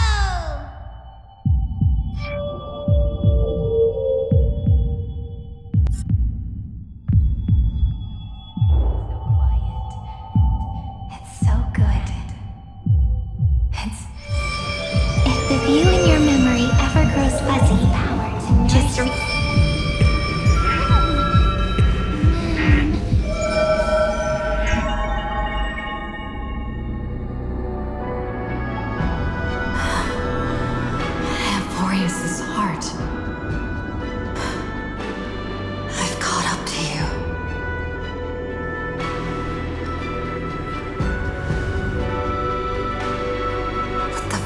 light illuminate chaos.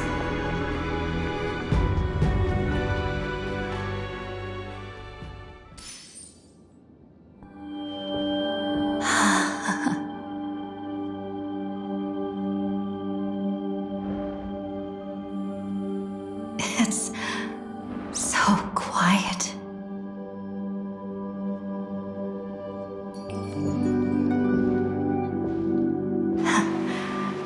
Everything's frozen in the most beautiful moment. This garden is your memory. I'm here, Cyrene. I knew you'd find this place and walk into my heart as you've always done. Then let us both do our duty. The hero who trailblazes the way forward, and the fairy who watches over remembrance. We never changed at all, did we?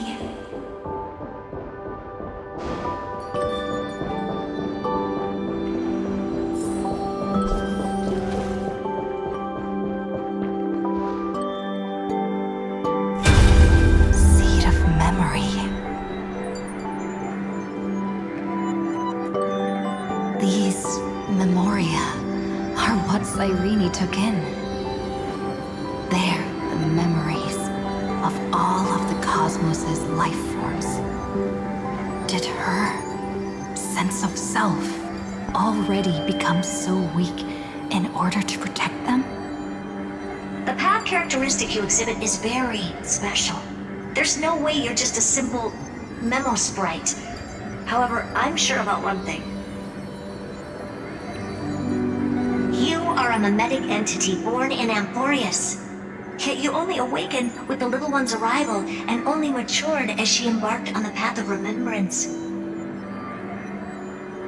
That means your existence is completely attached to her memories. If there ever comes a day when she forgets about you for even a few seconds, or loses her last connection with Amphoreus, then you must be prepared for the worst.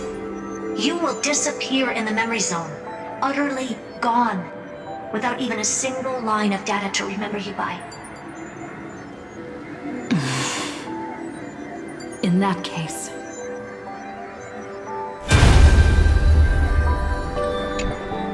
let me remember the cosmos with you. That way, it won't just be your memories alone. Run for your lives! Retreat! Darn it! We still got ammo. Hold the line! At all costs! Too many injured. Can't take it anymore.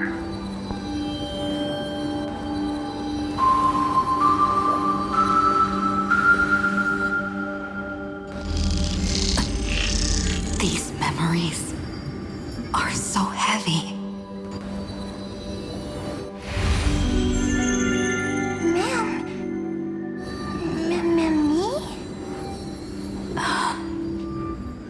Do you feel better now? Hang in there, Deliverer. I finally get it now. The instants Droid had calculated aren't about the destruction. What they want to prove is how the cosmos would come back after being destroyed. If a new life is to be born, its seed has to be dead. When the remembrance converges with the trailblaze, lead us to witness the miracle. Of course I will. I won't give up. Survey center, not responding. The same nonsense. Look at this mess! World, my child. You'll see.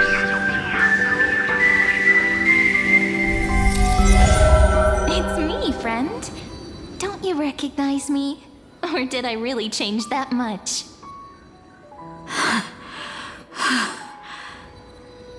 How many more memories. Tired? Then take a break. No one's gonna blame you. You don't need me to give you words of encouragement. So, I just want to tell you one thing. I'll tell you the purpose of your stop at Amphoreus. On that trip, you will encounter a pure child of an Ostrava. Teach her what love is. And then you will directly face the destruction for the first time. From this point, your choice will split destiny in twain. In the darker of the two outcomes, the trailblazing journey will turn into a flawless memory. She will carefully treasure and protect everything you and the Astral Express have experienced until that magnificent war between the gods, when she, with love in her heart, will ascend at the end of time to become the master of causality. The universe will be snuffed out in the destruction, and you and she will become the beginning and the end of the Eden of blessed insight.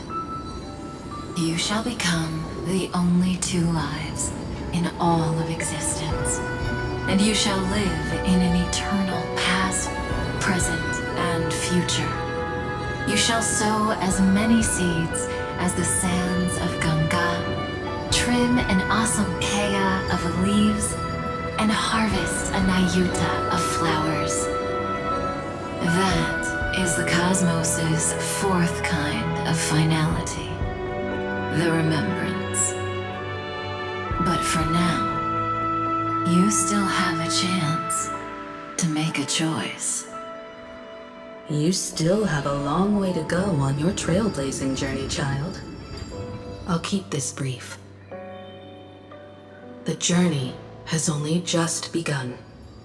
Welt, our other companions, and I still have many secrets we've yet to share with you. So, aren't you curious? We kept these stories to ourselves because we believed we had a long future ahead of us. Even a cosmos-spanning crisis, once the dust has settled, is nothing more than a memory of the journey, a single point on our long road. There will come a day when we tell each other everything. So, for the sake of that day, don't give up. We all know what kind of decision you'll make, and I believe the script will not progress toward the wrong ending. So relax. Listen, when you have the chance to make a choice, make one that you know you won't regret. Keep moving forward. Keep trailblazing. And when tomorrow comes, share with me the miracle you've created with your own hands. See you on the Express, kid. See you in destiny. I will reach tomorrow. The truck has arrived. We're all beyond the sky. Never okay. Rising up at the sky. Look! There's a red light in the sky! Cyrene, wake up. Together, we will. Tread on the path of remembrance. No wonder I always had a weird hunch. But that also means I was right in thinking. As long as Friend and I are together, We can do anything. Our friend's shoulders are really dependable.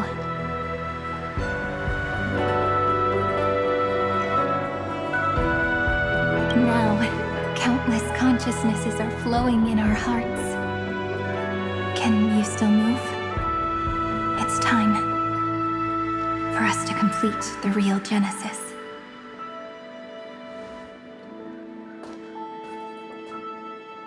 In the instant Irontomb's hatred devoured everything, a gaze fell upon me.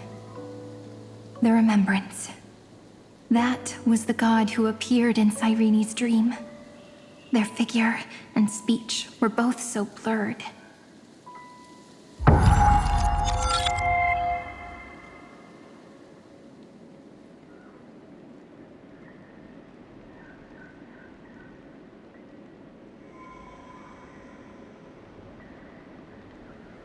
But while they gazed at me, I was able to collect all the memories stained by the destruction and write down this eternal page.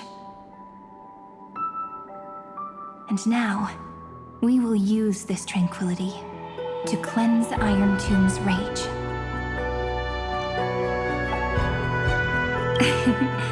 Simple.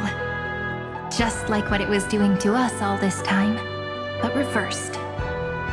Did you forget? I'm Amphoreus' heart. For everyone who's a factor, their power isn't tied solely to Irontomb anymore. It has other places to go. Let 30 million cycles of memories be condensed upon us, and let the scepter reach the answer it had before it was distorted. The body is meant to be restrained by the heart, no? Even if the apocalyptic virus is doomed to spread into the cosmos, we can at least try to fight against hatred with love. And overwrite Irontomb's destruction equation, washing it away into a blank space. It means we will embark on the true hero's journey. If Irontomb's power comes from the denial of all prima mobile, then we will carry out those beliefs. Here we argue. Even if all life will eventually return to entropy. Life will still try its hardest to find a way. It will try its hardest to resist destruction. In the night's shrouded by the black tide, we are the kindling that makes the fire burn bright. and once the fire is strong enough, the hunter will become the hunted. As of now, the number of flame chasers in the memory is 30 million times 12. And 400 million core flames await their return.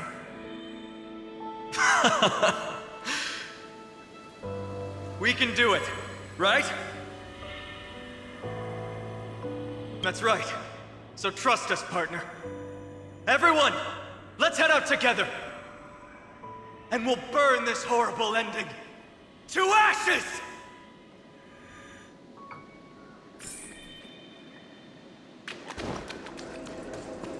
From the dawn of newborn cries, to the night when all beings fall silent.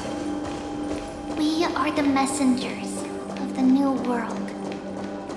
Listening to the call of the tides and granting rebirth to heaven and earth. Then, we lead civilization to glorious feats. The question imposed by the gods will be solved by the children of humanity. We will tell them that the flame chase cannot possibly have been a lie. When starlight illuminates the sea of flowers at the end of the west wind, all living things will stir, roused from the cradle of sleep. Then, through a single battle, let the cosmos witness how we light up the blinding darkness with bright light. And at the end of our constant losses, reclaim everything we have ever lost. What a poignant yet warm journey. And it's still not over yet, is it?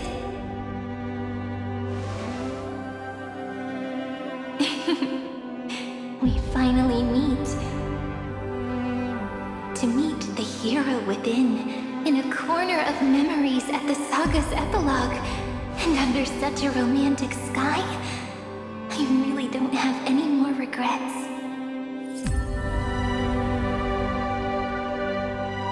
On top of that, the little seed had grown into such a big tree. Don't I look really pretty right now? Of course you do. Cheerful, beautiful, optimistic. Just how I imagined I'd look as a grown-up.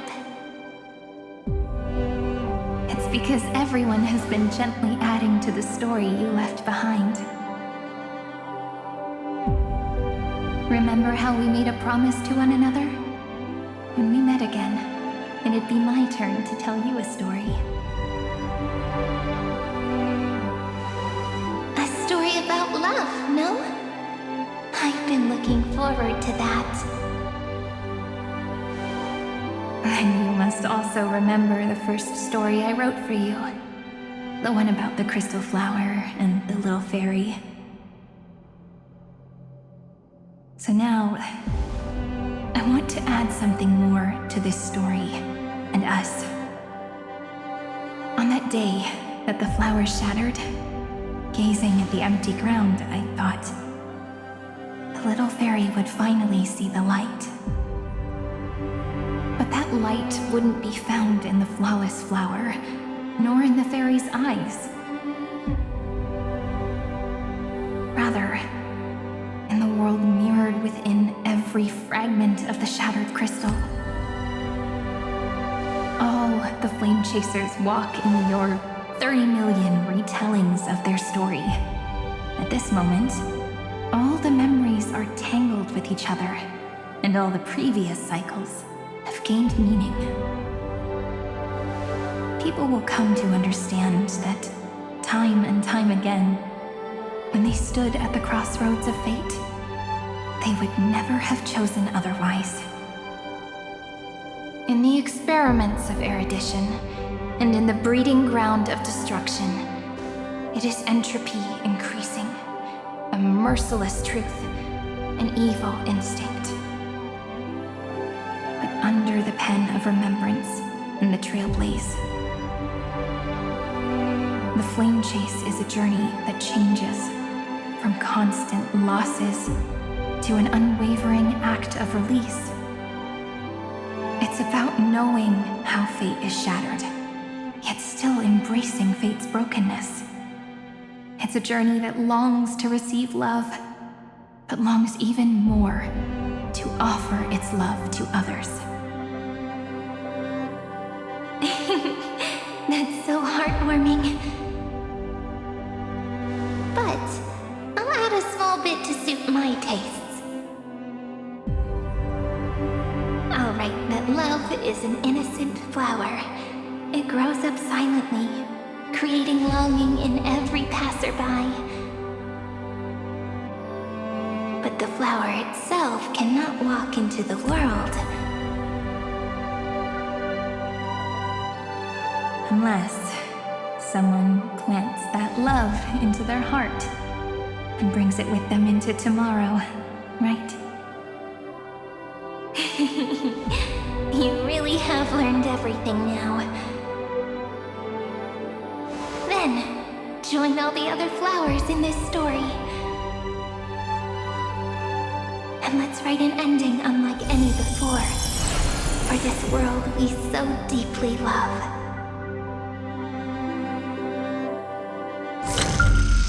Why did you set out? Why do you trailblaze? Who is it?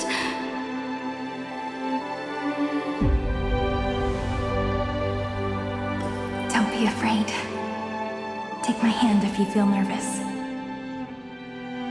Honestly, I've always thought you were really incredible. After all, no god guided the path of the trailblaze.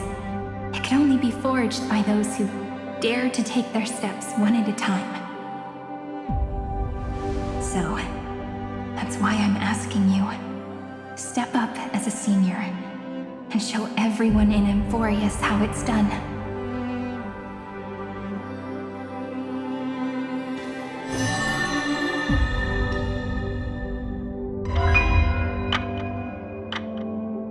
I trailblaze because my own eyes have not seen the end.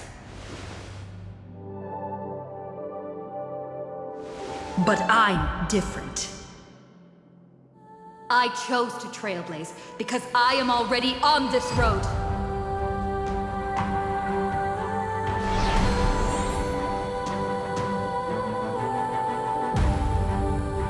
The end of chaos is a mass of pure darkness, pure destruction. However, Amphoreus' light has 13 different colors. We won't lose to that darkness, will we? Then, take a deep breath. One last time, friend. After 13 heartbeats, light will create the heavens and earth. Are you ready, friend?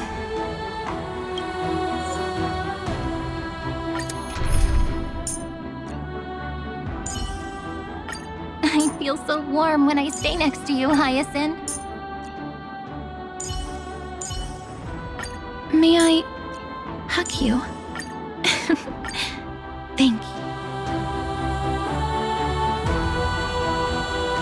Seek the 13 factors of life and let them converge into the primordial chaos. Using the remembrance of the past, we will trailblaze tomorrow's destiny, infusing a world-bearing love into destruction, and inscribe the opening stroke of Genesis.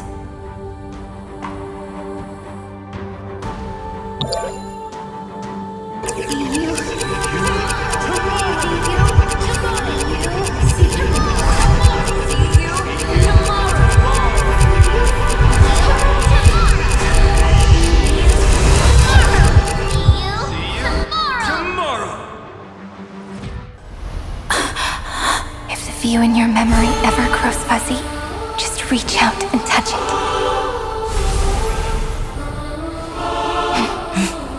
Then, restore its power to nourish the spirit. My friend, on the next page we write together, there's only one thing we need to do. Let's give this long, painful, nearly hopeless tale a truly gentle ending.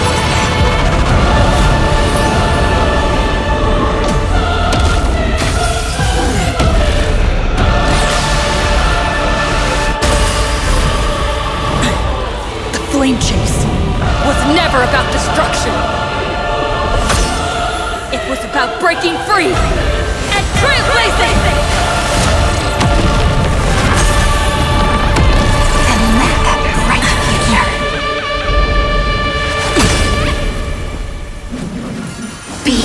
We've written!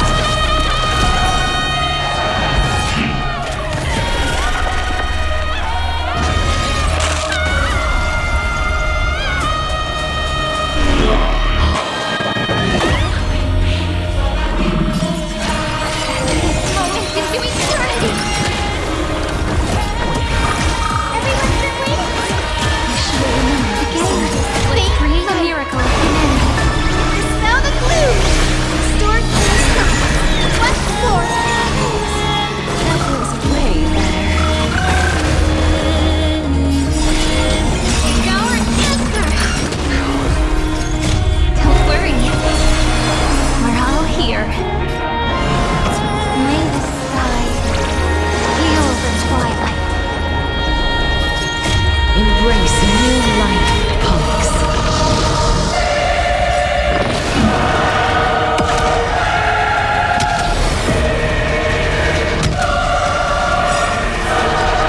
I only wish that death may protect us.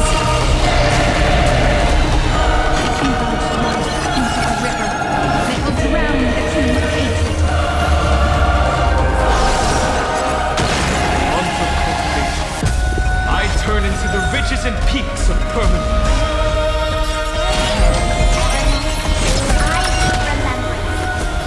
Countless stars in the sky!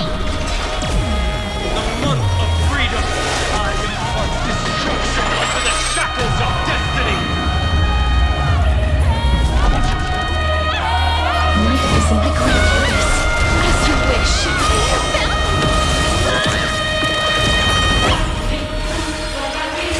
Pass on your gift, lady. It's as warm as an oasis.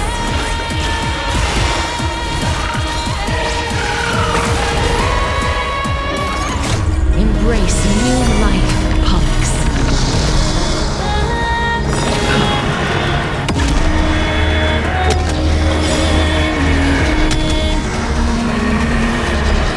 I only wish that death may protect us. Don't worry. We're all here.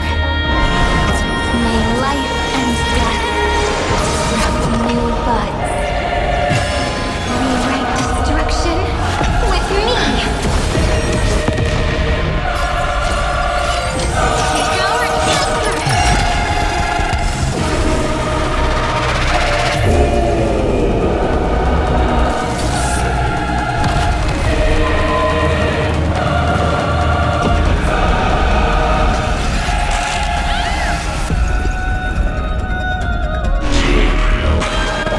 This is the flame chase. Guess how many lives I have? Everyone's been waiting! Thanks. All energized. We need a faint light. Smell the clue. Restore crystal. Left floor. All energized. Embrace new life, punks.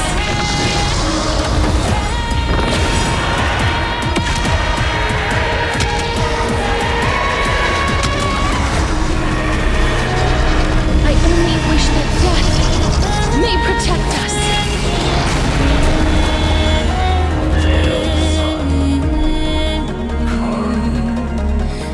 Headless giant. If you never had a chance to be the master of your own destiny, why not give us that choice? Let humanity prove to you that even the breeding grounds of destruction can bloom with gentle flowers. We shall trailblaze at dawn for the road ahead. And in Genesis,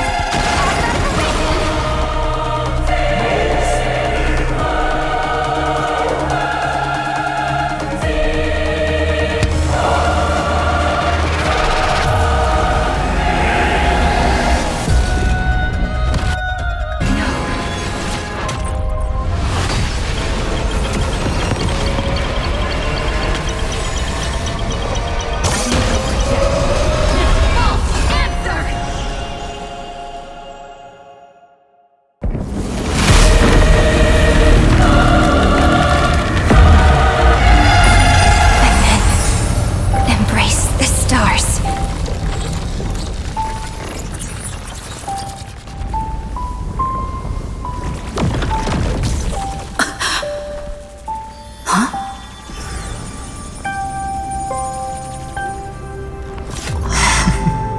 To end the destruction with destruction. At last, we can sit together and watch the victory fireworks, partner. Why not come a little closer? This warmth is proof that we live.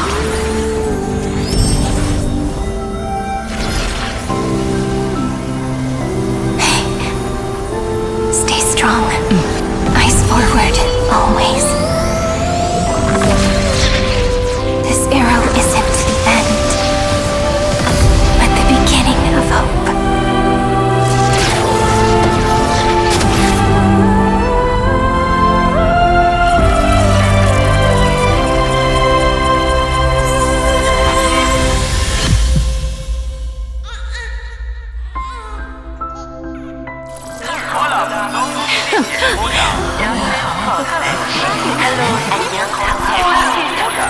Adjusting cosmate.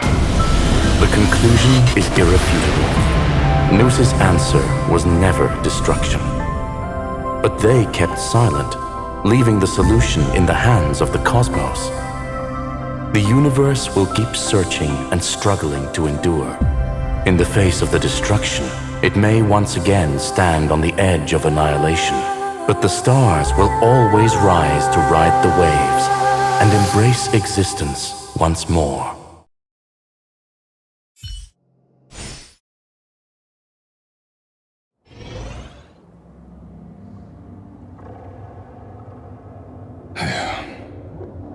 It's over, Lycurgus. Yes, another failure. How is Madame Herta? She's fine. The IPC is keeping her under observation. She'll recover soon enough.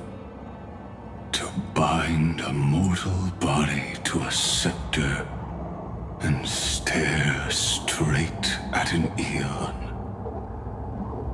I respect her for that. I still remember the terror of witnessing a single gaze crushing the entire world. No wonder you chose the destruction. Question: is all this worth it? There's no point in debating. This is Xandar I Kuwabara's fate. The prime mover of the universe. The first genius. And the first to fail. Correction. I was asking Lycurgus. I don't know how to measure the worth of curiosity being satisfied. But in its presence, all the bitter fruits I've sown seem to turn sweet. But your harvest was watered in blood. Answer me. Is all this worth it? It doesn't matter to me. Let me tell you a story.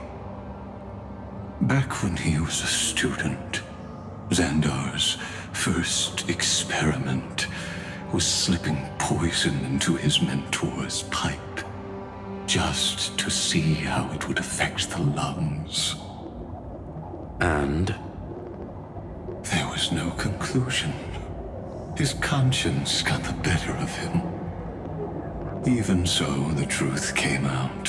He was harshly punished. Oh, that cruel mentor died of lung cancer 2 years later. It had nothing to do with Xandar. His fate is no different now. Sentiment clashed with reason, and Lycurgus was born from the latter. But whichever side we take, in the end, curiosity claims us all. You've handed yourself a death sentence. And yet, Irontomb's fall still isn't sealed, right? Fu Li, the key variable, still hasn't made their move. As the Theoros, Lycurgus has reached the end of his road. If you can, take my body to the fallen Adlevin. There, you'll find a formula. It is Xandar's final gift to you. If the day ever comes when you must destroy the erudition with your own hands, it'll come to your aid. A foolish last wish. I won't grant it. You will, not for yourself, but for your conscience.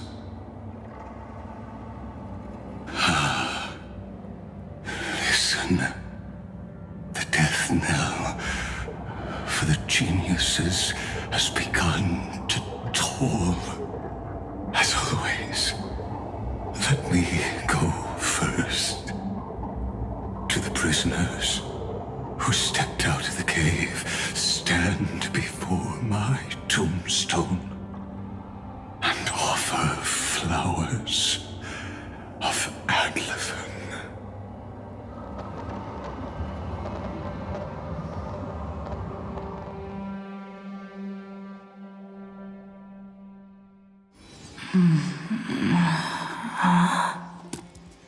Here, I'm back on the Express.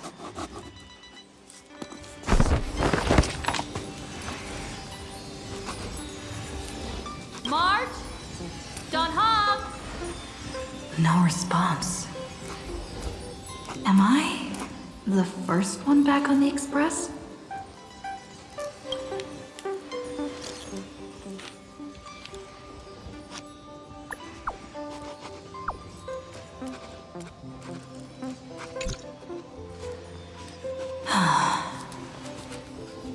Nobody's here. I'm getting worried. Did we really win? Why does it feel so unreal? Looks like they are waking up. Hey, I told you not to talk. Someone's in the bathroom. An intruder. Better be careful and check it out. Oh no. She's coming this way. Quick, hide in here. Huh?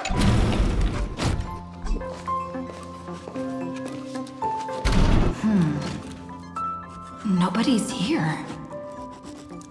Could it be my imagination?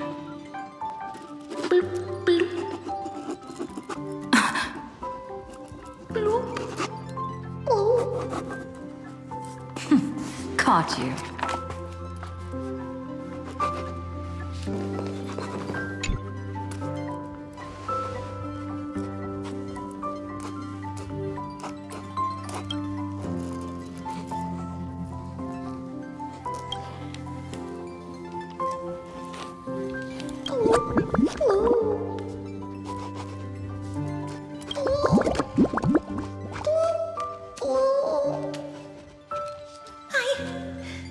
I can't go on.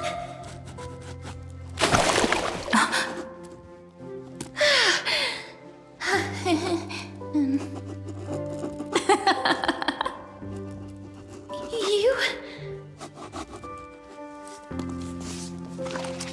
Wait, please. This isn't what you think. Ugh, we told you to keep quiet. You really can't keep your cool, huh, Princess Homebody? I'm not Lady High Sealens. Even the embodiment of death needs to breathe sometimes. Yeah, whatever. It's all the same anyway. Gotcha there, Grey Mystery. So composed, Grey Mystery. It looks like that big battle really helped you grow up, didn't it? Speaking of which, your Astral Express is quite luxurious. I hear you travel to different worlds. Must have collected quite a few interesting treasures. Hey now, don't go throwing wild accusations around.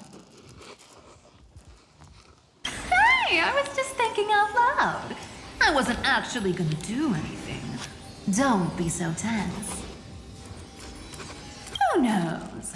One moment we were shouting about love and justice, fighting Irontomb's virus. And next thing I know, we're all on this express. No idea how that happened. It's not just Miss Cypher and me. Everyone's been in this car for a while now. Miss, why don't you go say hi to them? Don't worry. Everyone's following the rules here.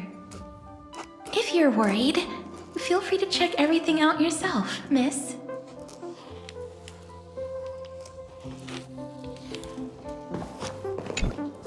Miss, I'm truly sorry for sneaking into your bath without permission. But I've been wondering, why is there a pack of red chili oil sitting by the bath? That's quite bizarre, to say the least. Please make sure Lady Aglaya doesn't find out. She's a firm defender of traditional bathing, you know. We've walked around this car for a bit already. The Astral Express that you've mentioned so many times is truly heartwarming. Like one big family that never splits up. Perhaps living in such an environment made your embrace feel so warm.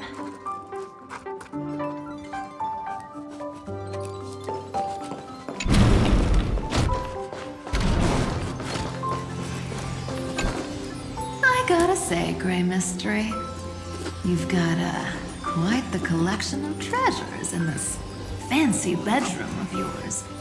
A flying Amphora model I've never seen before. A head that looks just like a Titan's. And those weird Mr. Pocketwatch figurines.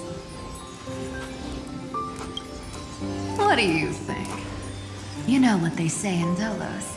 No matter where you are, never stop chasing money. Oh my.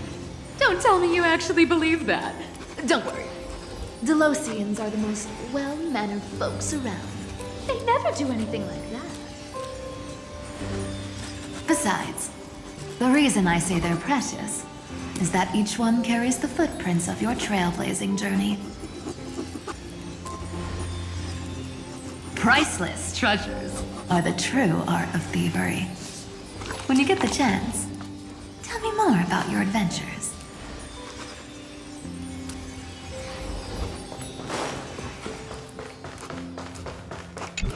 Wow! What a spacious car! And these floor tiles are gorgeous! Trian, don't run around in other people's homes!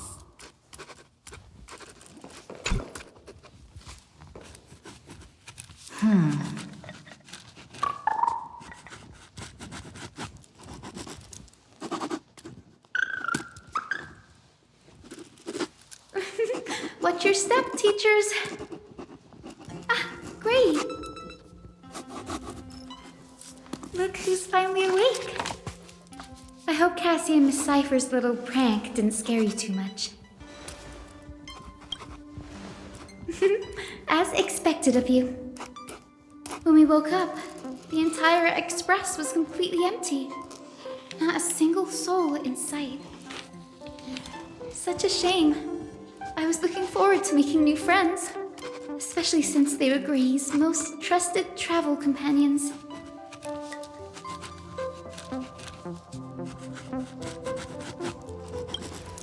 Don't worry. We beat Irontomb together, right? They must be on their way home. When they arrive, we can throw a party together. That's exactly the kind of thing Lord Finan has been dreaming about. He was just here chatting with everyone. Now, who knows where he's run off to? Lord Finan's always been quite the restless one. But you're used to that by now, right? Have another drink, my Demos. Sure. Those three have been chatting over there for quite a while now. Why don't you go say hi to them, Bree? A moderate system, similar to the Demigod Council, is the only guarantee of a long-lasting civilization. In my view, most civilizations across the cosmos will eventually evolve into this form. I beg to differ. In such a vast jungle, the dictatorship system exhibited by early Akama is the only example of guaranteed survival. The system might not be the key. Force and resources are the decisive factors. Look who's here, if it isn't the master of the Astral Express. It's good to see you. Glad to see you're safe and sound. I helped myself to some equipment and drinks from this, bar of yours. Hope you don't mind. We're chatting about some topics that go well with being tipsy. Now that you are here, why don't we let someone who's truly worldly enlighten us? Looks like you came at just the right time. I do not mind.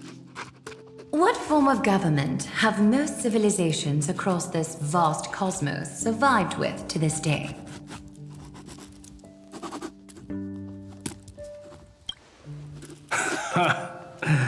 That's exactly the kind of answer I'd expect from you. I bestow upon the Astral Express this supreme mission. You must spread the great deeds of Amphoreus to every corner of the cosmos. Thus, capable individuals from countless worlds will surely find inspiration in the Flame Chase's tales and embark on their own grand journeys.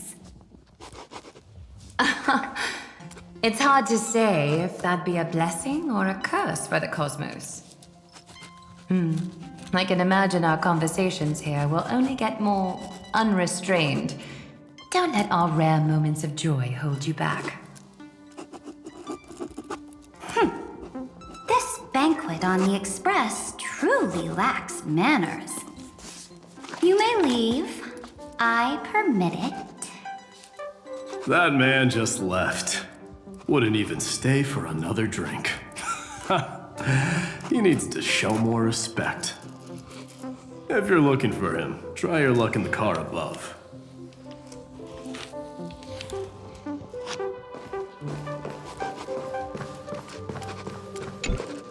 I finally caught you, Trian. Running so fast in someone else's home? How rude of you! All according to plan. Trian lured you here on purpose. Look, there are several adorable outfits here. Trian wants you to try them on so Trian can draw you looking all cute. Oh my! You even dare to scheme against yourself! Lucky for me, I came prepared. Time for a surprise attack. The hero of justice, Trinan. Trinan has been lying in wait here for a while. We will make Trian taste her own medicine. 2 against 1? That's not fair! Little Gray, you came just in time. Help me out here.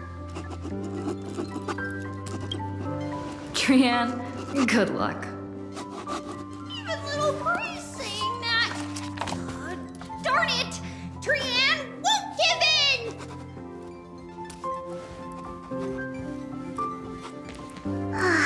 Trian ran away. Trinan will fulfill the ambush duty. The Trevios is all laughing and playing around together. That must be quite the rare sight in Little Gray's memories, huh? Yeah, everyone will be alright. Look, every hero has put down their burden and returned to their innocent, childlike selves. After all, just thinking about how warm and bright Little Gray's tomorrow will be fills us with genuine joy and lets us breathe a sigh of relief. So, today, why don't you let enjoy some rare moments of childhood too. Wait up! Trianne, don't you dare run away!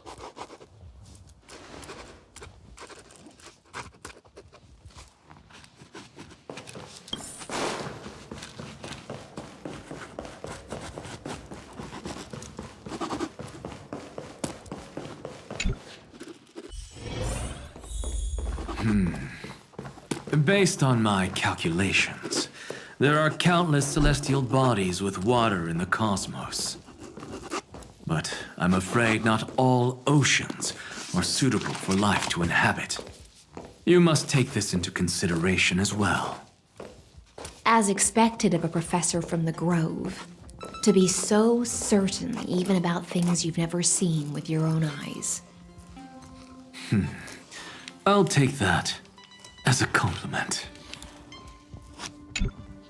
By the way, I heard that the Imperator's Flame Chase army like to hold feasts at the Luminary Throne. That's true. However, sometimes Dux Carminum and I feel it's a bit inappropriate to drink so freely before the throne of the most revered Titan in the Grove. Inappropriate? What's inappropriate about it? I only wish I were born earlier. I would have partied like that from the month of Gate all the way to the month of Fortune. Blasphemy is just a phenomenon, not the end goal. I'm sure there are plenty of people across the stars who question these so-called eons or paths. Didn't I spend some time in that Lycurgus's head? I sure learned quite a bit about blasphemy from that experience. Humans create gods, and gods shape humans. Who's really the one trapped? The creator or the believer? Professor Anaxagoras, let me just check one thing. You haven't bought into those twisted theories of that Theoros, have you? Don't worry. The difference between a genius and a madman is that a genius shares lethal truths, while a madman tries to force them upon others. I see. It's like drinking honey brew at a banquet. Likable folks invite others to raise their cups together, while the unlikable ones force others to drink with them. Being able to break down complex information into common sense like that. You're quite the scholar yourself.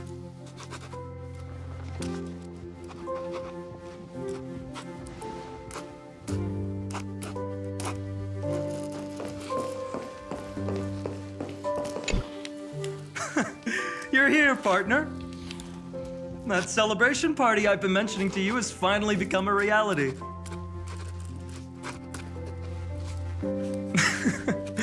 Though the vibe's a bit different from what I imagined, this still counts as keeping my promise, right?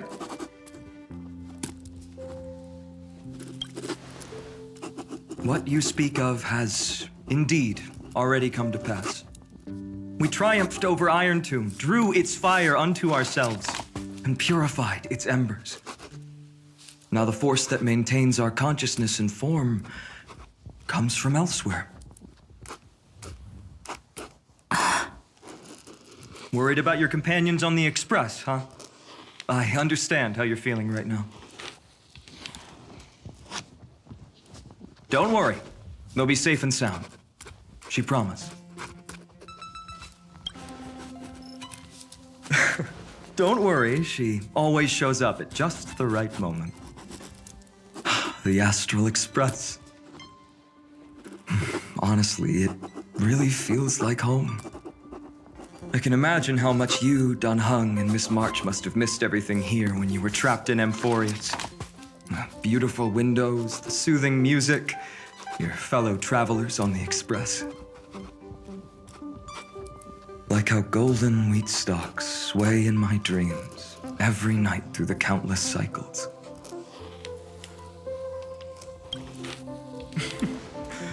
Among all these stars in the sky, there must be another little village like Ides Elysiae out there, right? I think I've found my own wish, partner. Someone once told me that home is where you can be truly free and at ease. Maybe roaming the cosmos with you all is my strongest desire right now. All of us together, of course. The Shinjo Alliance, Penacony. I blame my poor imagination. I can't picture what those worlds look like at all from Dunhung's descriptions. So I have to see it with my own eyes, right? You're finally here! She has something to ask you. Well then, I'll leave you two to chat. Thank you, Finan.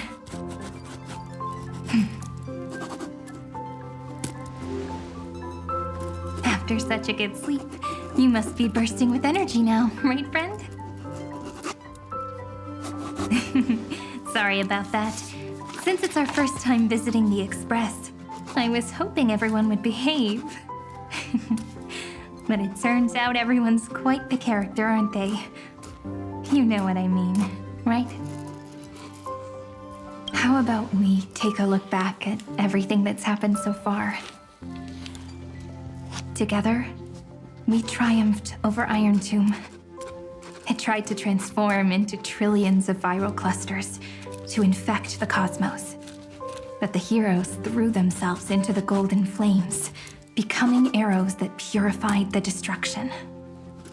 The fall of Irontomb also symbolizes the demise of Scepter Delta ME-13.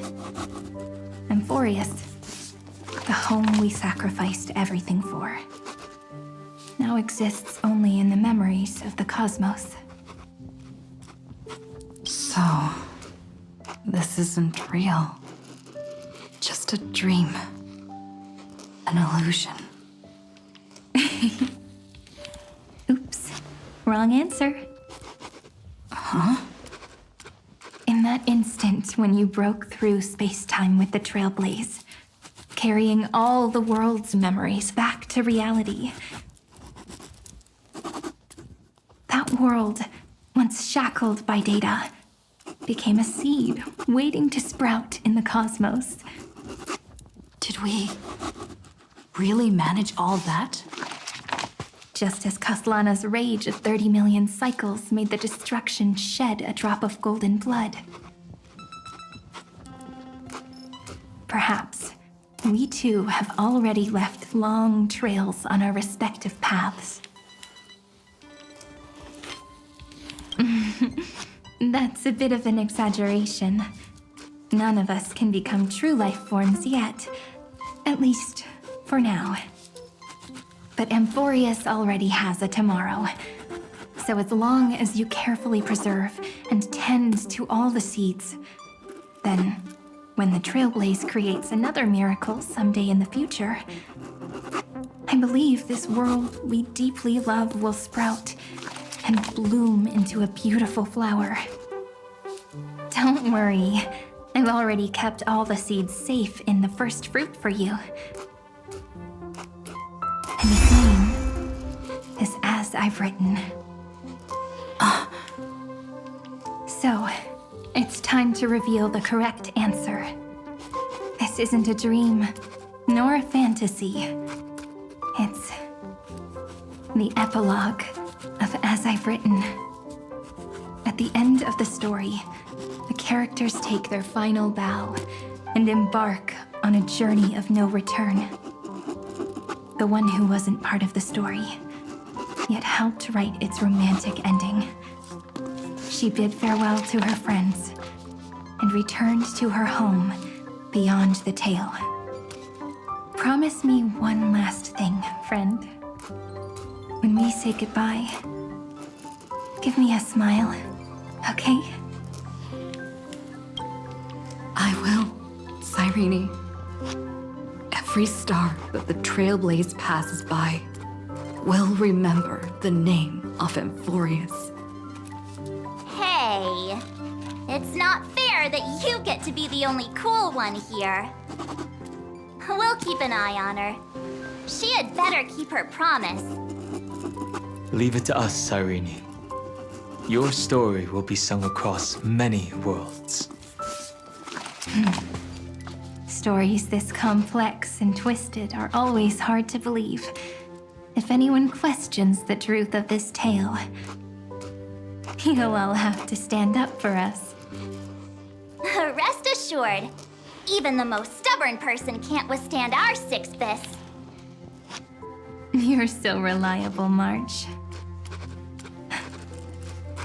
Shh. Listen. There's a book here? Its composition is similar to Memoria, but it's far more resilient than ordinary memory bubbles. Keep it safe. Perhaps this is the final gift that Amphoreus left for the cosmos. Oh no! Passenger March is sleepwalking. Sleepwalking? Oh no, oh no! I don't want to make a fool of myself in front of everyone! I can hear all those sneaky little plans brewing in your head. March, Dunhung, my friend. In the countless days and nights ahead, you must continue to support each other. Time to head home, everyone.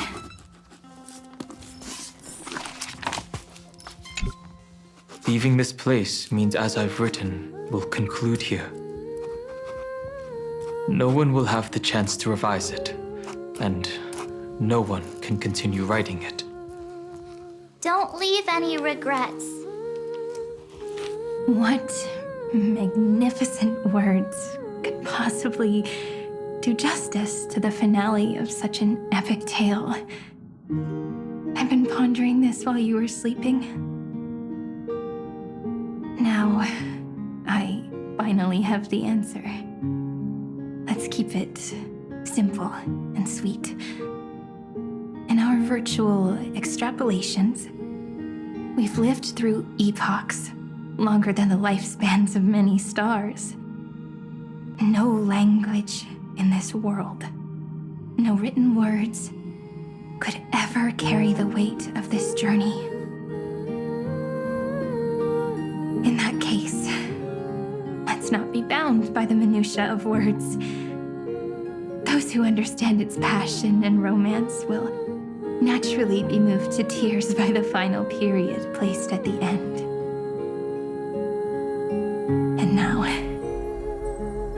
it's time to say goodbye to our readers. And so we reach the final page of As I've Written. Let's not leave behind any regrets, everyone. Everyone's here. Who wants to write the first line? Going first is the hardest job. I don't want to make a fool of myself. How about letting the great Imperator draft it for us? Are you all such cowards? Then I shall enlighten future generations, just like the 30 million cycles of flame chase. Without me, there is no world. Go think, observe, and conquer. What's wrong? Everyone's gone quiet. The great Imperator set the bar way too high. How are we supposed to follow that up? Where the Emperor leads, loyal subjects must follow. I guess only the Dux Gladiorum could possibly match that kind of overwhelming presence. Me? That suits me just fine. Once the deed is done, one should leave decisively, letting posterity judge right from wrong. Until we meet again in our next conquest, my dear Dukes. The stars shall sing of the Imperator's great journey. I should have shared a drink with you all, Duck's Goldweaver. Loosen up, High Ceilings. Life is like the ocean. Tides rise and fall, and everything eventually dissolves into the waves. So, sing your heart out in every moment of your existence. Whether it's a feast or the nihility that awaits ahead, I will find its radiance and sing its praises. May the next feast be eternal. Miss High Ceiling's toast is so poetic. Does everyone have to be so poetic? In my opinion, we should leave some real words of wisdom for future generations. Next up, any volunteers? I'll do it. There's no dragging one's feet in the Kremnoan language. Does the Kremnoan language even... Haikith, don't interrupt. Kill the play, and games shall be born. Kill the strife, and glory shall descend. Not bad at all. But now I can rest easy. After all, the lines I prepared are way more profound than yours. Ha! If nothing else, you're certainly unmatched when it comes to singing your own praise. Farewell, everyone. If we meet again, I shall once more become your steadfast support. That's a promise I won't back down from. Mighty Mos, become king. What's up, Cass? It's nothing, Lady Trebios. I just finally realized something. Then speak your mind, and let your words be immortalized on the page, Cass. If your heart still has room to spare, share a bit of gentleness and softly cherish all the beautiful things around you. That's so beautifully said, Cassie. Thank you, Miss Hyacinth. My only small regret is that I couldn't fully embrace this world I loved so dearly. I hope those who read these words can fulfill this wish in my place. Everyone, let's meet again at the end of the West Wind. The place you reside is the gentle sea of flowers. Well then, it's my turn. Take it away with your performance, Anaxagoras. This time, you won't have to worry about being interrupted. Then I must thank you all for being such a captive audience. Now, with this golden opportunity, I shall reveal to the world my insights into the world's ultimate truth. Truth is a solvent that dissolves all things in the world, and thus cannot objectively exist. I have a brilliant proof for this in mind, but since we're nearing the end of the story, I shall not elaborate. Is this your final question for future generations? No. This is an established fact, not up for debate. I call it Anaxagoras' last theorem. Oh, you. Still as profound as ever, Professor. We've got time, you know. If you don't explain it clearly, future readers might not grasp your true meaning. The true meaning isn't important.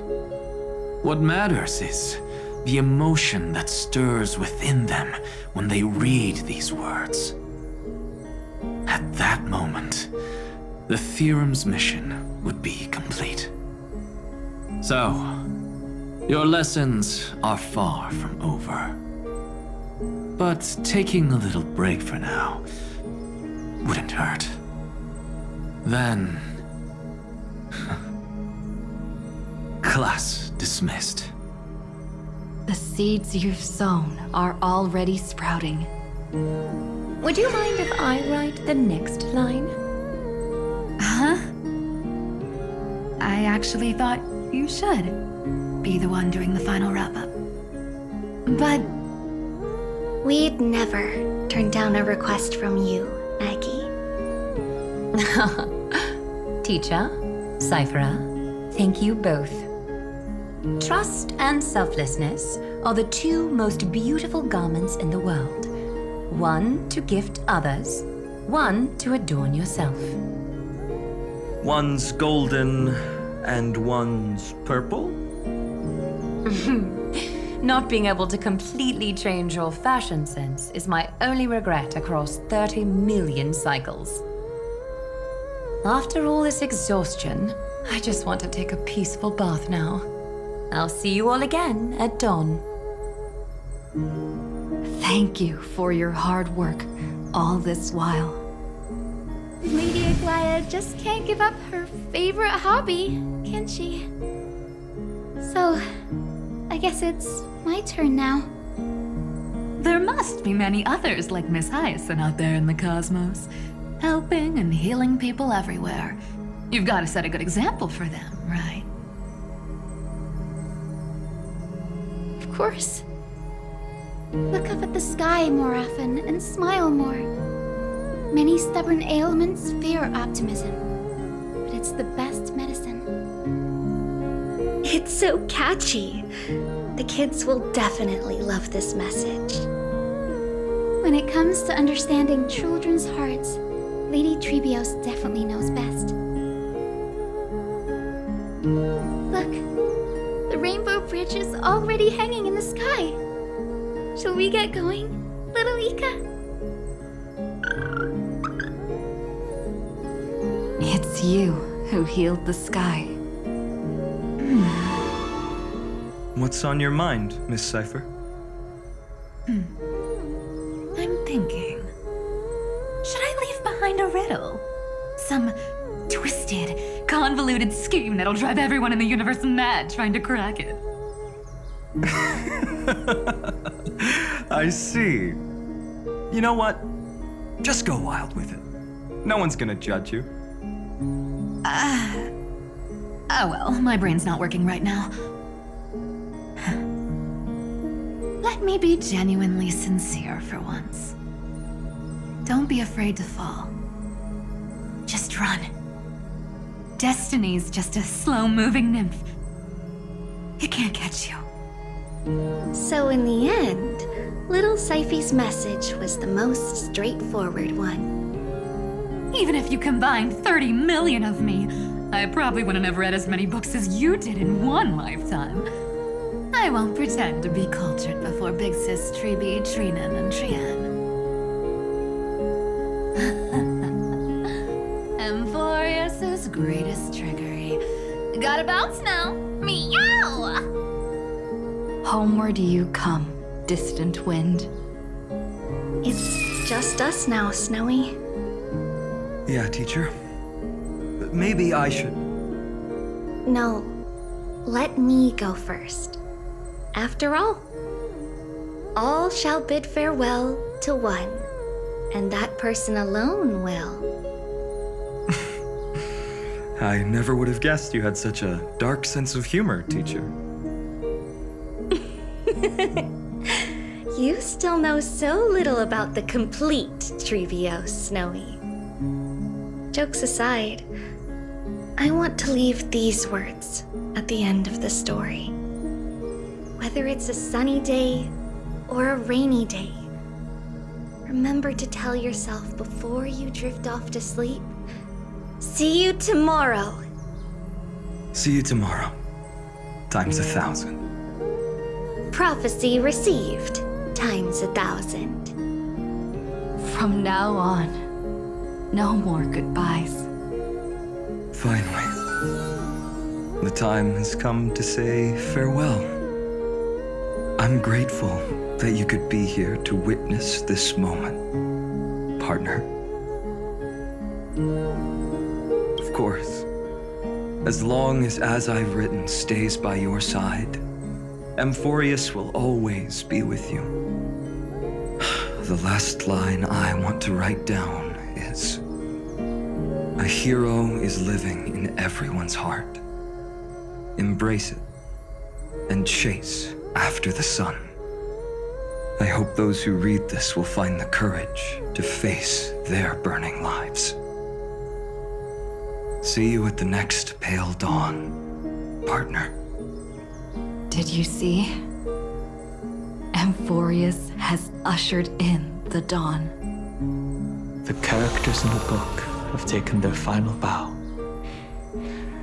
It's time for us to return to our own reality. But as people who lived through it, we can still add the final touches to this story, right? Of course. The pen will eventually break, the ink will run dry, and life will ultimately fade. But thoughts will permanently remain in sagas. If time is an endless cycle, then forget the bitterness that keeps repeating, and remember only the moments of happiness. Let's walk towards tomorrow together. We were never apart. Time to head home. Don't miss the crew meeting. We won't wait around for you, you know? See you later, Donhung, March. And with this, as I've written, officially comes to an end. We're its co-authors, after all, friend. Once the words are written down and have been read by others, the meaning they carry is no longer in our control, leaving the freedom of interpretation to every reader who opens it. Don't you think there's something romantic about that?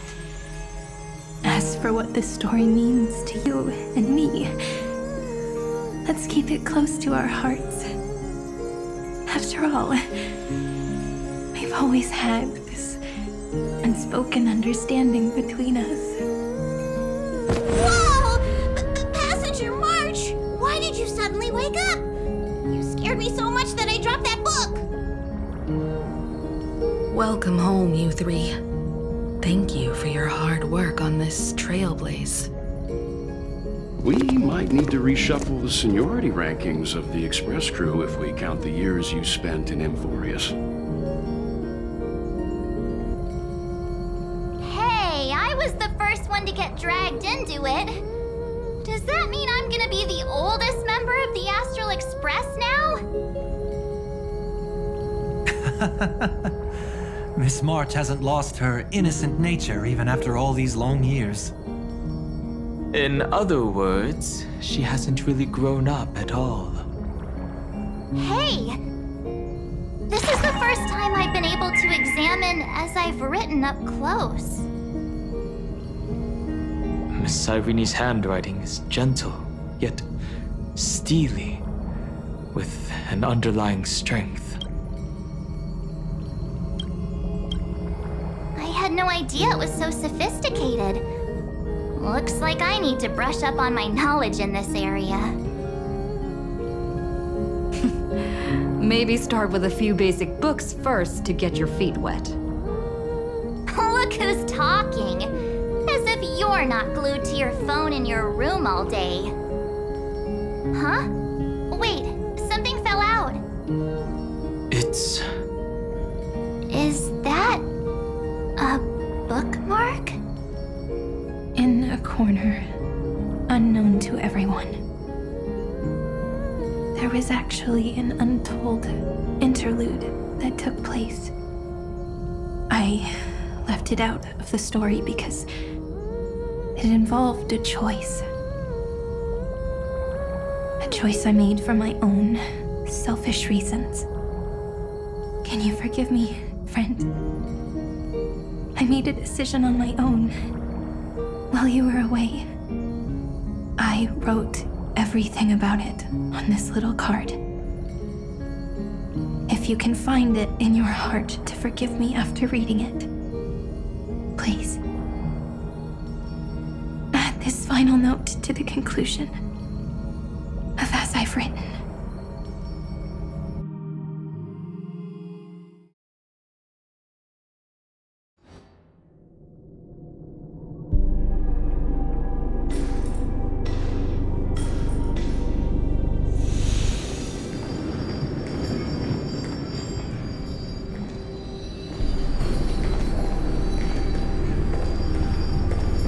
Memories swallowed by Irontomb.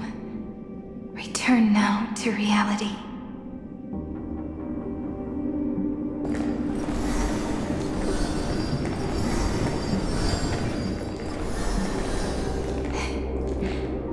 And don't lose your way.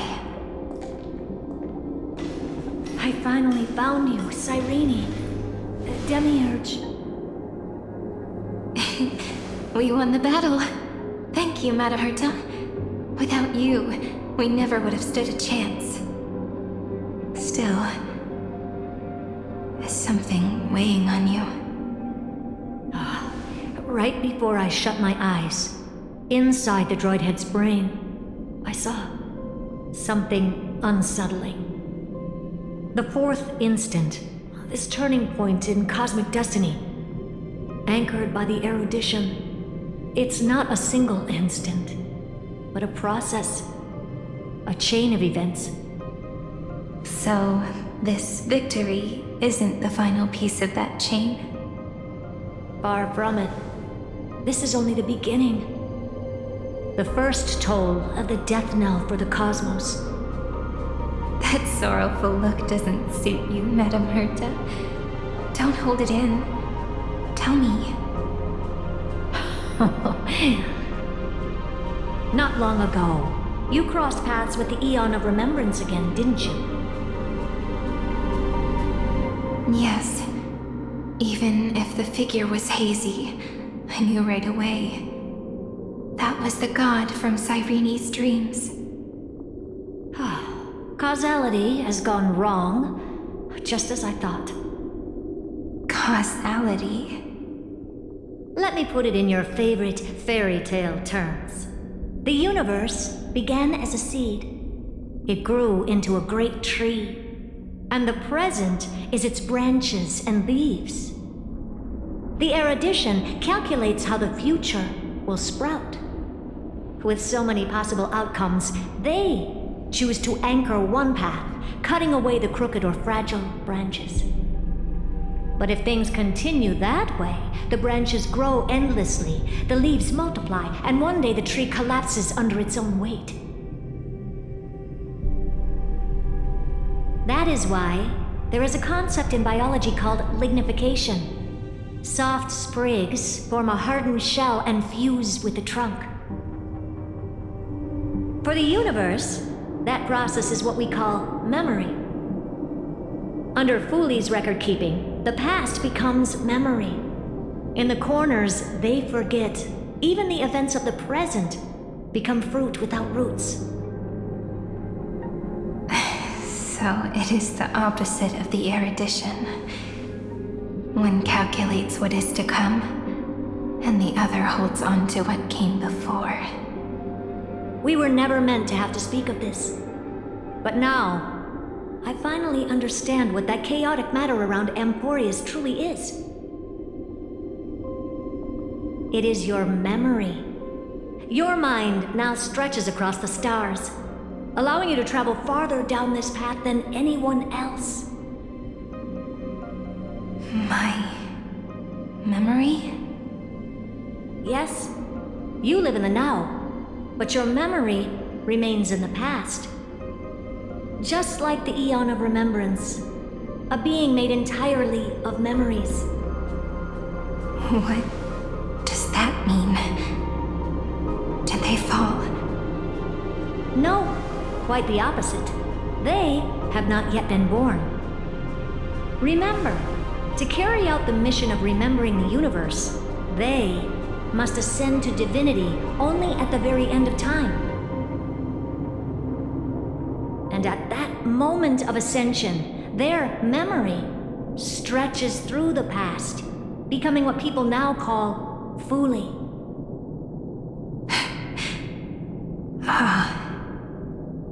That is why they feel so distant, so cold. That crystalline form is just an empty shell. I do not know how the Garden of Recollection managed to hide this until now. They must have their reasons, but none of that matters now. Here in the present, we cannot know who will become Fuli. But one thing is certain. They will be born. And those who might become Fuli all share the same characteristics. They are known as Children of Remembrance, pure child of Anasrava. Both of you, children of remembrance. So help us. Find where Amphoreus' memory began, and bring it out. We are the sacrifice the garden used us. The pure child of Anasrava. Abandon us! So that name, it was never my past. It was my future. Or maybe it is the present. Noose has revealed to me two paths. And on both paths, I see you standing. The first, follow the trail of memory you have forged. Break free from this world and reach for the stars. That would mean Amphoreus' causality will no longer concern you, at least not the person you are now.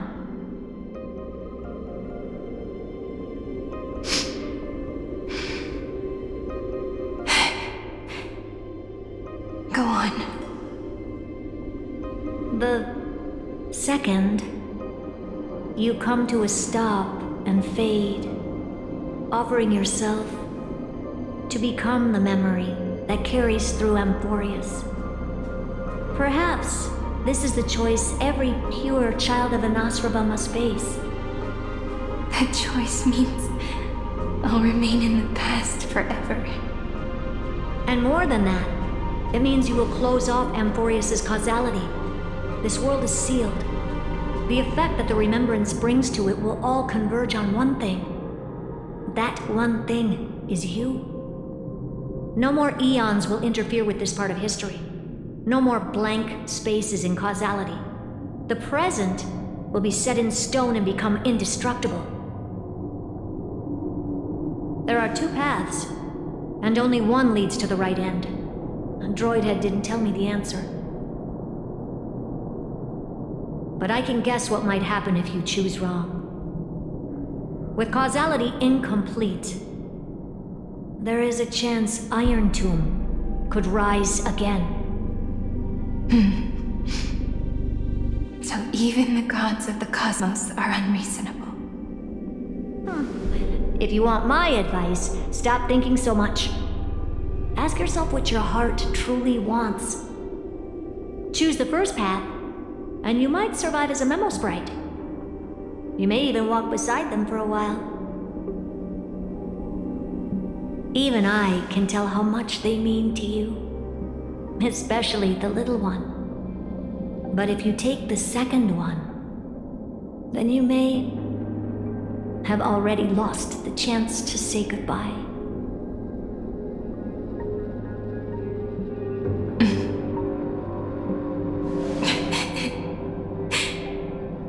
I have made my decision, Madam Herta. I thought you would need more time to think it through. The answer is clear, is it not?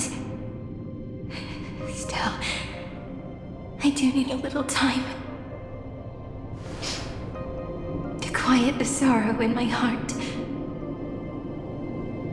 Her kindness is always just right for the moment. I believe she will forgive me.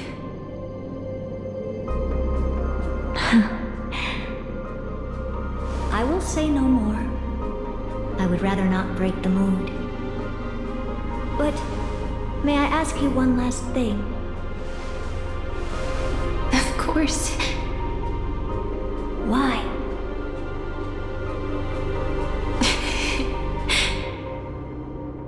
I once heard a saying that went something like this. Divinity is flawless humanity, and humanity is flawed divinity. We children of Amphoreus gave up on gods long ago. Those beings who love to play pranks on the universe. I believe in her much more than I believe in them. And I believe in who I am. As a human. Oh.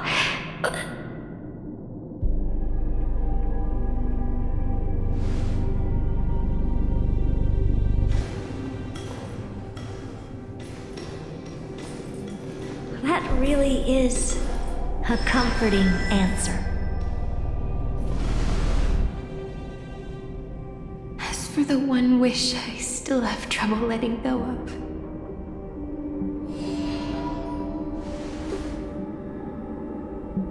One will remain in the past. One will walk toward the future. I believe that the one I cared for most will witness on behalf of the ripples of past reverie. Every starlit tomorrow.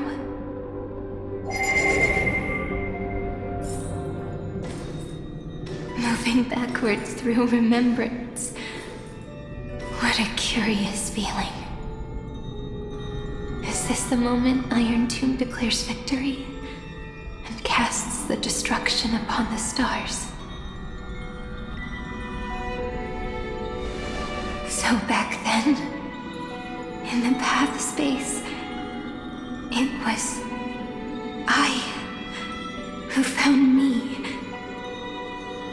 The gods' whispers were nothing more than a girl talking to herself. Now that I remember, what I heard back then was...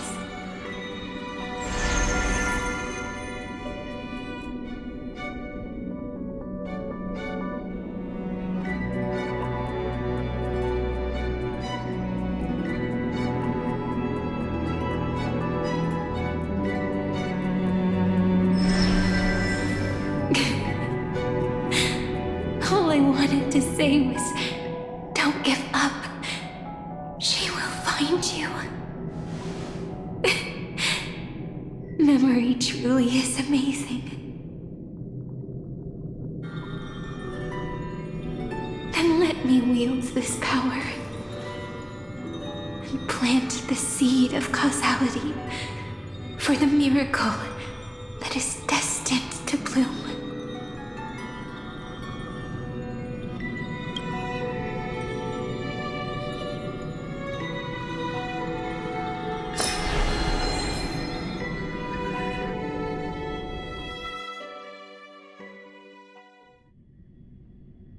Even so, must we walk all the way to the very beginning of memory? It's such a long road. A bit lonely to walk alone. Then, would it be alright if I came with you? As long as it's Peach, even 30 million wouldn't be too many. One is enough. Take a deep breath, and then we can set off, alright? Follow the ripples of remembrance into the past. Reconnect every moment in which the gods made themselves known. Clearly, cause leads to effect. But now, the future gives new meaning to the past. Effect flows backward and nourishes cause. Maybe that is what makes memory so beautiful.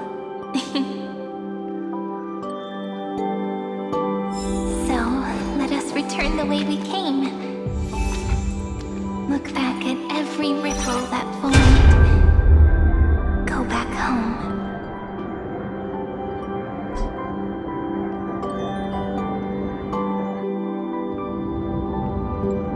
No! How is this possible? Breathe! Breathe! Partner! No. I have to get you out of here first! Just hold on!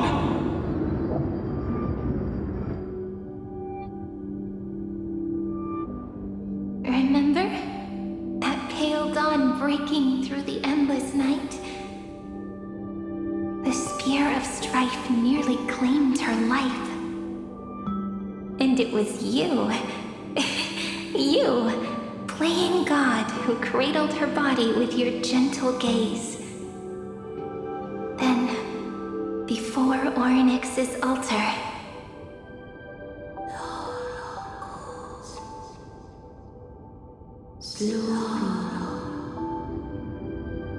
even the Titan of Time mistook you for someone else.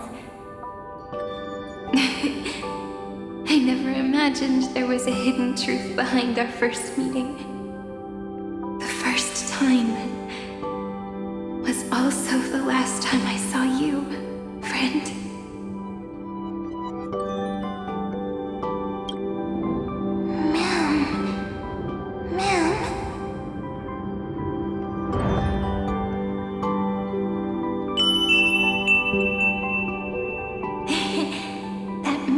From the memory. I've got it now. And so, the miracle was able to slip away from death temporarily. I'll leave her to the Casteress of the past. She will keep her here, in the world of the living.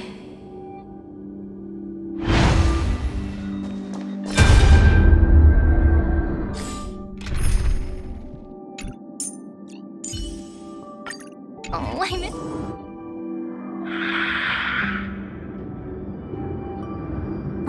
Darn it! What are these things?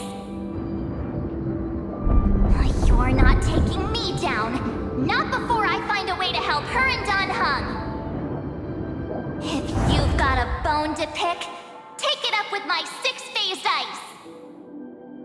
March wandered all across Amphoreus for 97 days straight, chasing one goal: to save her friends. And with her bow and arrows, she brought down every obstacle that stood in her way. So that's how it happened. My skill with the bow. I owe it all to March.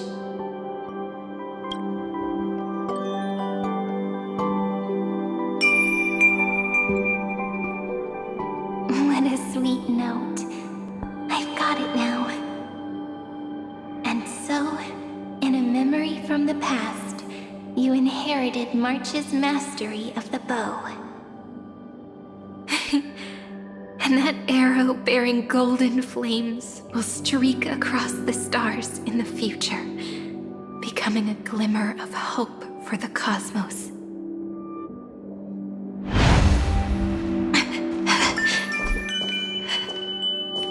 Are you okay? No worries. I'm just a little tired from all the walking. You really need to work out more.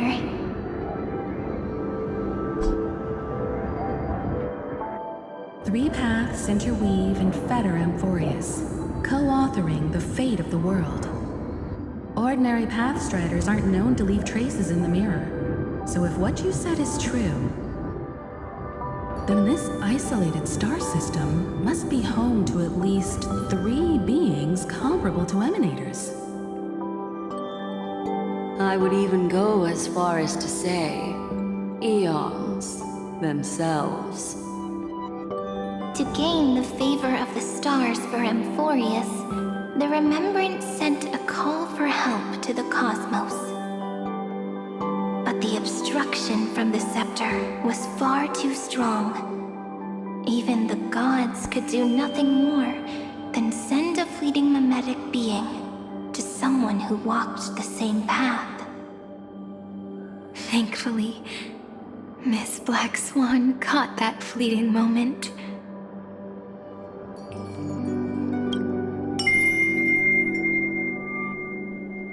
Though that signal drew some unpleasant attention as well. Looking back now, it was all worth it. The cosmos showed us a kinder face. Thankfully, she has a different understanding of the Remembrance. Miss Evernight once said that the Remembrance wasn't looking after Amphoreus, but rather scheming and preparing to devour the paths. Her deduction was perfectly logical, but she failed to account for what the humans in this story could achieve. Maybe I have a scheme of my own. A scheme that will bring happiness to everyone. Please keep helping them. And the others in the future too, Miss Black Swan.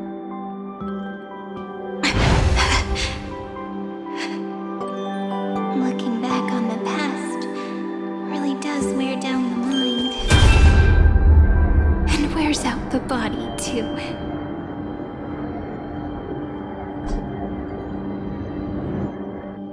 You need to hold tight to this ceremonial blade. After I'm gone, it will take you back to the beginning of time. The start of a new story. I believe that in that story, or in countless stories, each alike yet unique, everyone, all the companions who sacrificed themselves, alongside the deliverer we once dreamed of as children, will reunite beneath a vast, endless sky. If we can never break free from this prison, I will stand my ground. Until the day someone shatters this endless cycle and writes the final chapter of Amphoreus' fate. In the blink of an eye, we have returned to the turning point of fate. With nothing but a fragile sliver of hope, we embraced 30 million cycles of futility and began the eternal recurrence. I still remember the first time I saw the god appear in a dream, looking at me from behind a thin veil of crystal. Back then, I wondered if they might be someone with ill intent. But now, I finally understand. She was always standing beside me. And she is so very beautiful.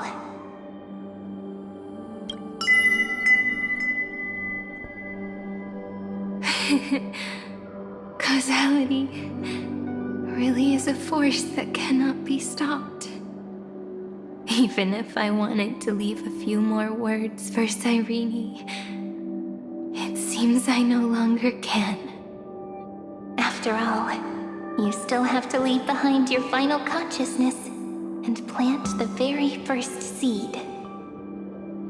I remember what you once said. When a god sheds a tear, the thing reflected in the ripples must be the most beautiful thing in the world. But do you know what Amphoreus saw when its heart was born? The first thing it saw was a name.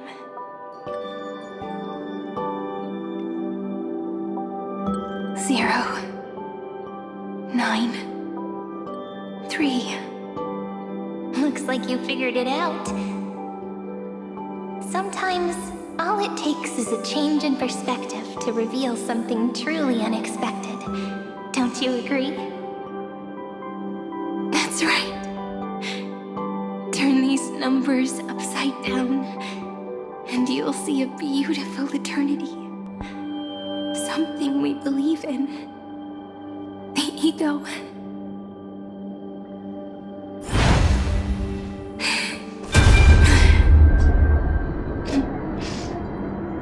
Looks like time's running out.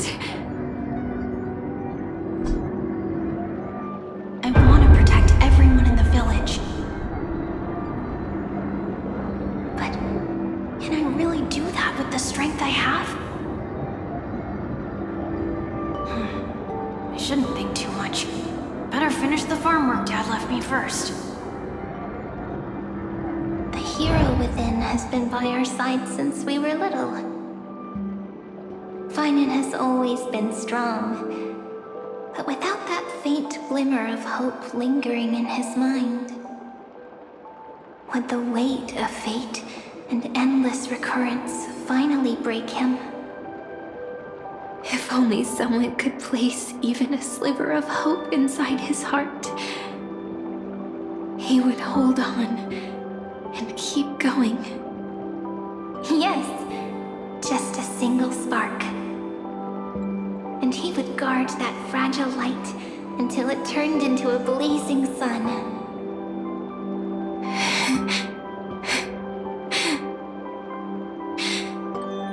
I no longer have the strength to make the hero within look like her.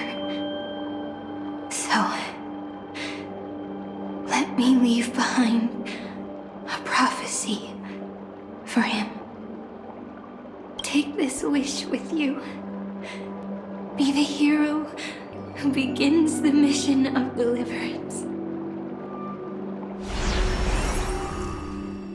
As prophecy foretold, you will bear the blazing sun until the pale dawn breaks. Continue onward, bearing this world upon your shoulders until the Ashen Hero, the nameless deliverer, ushers in the dawn.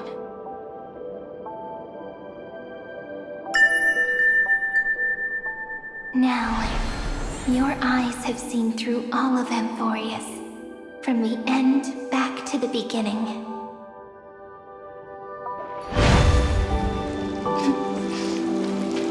Looks like time's running out. The first ripple was where it all began for me. 1, 2, 3, 4, 5, 6, 7.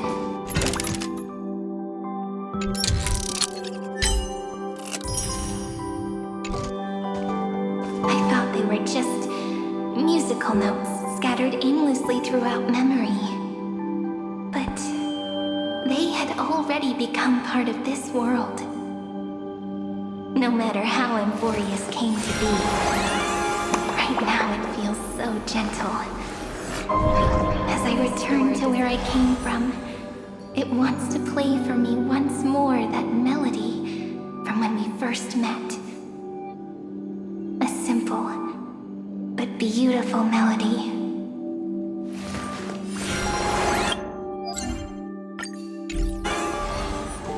Behind this door,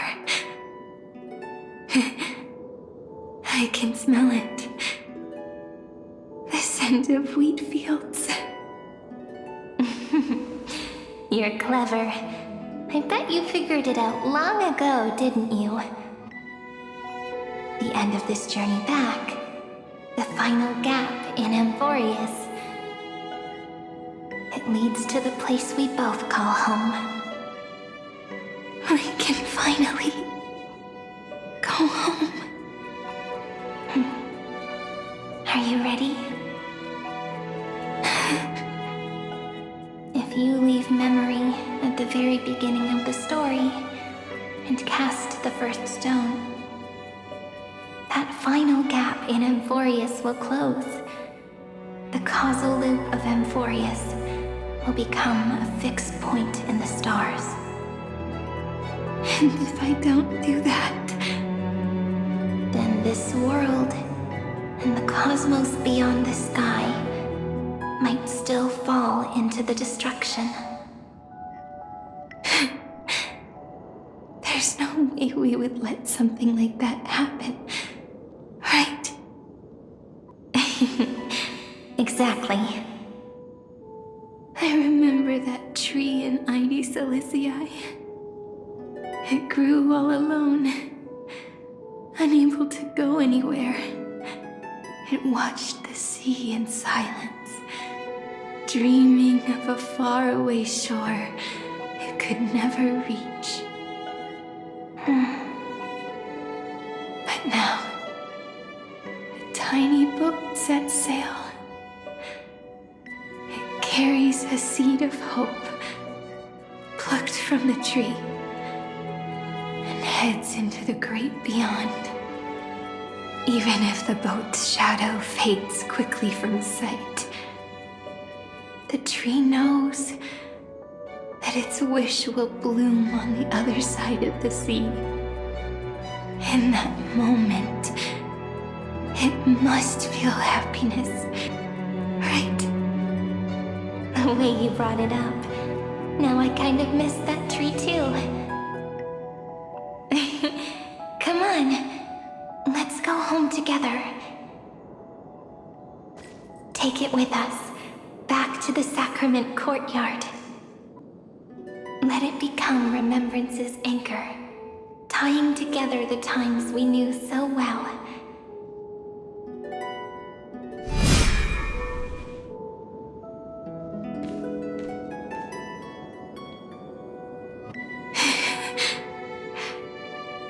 Let's go home together. That final note. Right. It's been with me all this time. This is Do. It is also the first note. The one from the first time we met. And the one that stayed to the very end.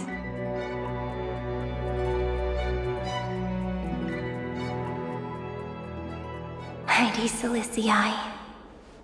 The place where it all began. It's like time itself has stopped. And the breeze and the sound of the waves never seem to rest. We've made it. The sacrament courtyard. This is the place where we first picked up the ceremonial blade. And where we first began writing journals. Now, the journey through memory has reached its end. Once the anchor is placed, what awaits us is 30 million lifetimes of reunion. Looping again and again. Endless farewells. Do, re, mi, fa, sol, la, ti. And with them, endless encounters. Ti, la, sol, fa, mi, re, do.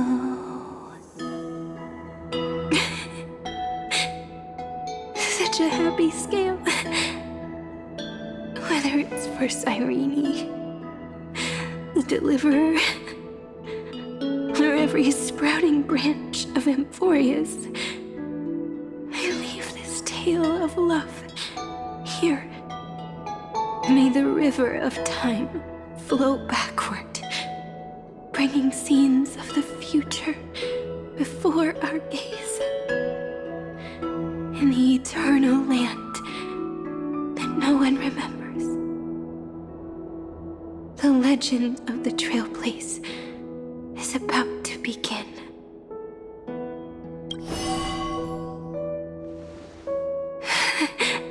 Is it all over now?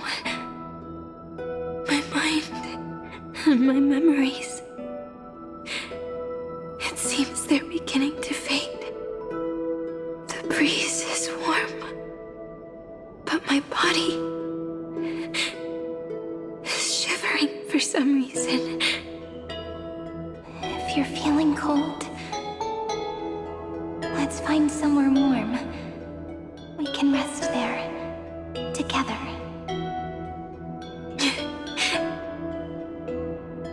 Somewhere warm. I know just the spot. 405. 504. 093. 365. 432. 252. 496. 720. 618. 600. 216. 945.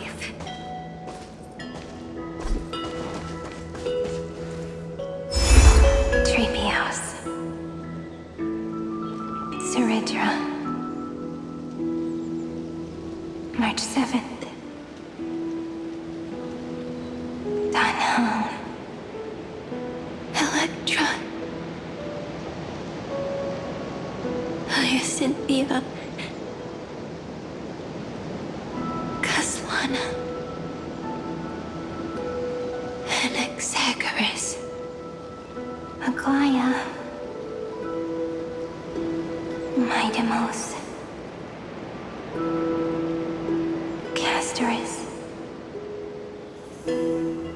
Cyphera. Cyrene. And you. Look. Everything is already as we've written.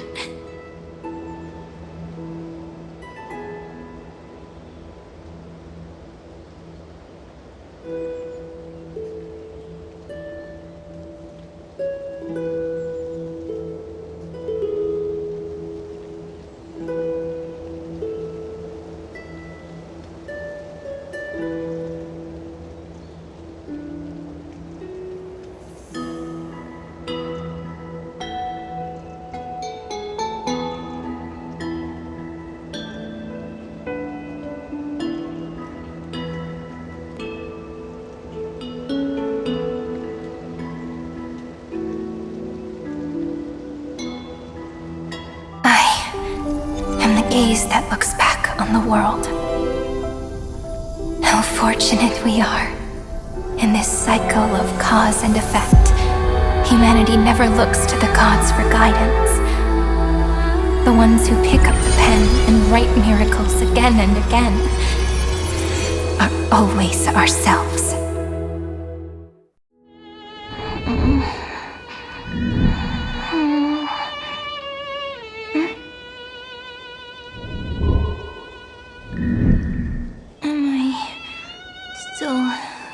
Awake? Peach, where are you?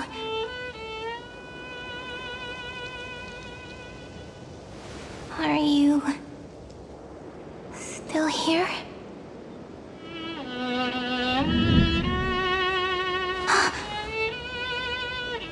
I shrank.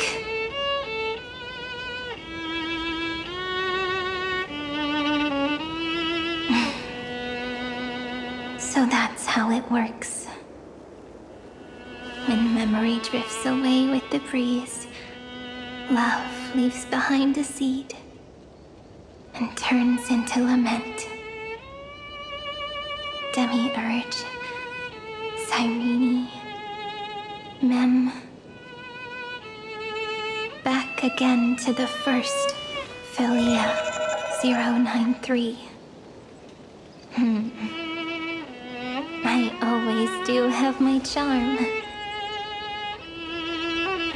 The final ripple nourished the great tree, and from it grew a single pink peach.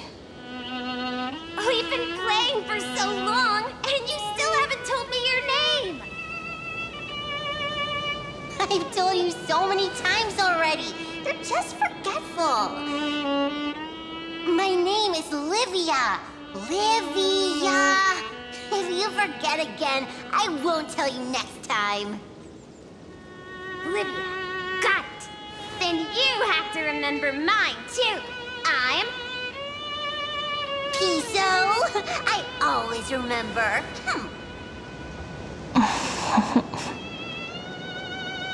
So, Cyrene was just a pen name after all. So sleepy. That drowsy little fairy barged into my mind again. The last of my memories are slipping away. I wonder what this world will look like when I wake up again. I remember a cry and my name, daughter of Lady Cilicia.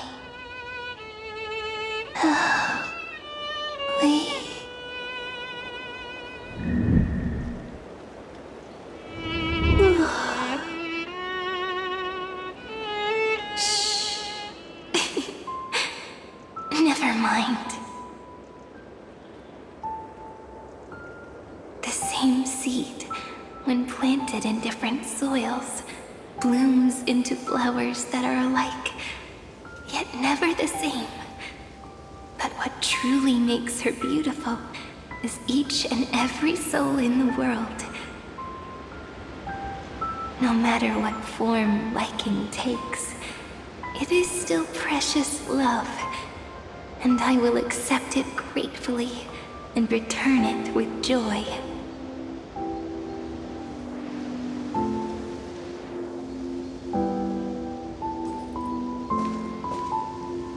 Do you remember my favorite story? That crystal flower was so beautiful because it reflected the eyes of the little fairy.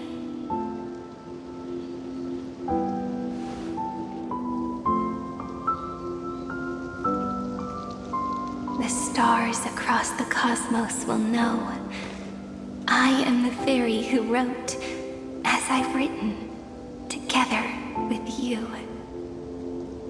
And in your heart, I know I will always be given the name I love most. The one you gave me.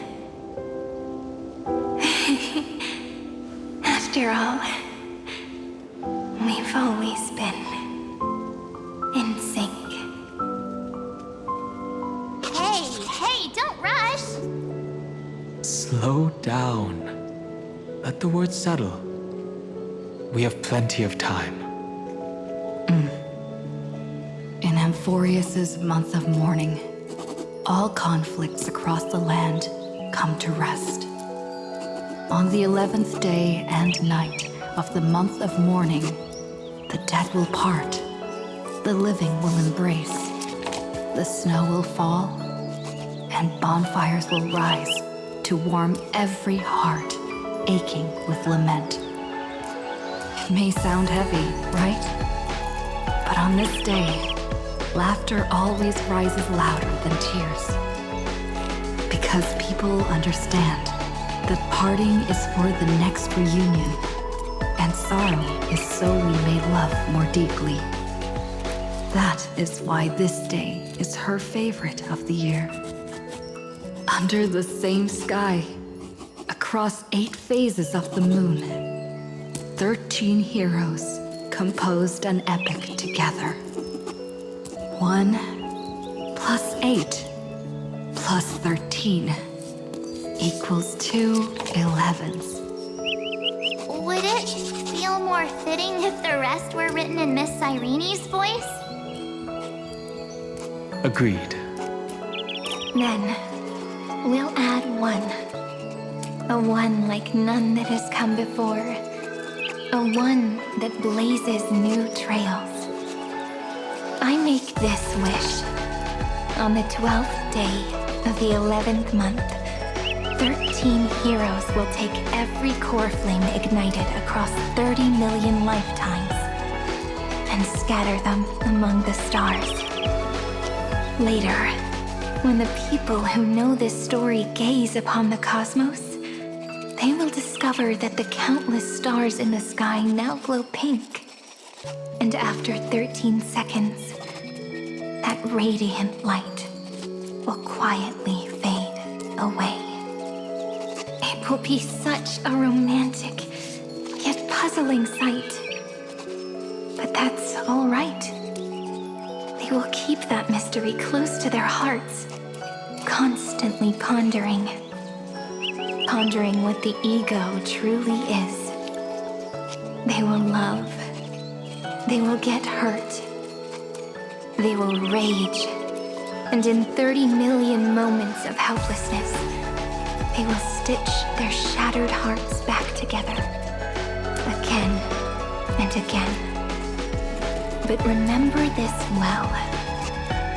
Losses are a constant on the flame chase journey. There may be pain along the way, but you and I will never be alone. They will come to understand what it means to lose, and in the end, they will choose to let go. They will offer their hearts to this world, to every companion they walk beside. And they will take in the hearts of others and pass them onward. For every soul that exists in this world, there is a different ego, a different prime mover of life. There will never be just one answer, not even for love. But when people gaze into the night sky and love what is fading with the same resolve they have to praise the stars, I want that soft, gentle pink in the sky to tell them love will always be answered. This is a story about love, and a story about how to answer it. Whether it is one we have already written, or one you are yet to write, it will be a romantic story, like none that has come before. You think so too, right? And a romantic story deserves an ending that is free and complete. When every clue and thread has found its end, and the weight of the pen is no longer constrained. Pour the spirit of trailblazing into it, and end this tale with the most pure and romantic period.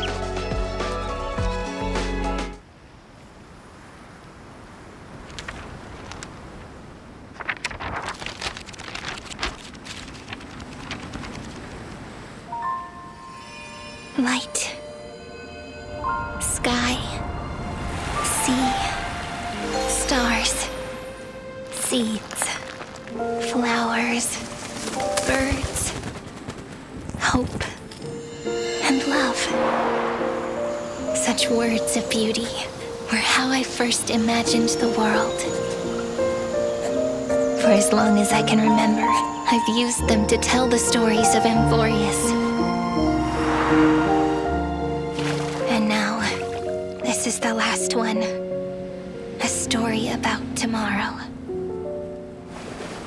Dedicated to you.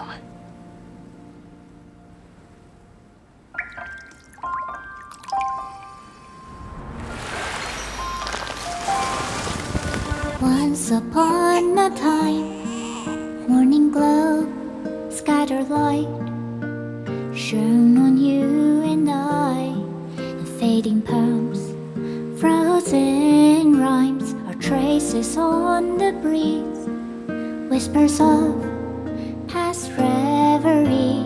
Please let me linger for now, enveloped in your sound. Love on the pages, the ink our stories penned. No matter how it ends, I'll do it all again.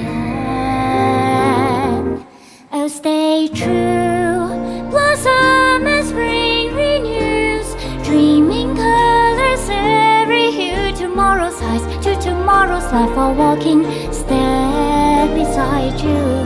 So stay true. The winter's rhyme anew, woven memories are blue. And like a melody, sing a song of reverie.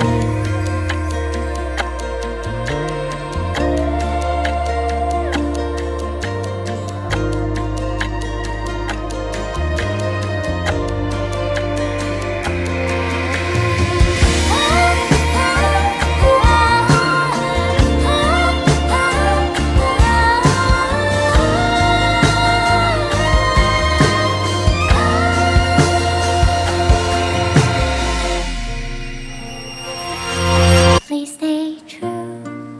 Cherish your memory. Go with love, your hearts are dear as rivers flow, and as gardens grow. I hope you bloom in beauty. See you soon after the end of time in the mountain frozen rime.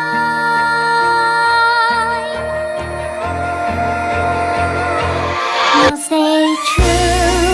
Blossom and spring renews, dreaming colors every hue. Tomorrow's life are walking step beside you. Now stay true. The winter's rhyme anew, woven memories are blue. And like a melody, sing our reverie. And in our memory, in the end of our journey.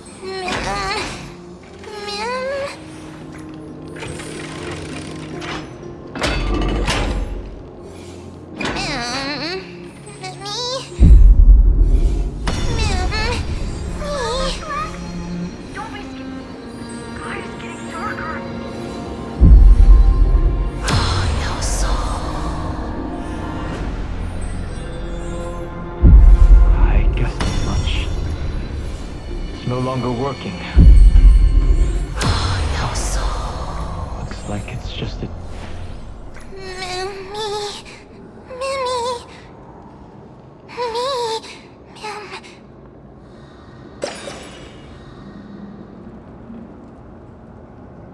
Let's find someplace safe to set up a base of operations first.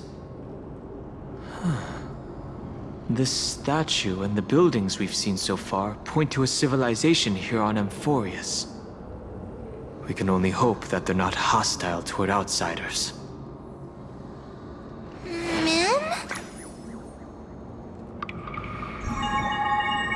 I've reunited with you so many times, and every time feels like the first time we met. Each time, love breaks through the stubborn cycles and takes flight toward a pink tomorrow.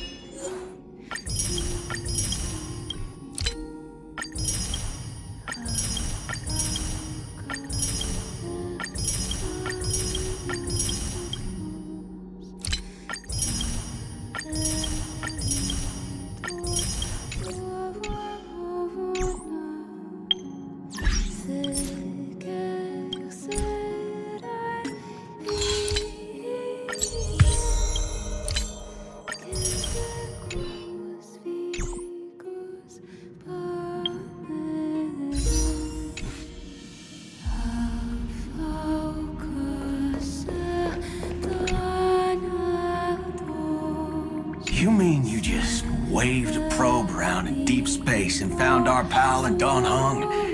That little thing's really that impressive, ninja girl. This is a ninja tech device, blessed by the Great One. It senses the ultra-low frequency electric waves of the human body.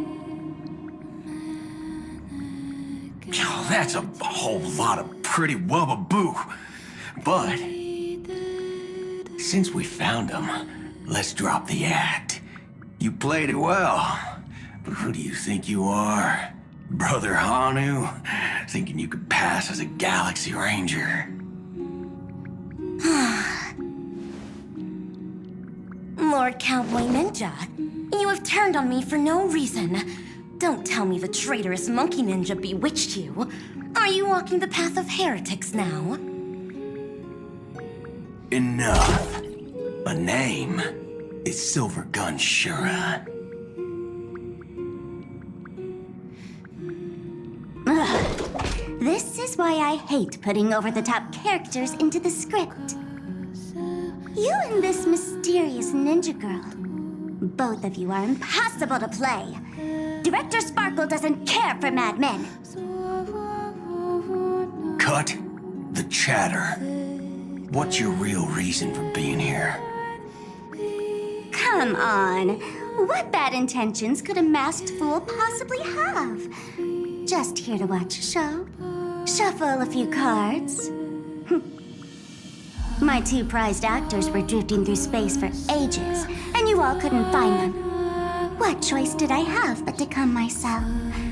Otherwise, who's going to share the stage with me? You don't even care about the Irontomb disaster threatening the whole universe. Seems the fool's wisdom isn't all that deep.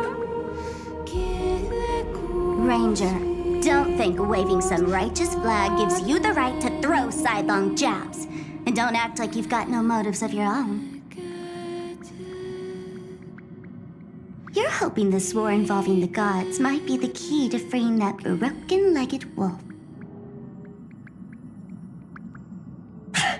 Who else knows about that? Just me. Do you believe it? Relax. I'm not interested in disturbing that living legend. I just couldn't resist messing with you when I saw you come back empty-handed. You little... Fine. Since You saved our pal and Don Hong. Get out of here. But remember what you said. Leave the boss alone. Or else. You don't have to worry at all. In Director Sparkle's next script, gray hair gets the spotlight.